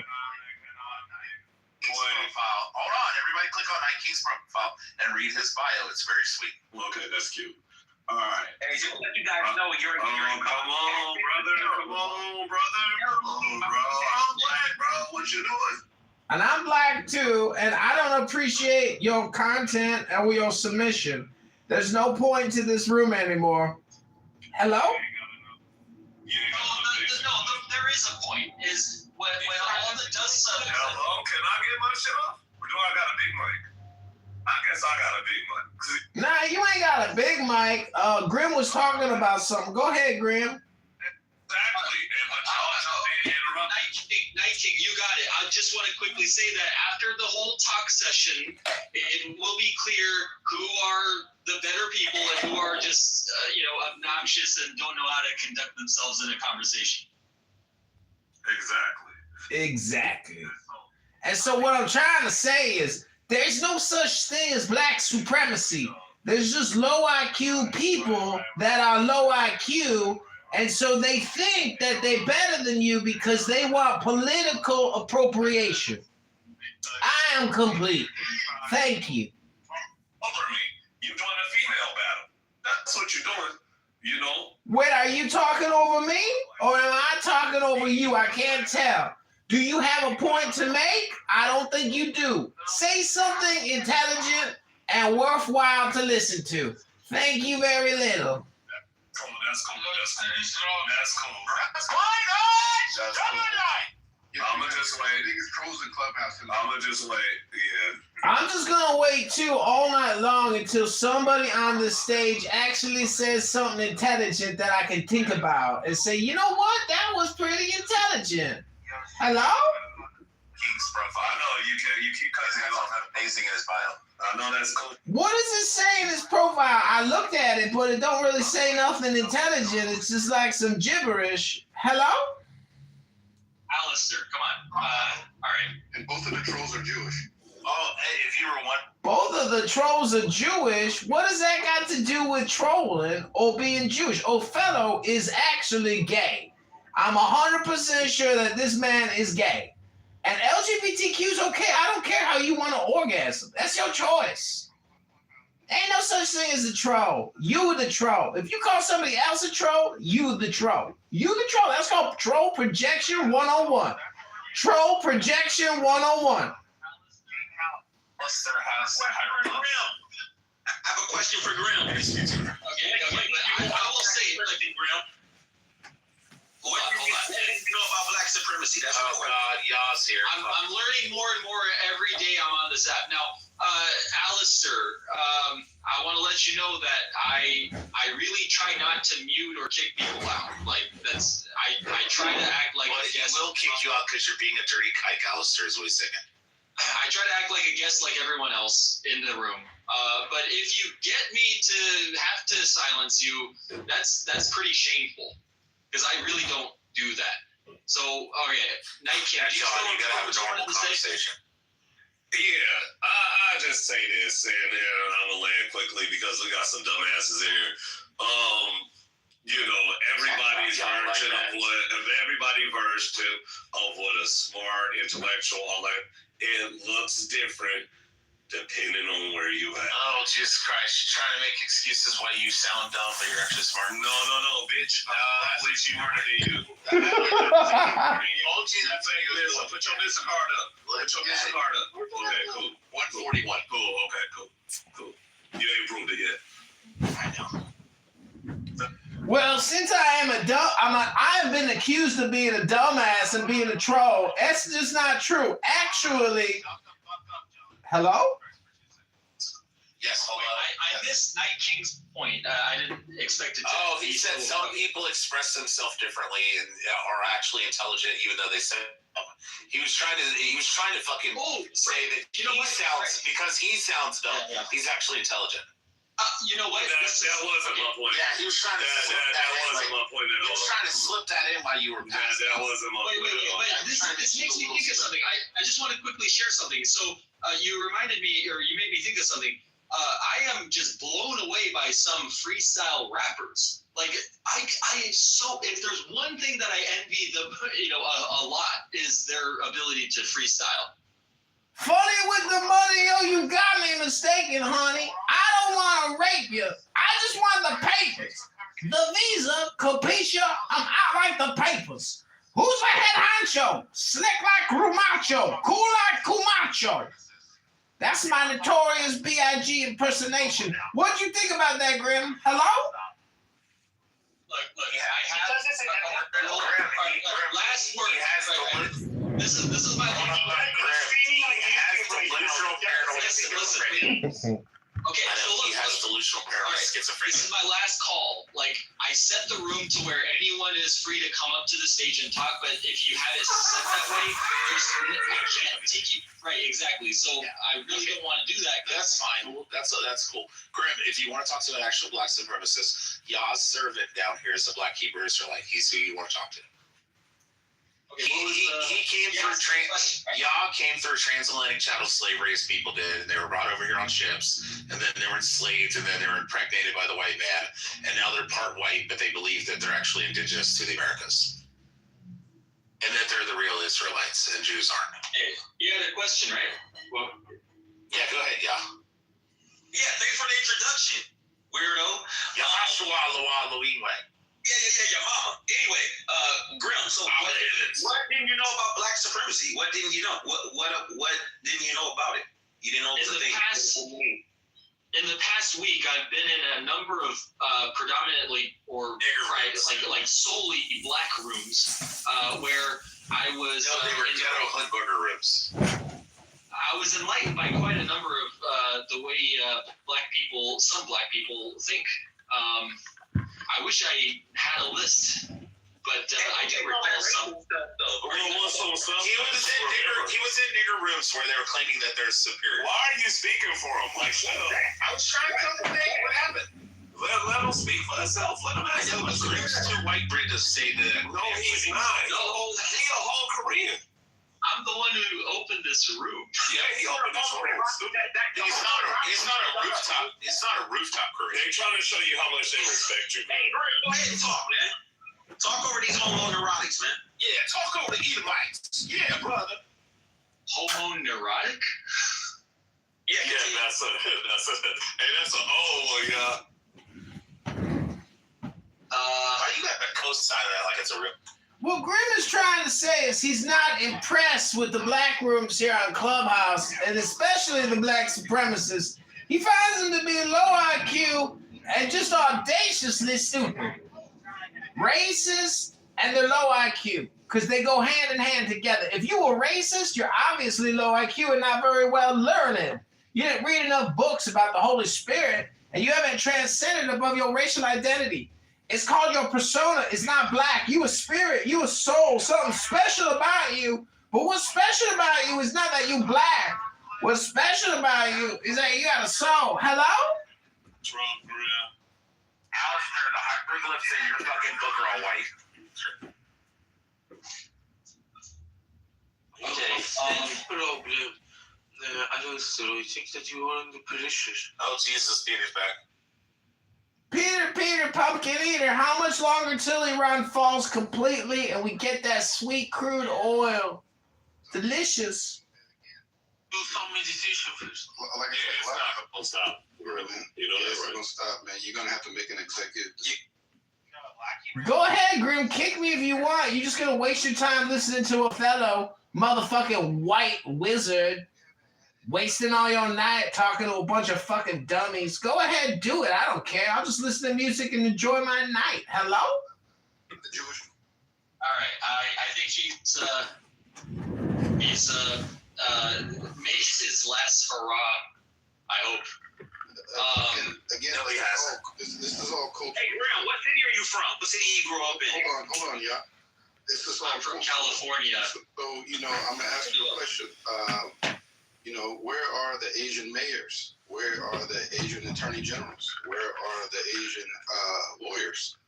Where are you know what I'm saying? So they're out there. They're interspersed, but compared to everyone else, they're far and few in between. Like I cited, there are only 15 million Asians in America. So, and just like your entrepreneurship, right? See, what do they open? Donut shops, right? The Chinese, they tend to open up nail salons. And Koreans own the nail salons, but so it's man, it's cultural. Okay.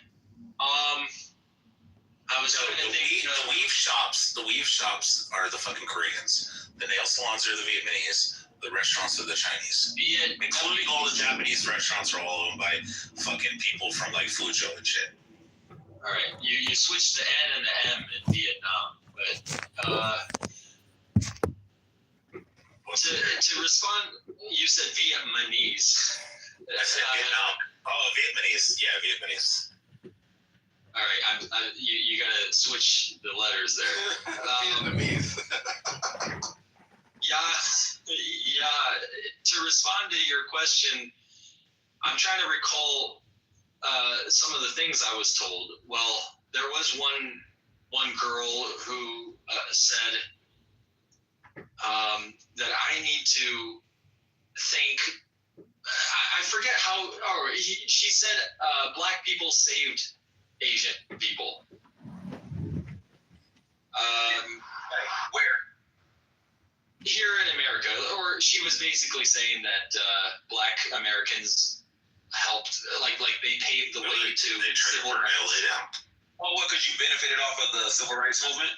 Something like that, and just like rubbing it in my face. Yeah, that's everybody.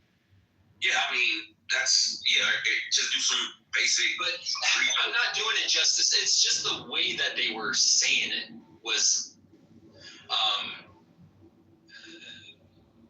pretty abrasive. Yeah, you can say it abrasive or you can say it nicely. I mean, I don't know you. I mean, I don't have to say it abrasively to you. I mean, it's just because it's true doesn't mean I have to say it abrasively. It's just like your opinion that it's true, though. Everybody got to know it's not a fact. It's just like your opinion. I just remembered the irony that I pointed out about the way she was saying it to me was, if she wants me to respect that, the way that she was delivering, you gotta suck her toes. But the way she was saying it wouldn't make me want to respect it. You see? Yeah, of course not. But I mean, you would have to find your the inner person in you that knows that you should have respect for that would have to step up. You gotta find your inner cuck. And also, and I know this. It's a bit of a gray area, but she herself did not cause the civil rights movement.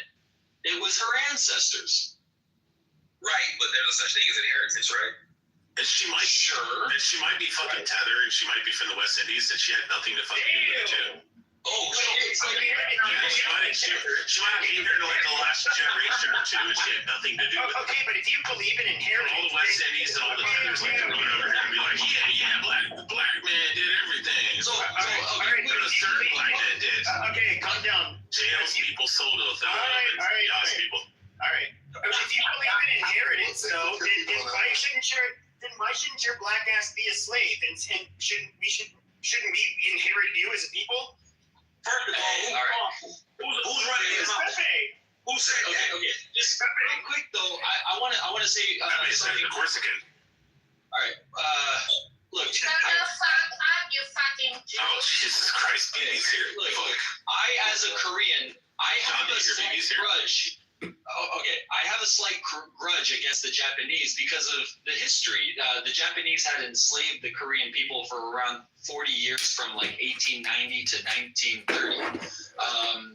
But the subsequent generations of Japanese people, they didn't have anything to do with it. But yet I still have a bit of a gripe, right? So I can sort of relate in that way, in terms of how like the history has some But Grim, you are actually way more intelligent than these people, because you recognize that none of the people today did this to you or people relatively close to you in the history. So they are making a supernormal claim of black tax reparations based on former crimes, not crimes that have happened during their lifetimes or their parents' lifetimes. They are making a supernormal claim and statement, and it's greedy, and it's traitorous, and it's a tax. It's nothing but tax. These people are taxologists, Grim. Don't let them confuse you with their bullshit race hustling. They're fucking taxologists. They want to tax you. They want to censor you. They want to make you feel guilty. They're nothing but taxologists. I rest my case. Hello? Isn't it wild that Al Stern graduated from the Citadel, was an officer in the military, and also was in the CIA? Really? They let gay people in? You were never in the CIA. John was. I wasn't. That wasn't technically my ex. Baby, you're a fucking retard. You're a drunk fucking British fucking So what I'm Iranian. saying is like, How do you troll just being yourself, BB? yeah, well, that's what. So what I'm saying is like, whether you're fucking IRGC for life. supremacist, you're American supremacist, IRGC is the best. black supremacist, which is about fucking time. It's like, when are we gonna find those? Or you're fucking Jewish, but we have this for, or the Persian is fucking about. Everything is about Persian. Or Chinese. It's like, who gives a fuck about these fucking old, like, fucking cunts? Like, what are they called? Oh, Republic of China. No, we want the Chinese fucking supremacist. He's Korean. He's not even Chinese. Asian's right. Shut the fuck up. Says Korean American for Korean reborn. We want the youth of China. We want the youth of Obviously, Korea. from South fucking Southern California or Central. We want the youth of America. San Diego or LA. Yeah, well, you know what? Whenever you have everybody on this conversation. Yeah, obviously San Diego or LA was great. He lives in California. He doesn't live in fucking Reading. No, it's about fucking crime. It's about crime that is about the people, not about what they like. Koreans are That's what I'm gonna be.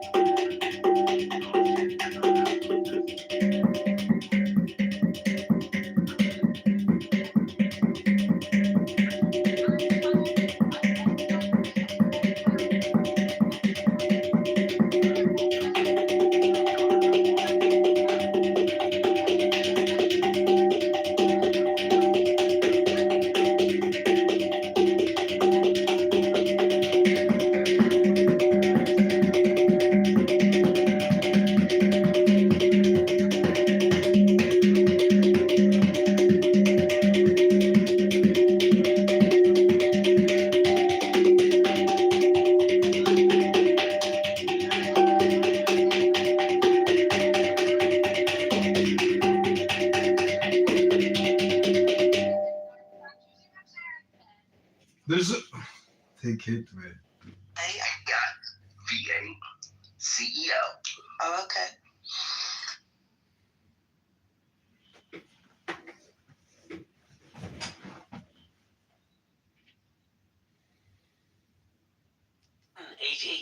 change today? No. You know what 8 means?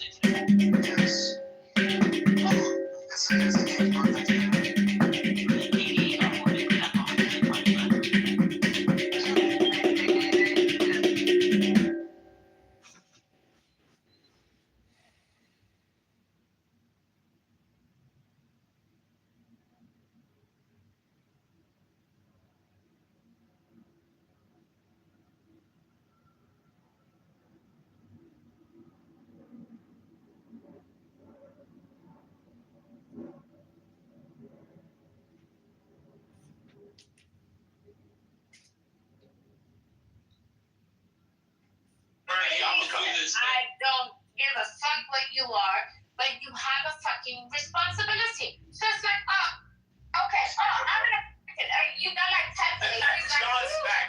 John's back. I'm like I'm a racist. And then you'll have Graham who'll be like, I don't know where he's from, but I definitely know. Graham Allison Crowley's back. He's the universe. Stop antagonizing her. Stop it. Tiger loves China, and Tiger loves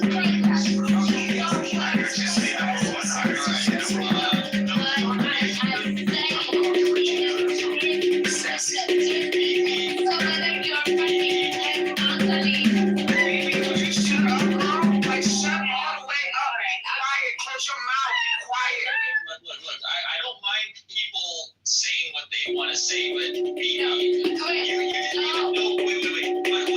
Maybe he only has one account, so if you wait, hold on. My husband doesn't even come on it. He knows that you're drunk. He already hears you. He knows that you're drunk. Like, this is crazy. Like, meaning, you're claiming to be black, but you're not Jewish. I love the fucking Chinese. Why are we being put against the fucking Chinese when the Chinese and the rest of us, the Chinese, the Persians, the Muslims, the Americans, I'm sorry. why are we against each other?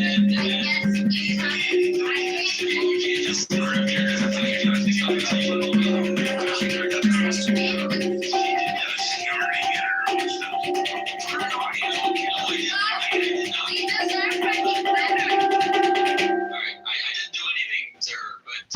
you can't just come in and totally change the direction. I don't give a fuck if you're Chinese. White supremacist. You can't. He has to turn the hand raising on. I'm sorry. I have no choice. I have to.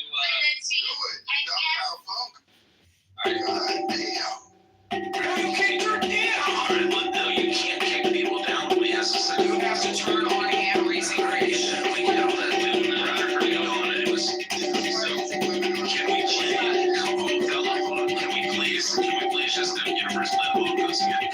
She's not even gonna listen, even if she was in the audience. But anyway, first, can you play the Walker drums, please?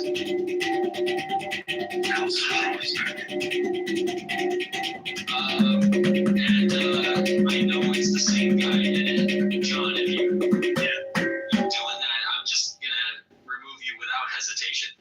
Got it. Well, let's just get back to the topic then. Followers. Graham loves your content. Now I don't even know where I left off. Let's get back to the topic. I didn't know black supremacy was a thing. Is it a thing?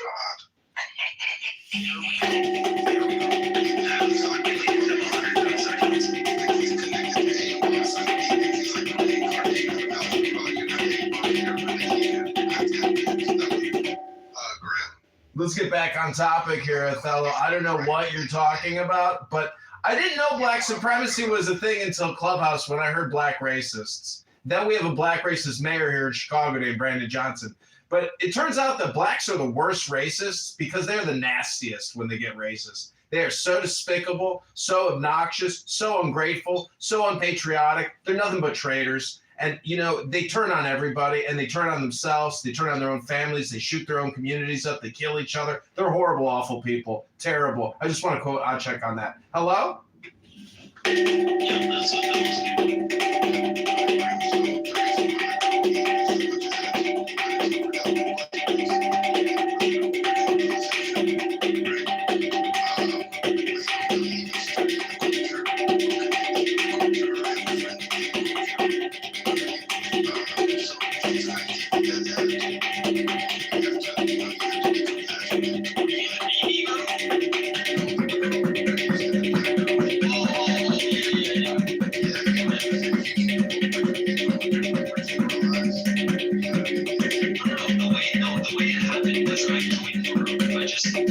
I just stumbled into the room random, and they checked out my profile and they saw that my username was Asian Power, and then they were like, "Oh, Asian Power, okay, let's bring them up and see what he's about." That's how I was part of the stage. I was coaxed up the stage, and then from there,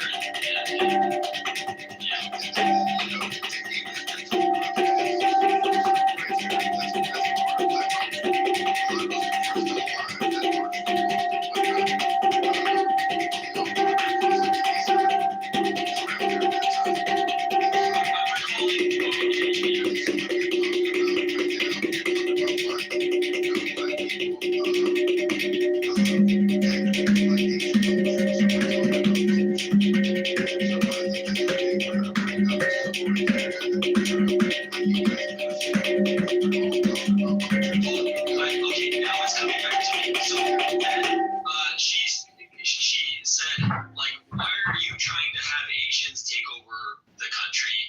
It should be black people because they were the most oppressed group. And she said some really even more extreme things. She said the only people who should be congressionally recognized as citizens of the United States are white and black people. And that all other races of Americans should not be in the same standing in terms of citizenry or citizenship. Anybody want to unpack that? Black people are terrible. No, actually, it's just low IQ. It's racism, really, and it's stupidity. And you witnessed it, Grim. You heard it firsthand how ignorant it is. They are so hypocritical and so stupid. The people on this app, I'm not saying the black monolith that doesn't exist. I'm saying the stupid fucking left wokest, the black left woke on this app are dumb as fuck. Hello? She even went so far as to say that all other races should be kicked out of the country and sent back to wherever they came from. Well, if they're illegal, you know. No, I mean, she meant straight up all, anyone who's not white or black, basically. Oh my goodness. Oh my goodness. If they're illegal, Othello, come on, let's be honest. You'd be happy to have more left voters here in this country to support your cause, right? You don't care if they're illegal aliens. Grim, I'm going to be honest. A lot of white people say the same thing. They even and another thing, sorry, I'm just kind of saying as I recall, they were clearly saying that, they explicitly said that they think that the black race is the superior race. And they were under the impression that I was all about saying that Asians are superior. I wasn't. That's not what I'm about. Well, they probably looked at your name and then they assumed. Of course. Yeah, of course. And my intent is not to take over the country, but they said that their intention was. That was another thing. They want to take over the country. You find a lot of black people adopting these extremist ideas. A lot of them are actually turning right-wing. A lot of them, foundational black Americans, are actually in alignment with white Americans, white right-wingers. It's going... In Othello's opinion. Remember, there's no data to back up what he's saying. It's just his opinion, everybody. Let's see some data on that, Othello. Let's see a link or something other than one man's opinion to claim that a black people are becoming right-wing extremists, when it's actually just the exact opposite. They're all left-wing extremists. And when Charlie Kirk got assassinated, if you went to politically correct, you could hear all the left woke led by gay black men screaming, "Oh, thank God that Charlie Kirk is dead! Thank God that white boy racist is dead!" You should hear the gay black men on this app. You want to talk about sociopaths and psychopaths? All you got to do is listen to a gay black man on this app for 20 to 30 minutes, and you will realize they are psychotic, they are neurotic, and they're homicidal, and sometimes they're suicidal. But generally, they're just low IQ. I'll rest my case. Hello? And again, they're left-woke Democrats. They're not right-wing conservatives. They are left-wing, woke, racist, hypocritical, gay Democrats. That's what they are. Not what Othello says. Everything Othello says is a propaganda. Hello? Wait, hold on. Let me let this guy finish. Rich, let me ask you a question.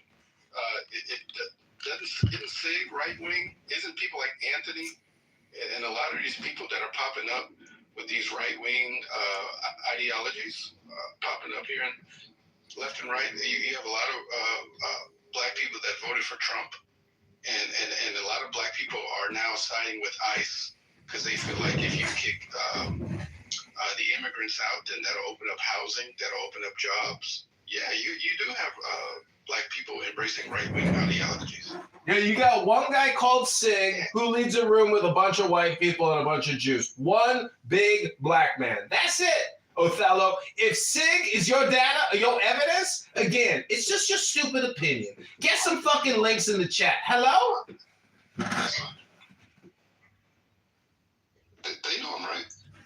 No, they don't know you're right. They know I'm right and that you're just a fucking propagandist, misinformationist dumbass. You spread stupid information because you're stupid. You're fucking stupid. That's what you are. And this is your roast, stupid. Okay, you're LARPing. You're LARPing as a white wizard from Lord of the Rings, you fucking idiot. In Egypt, you don't even know who that is.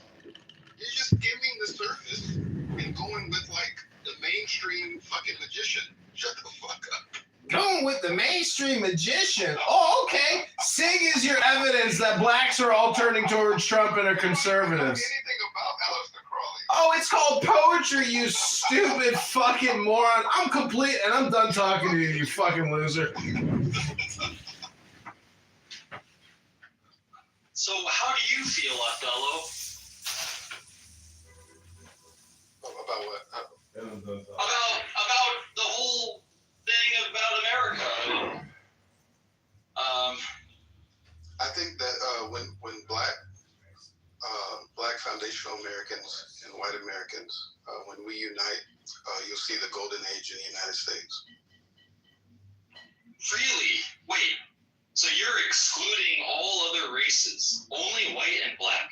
No, I'm not excluding. You guys can be here. What I'm saying is like... You guys can be here. I like that phrasing. Yeah. That's what I was trying to tell you earlier, Grim. Like, black Americans, you remember how I told you they kind of look at, like, white Americans are kind of the last people they look at?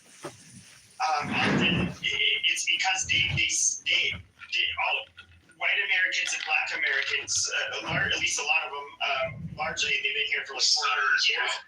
So they look at each other as countrymen, even though they're the different race. They look at you guys as all like siblings who fight at times but still got each other's back because they got that long relationship.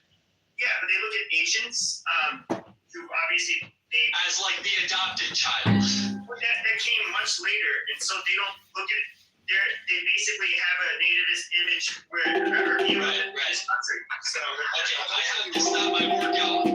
I gotta give you my little spiel Othello. Is that all right? Yeah, don't get me wrong. I see you guys as evil, but I'm just the way that you said that though, the way you worded that though was history, white, black, but the way you said you guys can be here. No, but the way you said it gave me the impression that you already established the positioning that you're the default and I'm the one who's just, kind of the new kid on the block. No, I'm just separating you into individuals.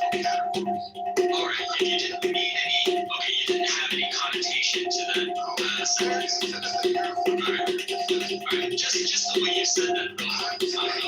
I'm saying that black and whites have a long-term Jewish history with each other, and we gotta make that shit right. When we make the shit right,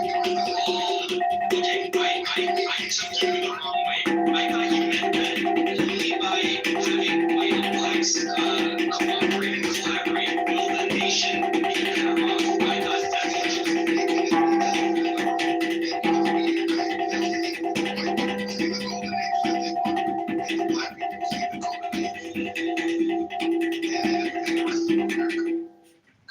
Yeah, we all gotta pay the black tax to make it right. They want the free money. They want to tax you and get that tax money with the black tax.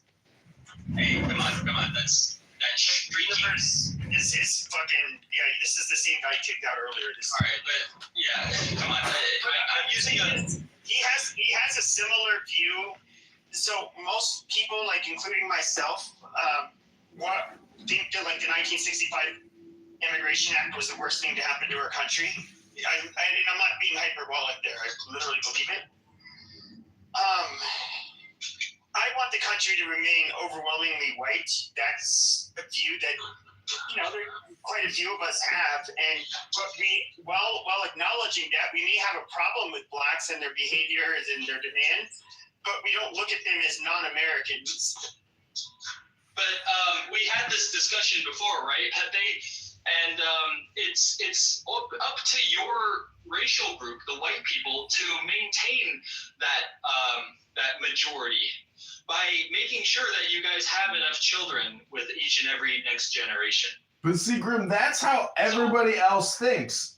It's just in-group, out-group, and what you're seeing, this is what white people do not do. They don't do what you just said, because that's like dissolve. That's like thinking in the past. And nowadays, every white person is a fucking Democrat, and they're all liberal. So that type of perspective will never, ever occur, no matter how hard or how fascist or how crazy the situation gets with wars or famine or currency. White people in this country just don't act that way. They've completely dissolved into the network.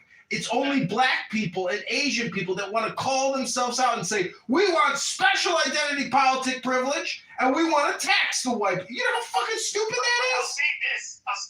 There is like a double standard, right? Whereas I look at black and whites and Native Americans to be the primary, to be like blooded, not quite blooded, so we're like the original Americans. A lot of whites, including myself, we do kind of contradict ourselves. Like, I would date an Asian or Hispanic woman, but I'm actually not a black woman. Like, I don't believe, we do kind, a lot of us do kind of have, we do kind of have like a rank order of what seems like we generally find more appealing, and most of us are going to find Hispanic people and Asian people much more tolerable than black people, despite us looking at blacks as our fellow countrymen. There you go. How do you not date beautiful women? Is that why you were accusing me of being gay earlier? Because you're actually bisexual? If you don't think all women are beautiful and beauty is beauty, then again, I'll just say you're low IQ and stupid. Nobody said you can't find a black woman attractive. Nobody said that. Universe, you're bringing down the quality of the conversation, please. When I was growing up, black parents, they let us be friends with their sons and stuff. We go to each other's houses and all of that stuff. But it's kind of known by the time you're in high school that, like, they don't want you just so don't want you talking to their daughter, though. I mean, they had a preference. That's that. Can you refresh me on the last thing you said on Mellow, because it was very compelling. You said America should be such and such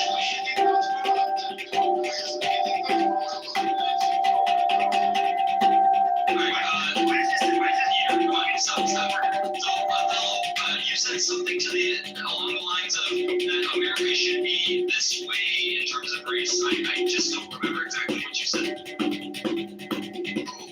was saying that, there's a white community in North Carolina, right? And they only want to live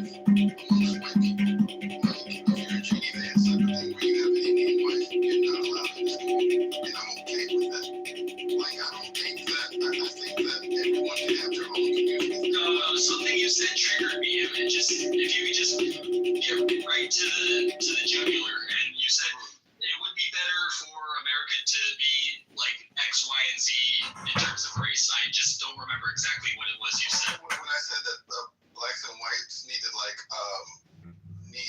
fix this kind of age-old curse that we have with each other. No, I think no. Well, no, I think it was something like you were saying. Black people have some position or quality that makes them special in a way. Okay. Well, I was just talking about industry. You know, if blacks and whites came together, and we knew how much power that we have. You know, like in industry, in culture, in entertainment. You know what I mean? And like if you see Turning Point USA, right? They're going through a whole rebranding of white people, whereas they're like, okay, it's okay to be white, right? But they're struggling to galvanize the youth, and they're struggling to get to kind of like bring in that cool factor to get people really on board. You know what I mean? So okay. that wasn't it. Hold on. Let me just get this out because let me get one idea out. So if their whole shtick is to running like a it's okay to be white kind of revival, you know what I mean? I think that's limiting. Why don't you just unite on an American thing and get unite blacks and whites, since we control all these major industries and have this influence, you know, all over the world, you know? Why don't we just unite as Americans and unite under one banner and really get this shit popping and really have a golden age? I think people are limiting themselves when they only focused on their specific community. Okay, but there was definitely something that you said that tipped me off that you were like very much pro-black. There was something that you said, but never mind. We have it on replay anyway. But I have a response to both you guys, Tepe and you. So America, I'm probably just saying things you already know, but as time went on, the Constitution and other key documents of the nation were reinterpreted to mean something different. They were reinterpreted to apply broadly to all people, and the Constitution was held up to a more idealistic standard of like moral values, human rights. It became it entered a more abstract realm or space, and pulled more away from being like an ethnic-based sort of philosophy. So now you have people of all different races in America: white, black, Asian, Hispanic, Middle Eastern, and so on, who have the same rights, right, as a citizen. So theoretically, any individual with enough ambition can achieve any sort of position in America. And so this is how the rules of the game have been established now. And what that has allowed is for anyone to vie for these positions, as long as they, are determined and, ingenious enough to maneuver, jockey, strategize into getting into these positions. And Grim, that's very true, Grim. I like the way you phrase some of these things. But then from my perspective, I had to learn the game myself. Nobody was teaching me the game, right? I had to go explore it. I had to go find it. I feel like in America, if you have somebody teaching you the game that's actually going to lead to prosperity, you're lucky. And, Yas and I got into it earlier, but one thing we agree on is like being black is not a monolith. But just in general, there's some Asian people in America who would do really well, but they have poor guidance. The stuff that you're saying, you're clearly well informed, and that's either from your own doing or from your family's doing. But not all people have that. That's kind of like actually a little bit of a liberty, in my opinion. And okay, thank you. You know the difference between a native-born American and an immigrant? One is in a state of peace, while the other is in a warlike soldier mindset. You know, I don't want to be complacent and feel like I'm, waddling in a peaceful vibe like such a hippo in the mud. I am definitely thinking that every second that passes, it's war. It's wartime for me. And that's the kind of mindset that I have. Not that I'm like just against everybody around me or anything like that, but just the ferocity of wanting to be the most that I can be, just the level of ambition and drive to just achieve as much as I can. I feel that it's different between an immigrant and a native born.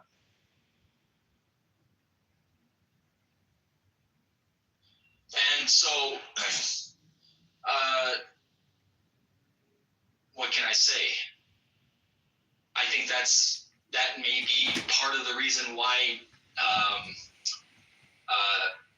Americans with numerous generations having been in America have become somewhat complacent. And that has definitely weakened their competitiveness in this very competitive country. When you got all different races in a single country, you're going to have a shit ton of cutthroat competition. But the silver lining is that with such intense competition, you'll have excellence. I can compare this with the Olympics. The Olympics is where you get the best of the best, the world-class athletes to compete against each other to see who's best, right? So it's kind of the same idea here. Grim, in 1861 to 65, Grim, you gotta realize this country had a civil war. I'm also here to dominate, Othello. He's a dominator, Othello. But what you don't understand is, in 1861 to 1865, 1 million Americans killed themselves, and there were 1.5 million casualties in the Civil War. This country tore itself apart over slavery. And the reparations were paid then by the people that died, or any other benefits derived thereof. But to make claims that a black tax and reparations is the only way to solve this rift between white and black man in America is so stupid and so ignorant. It shows no spirituality. It shows no logic, no philosophical understanding or legal or law comprehension whatsoever. It's purely political. It's Marxist and communist and socialist and stupid. And anybody here who makes that argument, if Othello thinks he's entitled to money or he knows people that are entitled to money, I got to say, you should all just read a fucking book, jerk off, smoke a drink, have a tequila, and realize you got what you got. And there's not a speck of dust out of place in the whole universe. And the more you complain, the more you're just going to get put into a complaint department. It's pointless. Hello? I really want to tell you something, though.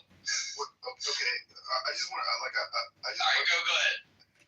Did anybody say anything about reparations, like this whole time? Like, did I say? Not yet. No. We haven't brought that up yet. Okay, so universe is just kind of like making false claims and kind of like projecting. Seems like. I mean, yeah. No, I'm playing 3D chess. I'm 3 moves ahead of you. And I live in Chicago, where our mayor is constantly reminding us that white people have to pay black people in the city reparations, a black tax, a reparations tax. So don't tell me that I'm projecting. I'm witnessing and observing your racist bullshit, your racist traitorship. It's all criminality, fraud, and taxation. Taxation is theft. I rest my case. That's interesting. Yeah. But what he just you're doing overgeneralizations. Okay, go ahead, Greg. Well, what he just said might slightly counter what I was about to say, which is when a person, any person of any background, vies for a leadership position in American society, whether that's mayor, governor, or even president of the country. When they're campaigning to get people to follow them, they wouldn't use rhetoric like I am doing this for the Asian people or for the white people. That would be a quick way to not get to that position, right? The rhetoric is always they are doing their if you elect me, if you vote for me, I will do what's best for all the people. And the point here is that there's a strategy to getting to that top leadership position. There's a sort of way that you maneuver into it. And there are ways that you convey certain messages. And any race of person can do that, is my point. An Asian person can do that. A black person can do that. A Middle Eastern person can do that. And so that is how people, reach leadership positions, is they know how to play the game in a way. So if white people have been doing this, and the vast majority of high-level, powerful, and influential positions in American society are occupied by white Americans, they've been left mostly unchallenged in these positions that usually multiple people would be vying for. So I do think that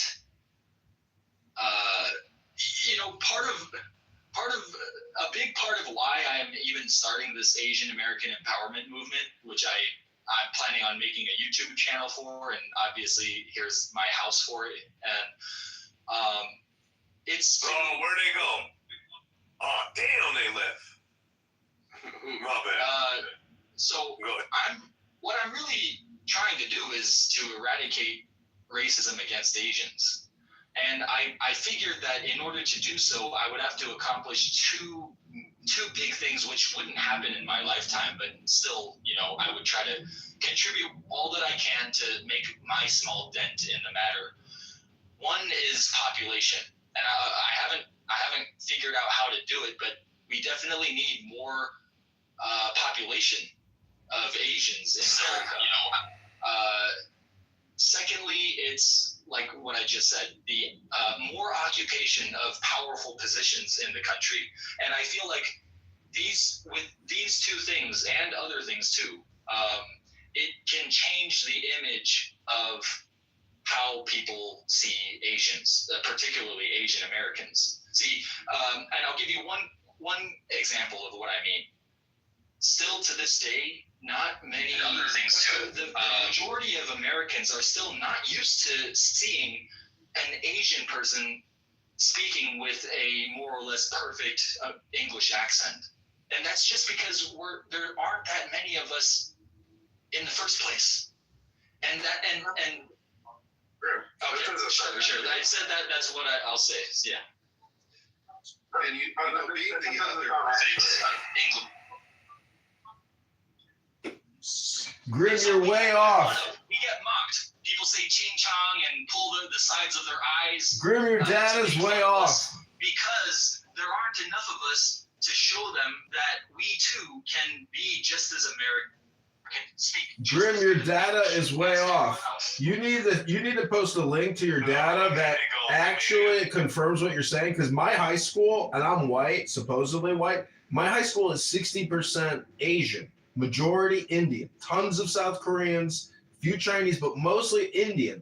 The Indians have invaded America for 40, 50 years now to a very high degree. And again, it's only because there's 1.3 billion of them. And with China too, there's 1.3 billion people in China. If you wonder why there's so many engineers, it's because of the law of large numbers. And there are so many Indians and so many Chinese. That's why you have so many engineers that come from those countries. I rest my case. There's only 6 million South Asians in America. You wouldn't judge high schools by the amount of Asians. High schools only. We're talking about roads. Yo, Grim, There's actually a lot more than that. It's just misidentified Asians. Grim, are you talking about the overt racism? No, because the bro was talking about, oh, my high school has got more Asians than fucking Pakistanis. All right, it's the Indians and the Indians. I'm talking about the whole range of racism. Are you specifically talking about like East Asians when you say like Asian American empowerment, or does that apply all over the board? No, it doesn't apply. So I have a simple, what I call the Asian test. It's very simple. If you look like you could be on the receiving end of like that crude Asian joke or humor that I kind of mentioned about pulling eyes and making fun of the way Chinese people sound. Or saying Ching Chong and all of that kind of stuff, right? Yeah. So there are 15 million Asians and 6 million Indians. 6 million South Asians, which include Bangladesh, Pakistan, Sri Lanka, countries like that. 6 million of those. Night King, would you make fun of these Chinese people with your nigger chicken loving lips? No, I wouldn't, you fucking gook, fucking Italian drag queen looking dumb bitch. So him, like Pepe here is like a narcissist, fake Italian, fake Mexican, fake Chinese person sometimes too. I just gave you a new character. Take it. I actually grew up in a community next to Asians and stuff like that. So there's a predominantly like Hmong population. As far as just like our Asian community where I'm at.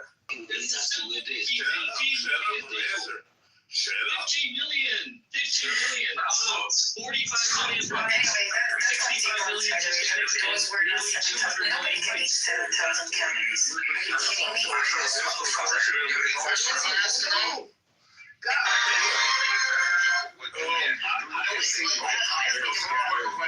Like the population, right?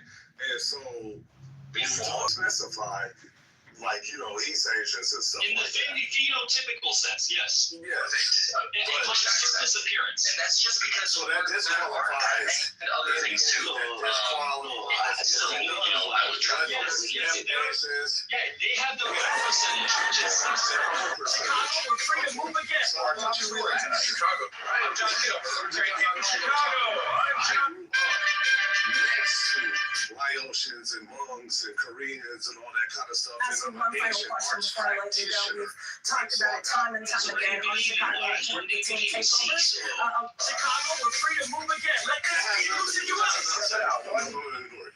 So, what I'm saying is, I learned like a long time ago, like as a little kid, like to have like a lot of respect for, you know, different communities and stuff like that. And I actually had a lot of Asian friends. So the people that you're talking about that made fun of them and shit like that, I used to beat they ass. I used to kick they fucking ass. We used to kill them on the playground. Not literally, but like beat they fucking ass. I get it. No, school. But you know, Grim, what you're talking about is Always be ready to survive. stereotypes. This is your moment to grab free necklaces. Tap here now. Answer 2 quick questions and we'll send them straight to you. Stereotypes. I would say find an Asian community distance against other people. So I know for a fact that your parents, they're like, don't bring a black person. He said he beats them up. Yeah. I'm not talking about that. Give me a second. So I know that your parents and whatnot, they have subtle racism towards black people and people of different races. So don't bring a black person to this house. Don't date a black person. You know, but doesn't that go on? Yes, you're right. Generally, but my parents are pretty cool, so they weren't like actually like detrimental racism. No. He's from a good place. But all right, hold on. He's not from a good place. He's a Sikh. All right, I don't think he's gonna. Who's a Sikh? I think I need to remove him because. Sorry, you like to seek. I meant like you like to seek. Sorry. You know what? I need to set a standard for a certain level of English proficiency. Purple, you're blurting out too much. Hey, I want to. Not that hasty. Not that hasty. Look at the Sikhs, yeah, like so, get him from. Bro, look, I got. Okay. Okay, so this is actually I wish Pepe could hear me. This is more for him, I think, than anyone. So I came to America when I was 4 in 1994, and I'm so thankful that I feel so lucky and fortunate that I got to grow up here in America because I grew up in this, great environment of such freedom. I've become the kind of person that I have, outspoken, bold, brave, and free thinking. Had I grown up? What is that the right? Had I lived in Korea all my life, I'm definitely sure that I wouldn't have turned out the way that I did. I would have been just another Korean guy among the crowd, nameless, just another nobody. But here, I was able to develop this personality and attitude that's larger than life, and it's thanks to America, here. So my point is that I developed this way because I grew up here, and I'm Asian. So it's possible for more Asians to also be like me. So the point is that the biggest reason why, the biggest thing you'll get out of Kitover. And that's because of the law. There's only one thing that gives us that joy. It's the law. And when you break the law, you have to suffer the consequences. But in this country, there are no consequences for breaking the law anymore. You're released on an ankle monitor, and then you go commit the crime again on the train. And you go light some girl on fire, or slice her throat, or you kidnap some white kid and abuse him in your house for weeks on end. There's no consequences in this country. It's because of woke Democrat judges. I rest my case. One more thing, because I think Pepe wants to say something. One more thing, just last follow-up comment there is, for all those who were born and raised here or born here, well, lucky for you. You consider yourself lucky as hell. And for all of us, the rest of us who claw our way to, start a new life in America, good on you. Your religion. Peter, your religion is life. Okay, once we're all here, native born or immigrant, it's go time. It's competition. So the last words I would say is let the best man win. I would say this. There's a bunch of things. So I think even when it's mostly white people, we still make racist jokes. Like, you see how I was talking? I mean, Knight knows me. He knows I'm playing. I don't talk to him like that in a serious manner. But like, we all do kind of make fun of each other. That is like what men have always done. We make like race jokes towards each other, and that includes accents, and we just make fun of each other. It's like, I think, kind of normal. And whites do it amongst each other in terms of whatever sub-ethnicity they are of European descent. And I'd say it's kind of interesting because, like, I went to a Catholic school. Now my elementary Catholic school, that was one of the churches that had a Korean mass. It had masses in Korean, and so we had Korean nuns and stuff. You had a few Korean kids, but I mean, my experience is that you said you're of Korean descent. Koreans are perhaps the most westernized in a weird way than all of the other Asians. And for whatever reason, they don't see, you have little Korean towns, but it's like, who hangs out there? It's like the old ladies and the old men from the old country. And that's like really all you see. The kids the first generation are almost completely assimilated. Unlike, where it can be a little bit different with the Chinese. Some of them do assimilate, but I would say often they're far more likely to remain in their little ethnic enclaves, and you would kind of see it. You saw it for a generation or two when it came to even the Vietnamese and Laotians and Cambodians and stuff. But yeah, it's weird. I don't really. Do you live in a place where there's even a Korean community? Or are you just one of the Koreans that, like the few that's sprinkled in amongst a bunch of other people? Someone way earlier asked me, where in California am I from? I grew up in Santa Cruz as a kid. And then starting in middle school, sorry for huffing and puffing, I'm almost done with my workout. I moved to Monterey and did middle and high school there. But I'm over here in New York now. But anyway, where I grew up in Santa Cruz, Monterey area, they were nice areas. And no, I've been there. I've been to them. Yeah. But yeah, there were Korean. I knew you were Northern Cali. I knew it. Would have bet my bank account on it. But I mean, I'm just curious. So you didn't pick up like the whites and Mexicans making fun of each other quite a bit? No. That didn't happen so much in the schools I went to. I grew up. I lived in a small town next to Monterey called Pacific Grove. Maybe. Holy shit! Really? Some of you guys may have heard of my brother and my brother's wife and niece. That is so crazy. It's a very nice area. Is he? Yeah, so they live in Grove. Yeah, more people will know about Pebble Beach, which is next to that too. Yeah. But no, I had a pretty good. See, what I tell people is I only really started to face way more racism. In fact, almost like, well, I mean, I did get little pokes and prods when I was growing up as a kid, but barely anything compared to once I became an adult. Because, people aren't going to really pick on kids in a racist way. But once you're all grown up, you'll face more of it.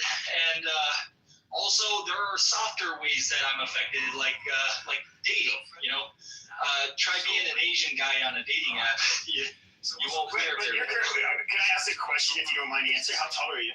No. I'm 5'6". 5'6". All right. Well, I mean, I'm 5'6" and a half, but of course I'll round down. But I would say that with Asians, I think that the biggest problem with them is that women in the West have like Western standards for like height and that kind of shit. Whereas, obviously the Asians are on average, a few inches shorter than us. And so, yeah, Koreans are kind of an exception. They tend to be a little bit taller. Yeah, I take after my mom. My mom's short.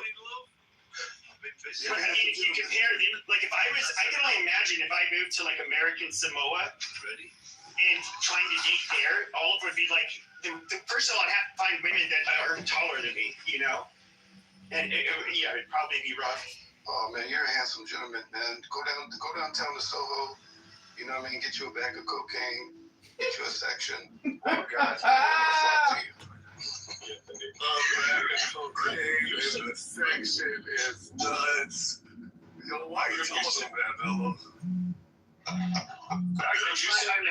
You're from Monterey and all that. That changes the game for me.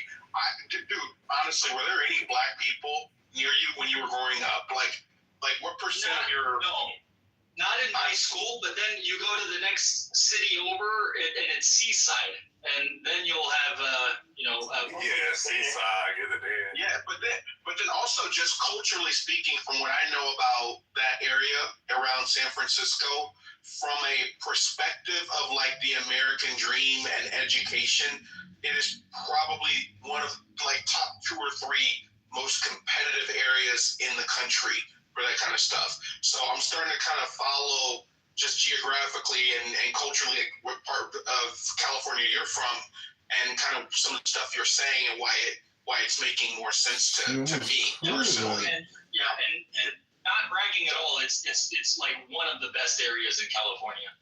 I'm aware. I went to University of Chicago, and we had a lot of kids. I hired a lot of kids from there actually. So one other thing though, man, that you're kind of saying, like you're giving your vision of like, this room, your YouTube channel, this and that. And I don't want to correct you because I'm not saying you're doing anything wrong. I've heard it all, so go ahead. Yeah, but there's some big factors that you're kind of missing, because to me, the way I'm framing what you're saying is, I think that you're not content with the power dynamics and the influence dynamics of Asian American men in this country. No, actually, I said it earlier. It's not even that. I'm not disgruntled by the low representation of Asians in powerful positions. It's about the racism that Asians get, and I thought a solution to that, one of the solutions is to have more Asians in powerful positions. Sure, but look, black people, we get racism. Hispanic people get racism. What's so special about you? I'm Because the way we get made fun of, it's like nails on a chalkboard. I've as far back as I can remember, I always detested it, and I always was so enraged by it. It's going to be part of my material, part of my content. That was my natural reaction. Therefore, I believe that is the correct reaction to have. Respectfully, I feel like to experience racism is to be American or to be foreign or to be not of the original people.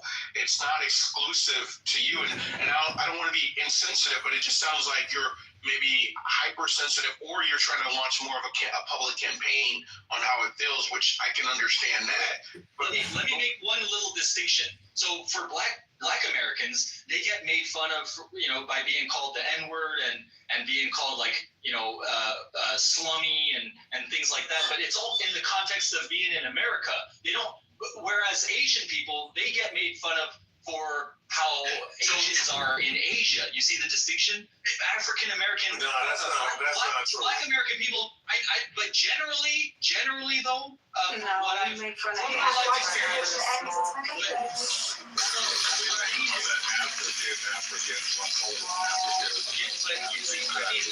you understood what I meant. I've hardly seen any Black Americans get made fun of, saying like, "Oh, look at Billy, you're like a Kalahari Bushman click-clack language." That's the question on in there. Like I called an African booty scratcher when I was a kid. Yeah, the Black Americans will make fun of the Africans, and us white people will make fun of Black people, and we will compare them to Africans and monkeys and apes. And what I think is kind of different about the Asian racism is, at the end of the day, white people have a respect for Asians because they're hardworking, they tend to be intelligent, and there's nothing bad with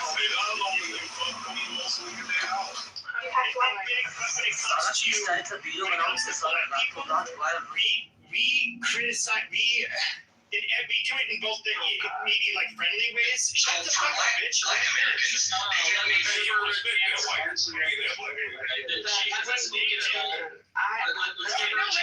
my point. She's trying to talk about the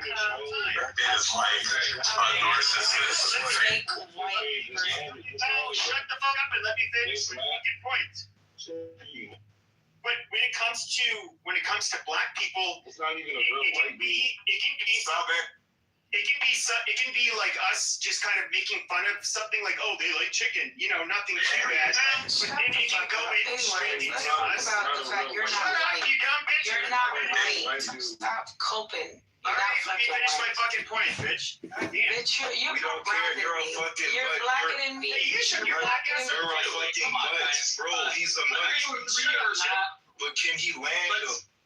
Okay, let's let him finish, and then Because he clapping his dick suckers like a little bitch. Yeah. Go ahead and get those black booty cheeks pounded. Shut the fuck up, bro. You're tapeworm. Just let him land, and y'all, we go back. I got shit smacked out of him, bro. You can finish, but just hurry up. We don't fucking do it. Okay, zip it, chimp. Now, all I'm trying to say is, but do you see most belittling and like DJ dehumanizing language to them, and then like when we end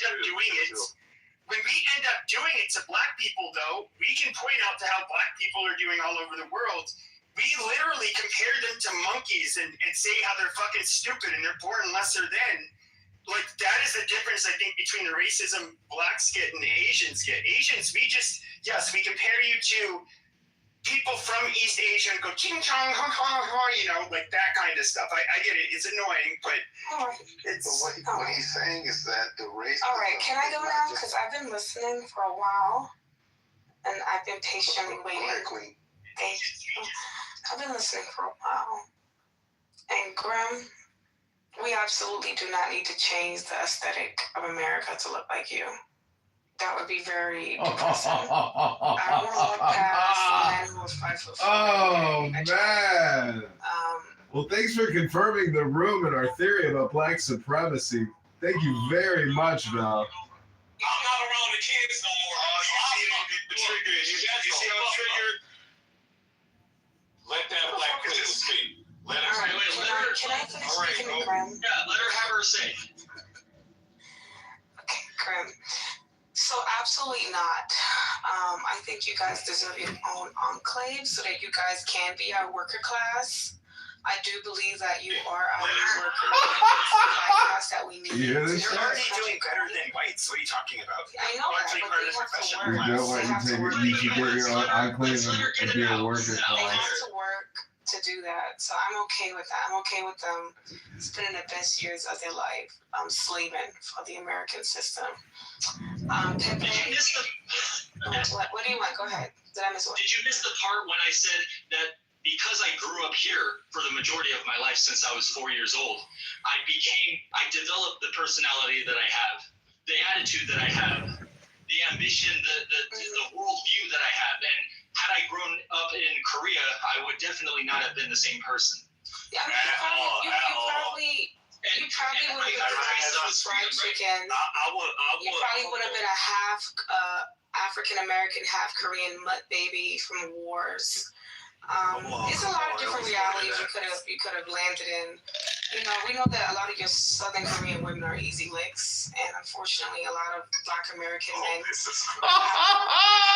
have population over there. So, I mean, I guess you do miss that by a little bit of a slingshot. But Grim, I'm just from listening to you for the last hour, and I've been very patient. We actually don't need you here. I heard you try to pronounce a couple words and you couldn't really do it. It's really embarrassing because I heard you in another one talking about the Black American accent. Okay, my response to you, look, this is my response. It's real quick and simple. Is go ahead and try and stop us. You're gonna stop yourself. You're Korean. You're Korean. Chinese people don't like you like that. You're coping. Chinese people don't even see you as an equal. You're coping right now. Wait, who's next? Because I want to get in here. You are the lesser class of. Excuse me, can I finish? You are the lesser class of Asians. Like Chinese people do not look at you as. They're the higher class of Asians. And the fact that. They're known for looking down on the Chinese. Why are we listening to this mixed race? The fucking Japanese. Why are we listening to this mixed race? Hold on. I got you back. I got you. This one. Okay, so Val, they are one of the higher echelon of Asians. He's from the Samsung culture, right? The Sony culture, right? The music, the K-pop, BTS culture, right? And so, hold on, because a lot of them over there own the masters of the people that you know, grew up listening to. One being Michael Jackson, right? Not the regular music. Of course. But they got it. No matter how they got it, they got it. They stole our fried chicken. I want to. All right, here. Cool. Okay. I just want to lay it out on the line right here where y'all sit. And that was an echelon of Asian. Harsh. Yeah. No, she's just a Black American woman. She's regular. All I'm saying is, hold on. All I'm saying is, where they sit though, far as like the hierarchy of Asians, would be more closer to the top than the bottom. Especially him. You're South Korean, right? They're at the top with the Japanese. Hold on. We got to get specifications. Grim, you're from a South Korean culture, right? I'll tell you like this. He would be North Korean. Hello. I didn't come from the country you can't leave from. So hold on. I didn't come from the country you can't leave from. Hold on. Wait, who came from where? My Hapkido teacher and my Taekwondo teacher was also from that. So you're actually in the more middle line. You're shit, man. You damn right. So 19, are you foreign? Wait, 19. Wait, are you a foreigner? 19? Because he said. No, I am. Let's not forget what Vel said here, which was incredibly racist. She said she wants you South Koreans to live in an enclave and to be the worker class. She doesn't like you, and she wants you to serve her, and you have to live separately. She believes in Jim Crow laws and slavery servitude to serve her. You heard it, I heard it, and I didn't know black supremacy was a thing. Those Thai lady boys look better than black women, though. That's the problem. Let me tell you. Historical context. That's just keeping piles of shit on my head. Now I need to say some shit. I got you. I'm gonna pass it right back. This man just said lady boys are more attractive than women. I said Thai lady boys are more attractive than black women. You're still a sitter leg. You not what that is. Just chill. Black women are built like linebackers. I don't need to be attracted to them. Oh man, now y'all are white. Than you, Pepper. Come on, y'all be right. White boys are flair. White boys are flair. That's why you don't get picked for sport. Order and I got my final response. Did you know that Grim is 5'4"? Hold on, he's 5'4". You're the affordable decisioning laws ended and shit like that. We actually were closer in culture, working together, right? Fighting together when it come to wars and all sorts of other shit. So that's why you can see what you mentioned, right? With the fried chicken recipe and all that shit. That shit was more than just Black America is still going over there. Yeah, but in World War II, they didn't war. In World War II, they didn't allow blacks to go to the front line and fight with the whites because they're there. No, but this is why we know. And the reason why is because we got a lot of confused men. The reason why is because they were afraid that the white people, the white troops would end up shooting the blacks. That's actual fact. You would have never. Yeah, but we know this. It's well admitted. You don't know it. You had to learn. It's literally, it's been fucking proven. What the fuck are you talking about? It's part of our history. It's part of our history. They never let black troops fighting on the front line with white troops. The only black troops that could fight on the front line were by themselves. They were never allowed to go with white troops. What I'm saying is the epitome of a tether. Oh, by the way, they did. By the way, yeah, but when it comes to Hispanics, Native Americans, and Asians, they fought on the first lines with whites. And who did you fight with? Because your ass ain't you. No, we're talking about the history of the United States when it came to you're trying to say like no, because like we didn't always fight together. I mean, let's just be real. Aren't you from Corsica? No, I was born here. Stop lying, there. You said you. It was a troll. Nah, nigga. No, it's not a troll. He's actually from there.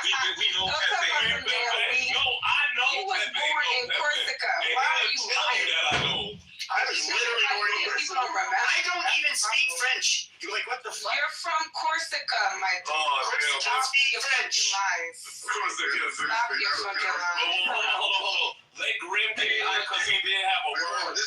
You like a light skin fucking nigga with a tight haircut. What are you talking about? I got this great speech I kind of put together in my mind. I don't know if it'll come out right, but if you'll allow me, maybe it'll be a few minutes. I don't know. Okay, so the first thing I would say to you, Belle, is we're not going to stop coming. We're going to keep trying to come. And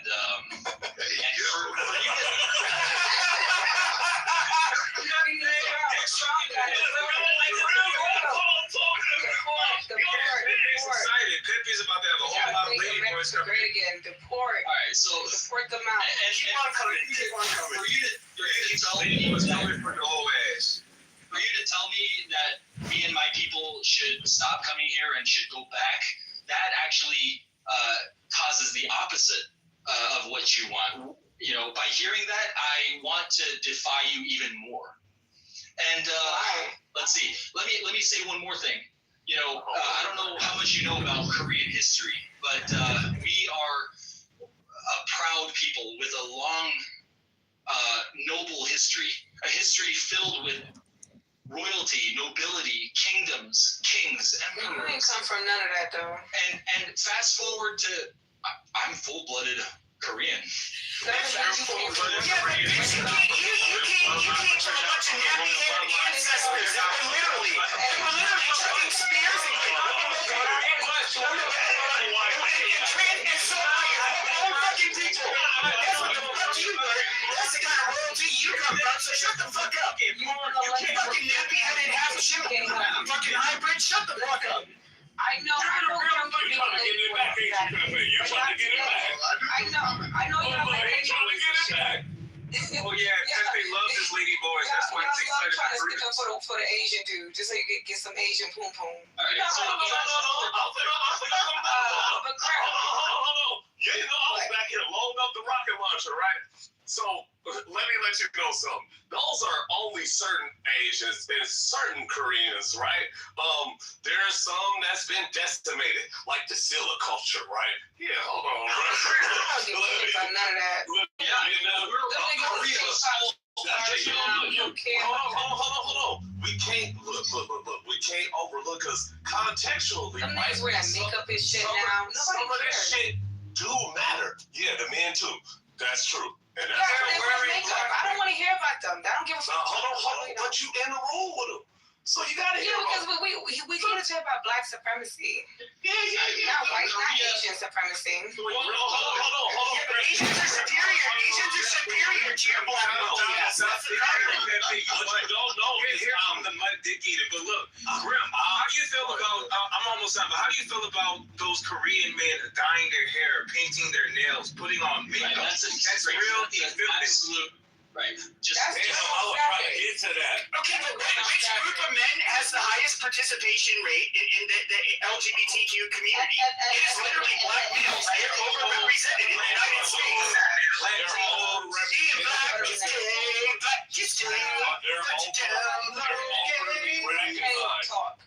Can't even talk right. Go ahead, girl. You want to? Bless all folks. Shut up. Yeah, go ahead. Let this nappy-headed sister speak. Yeah, because she talking shit to me and I'm trying to take off her. 5, 6, like think about this. Imagine if every man in this country was like 5'4", like. You know, technically every war is actually just a spear chucker war.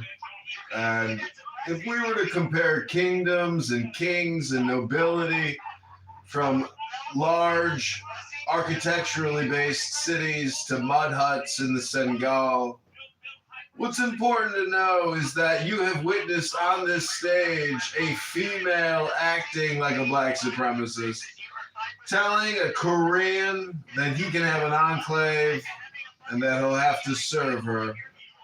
Looks like we've done this science experiment. We've proven our hypothesis. Congratulations, Grim. He can't get his message out fully.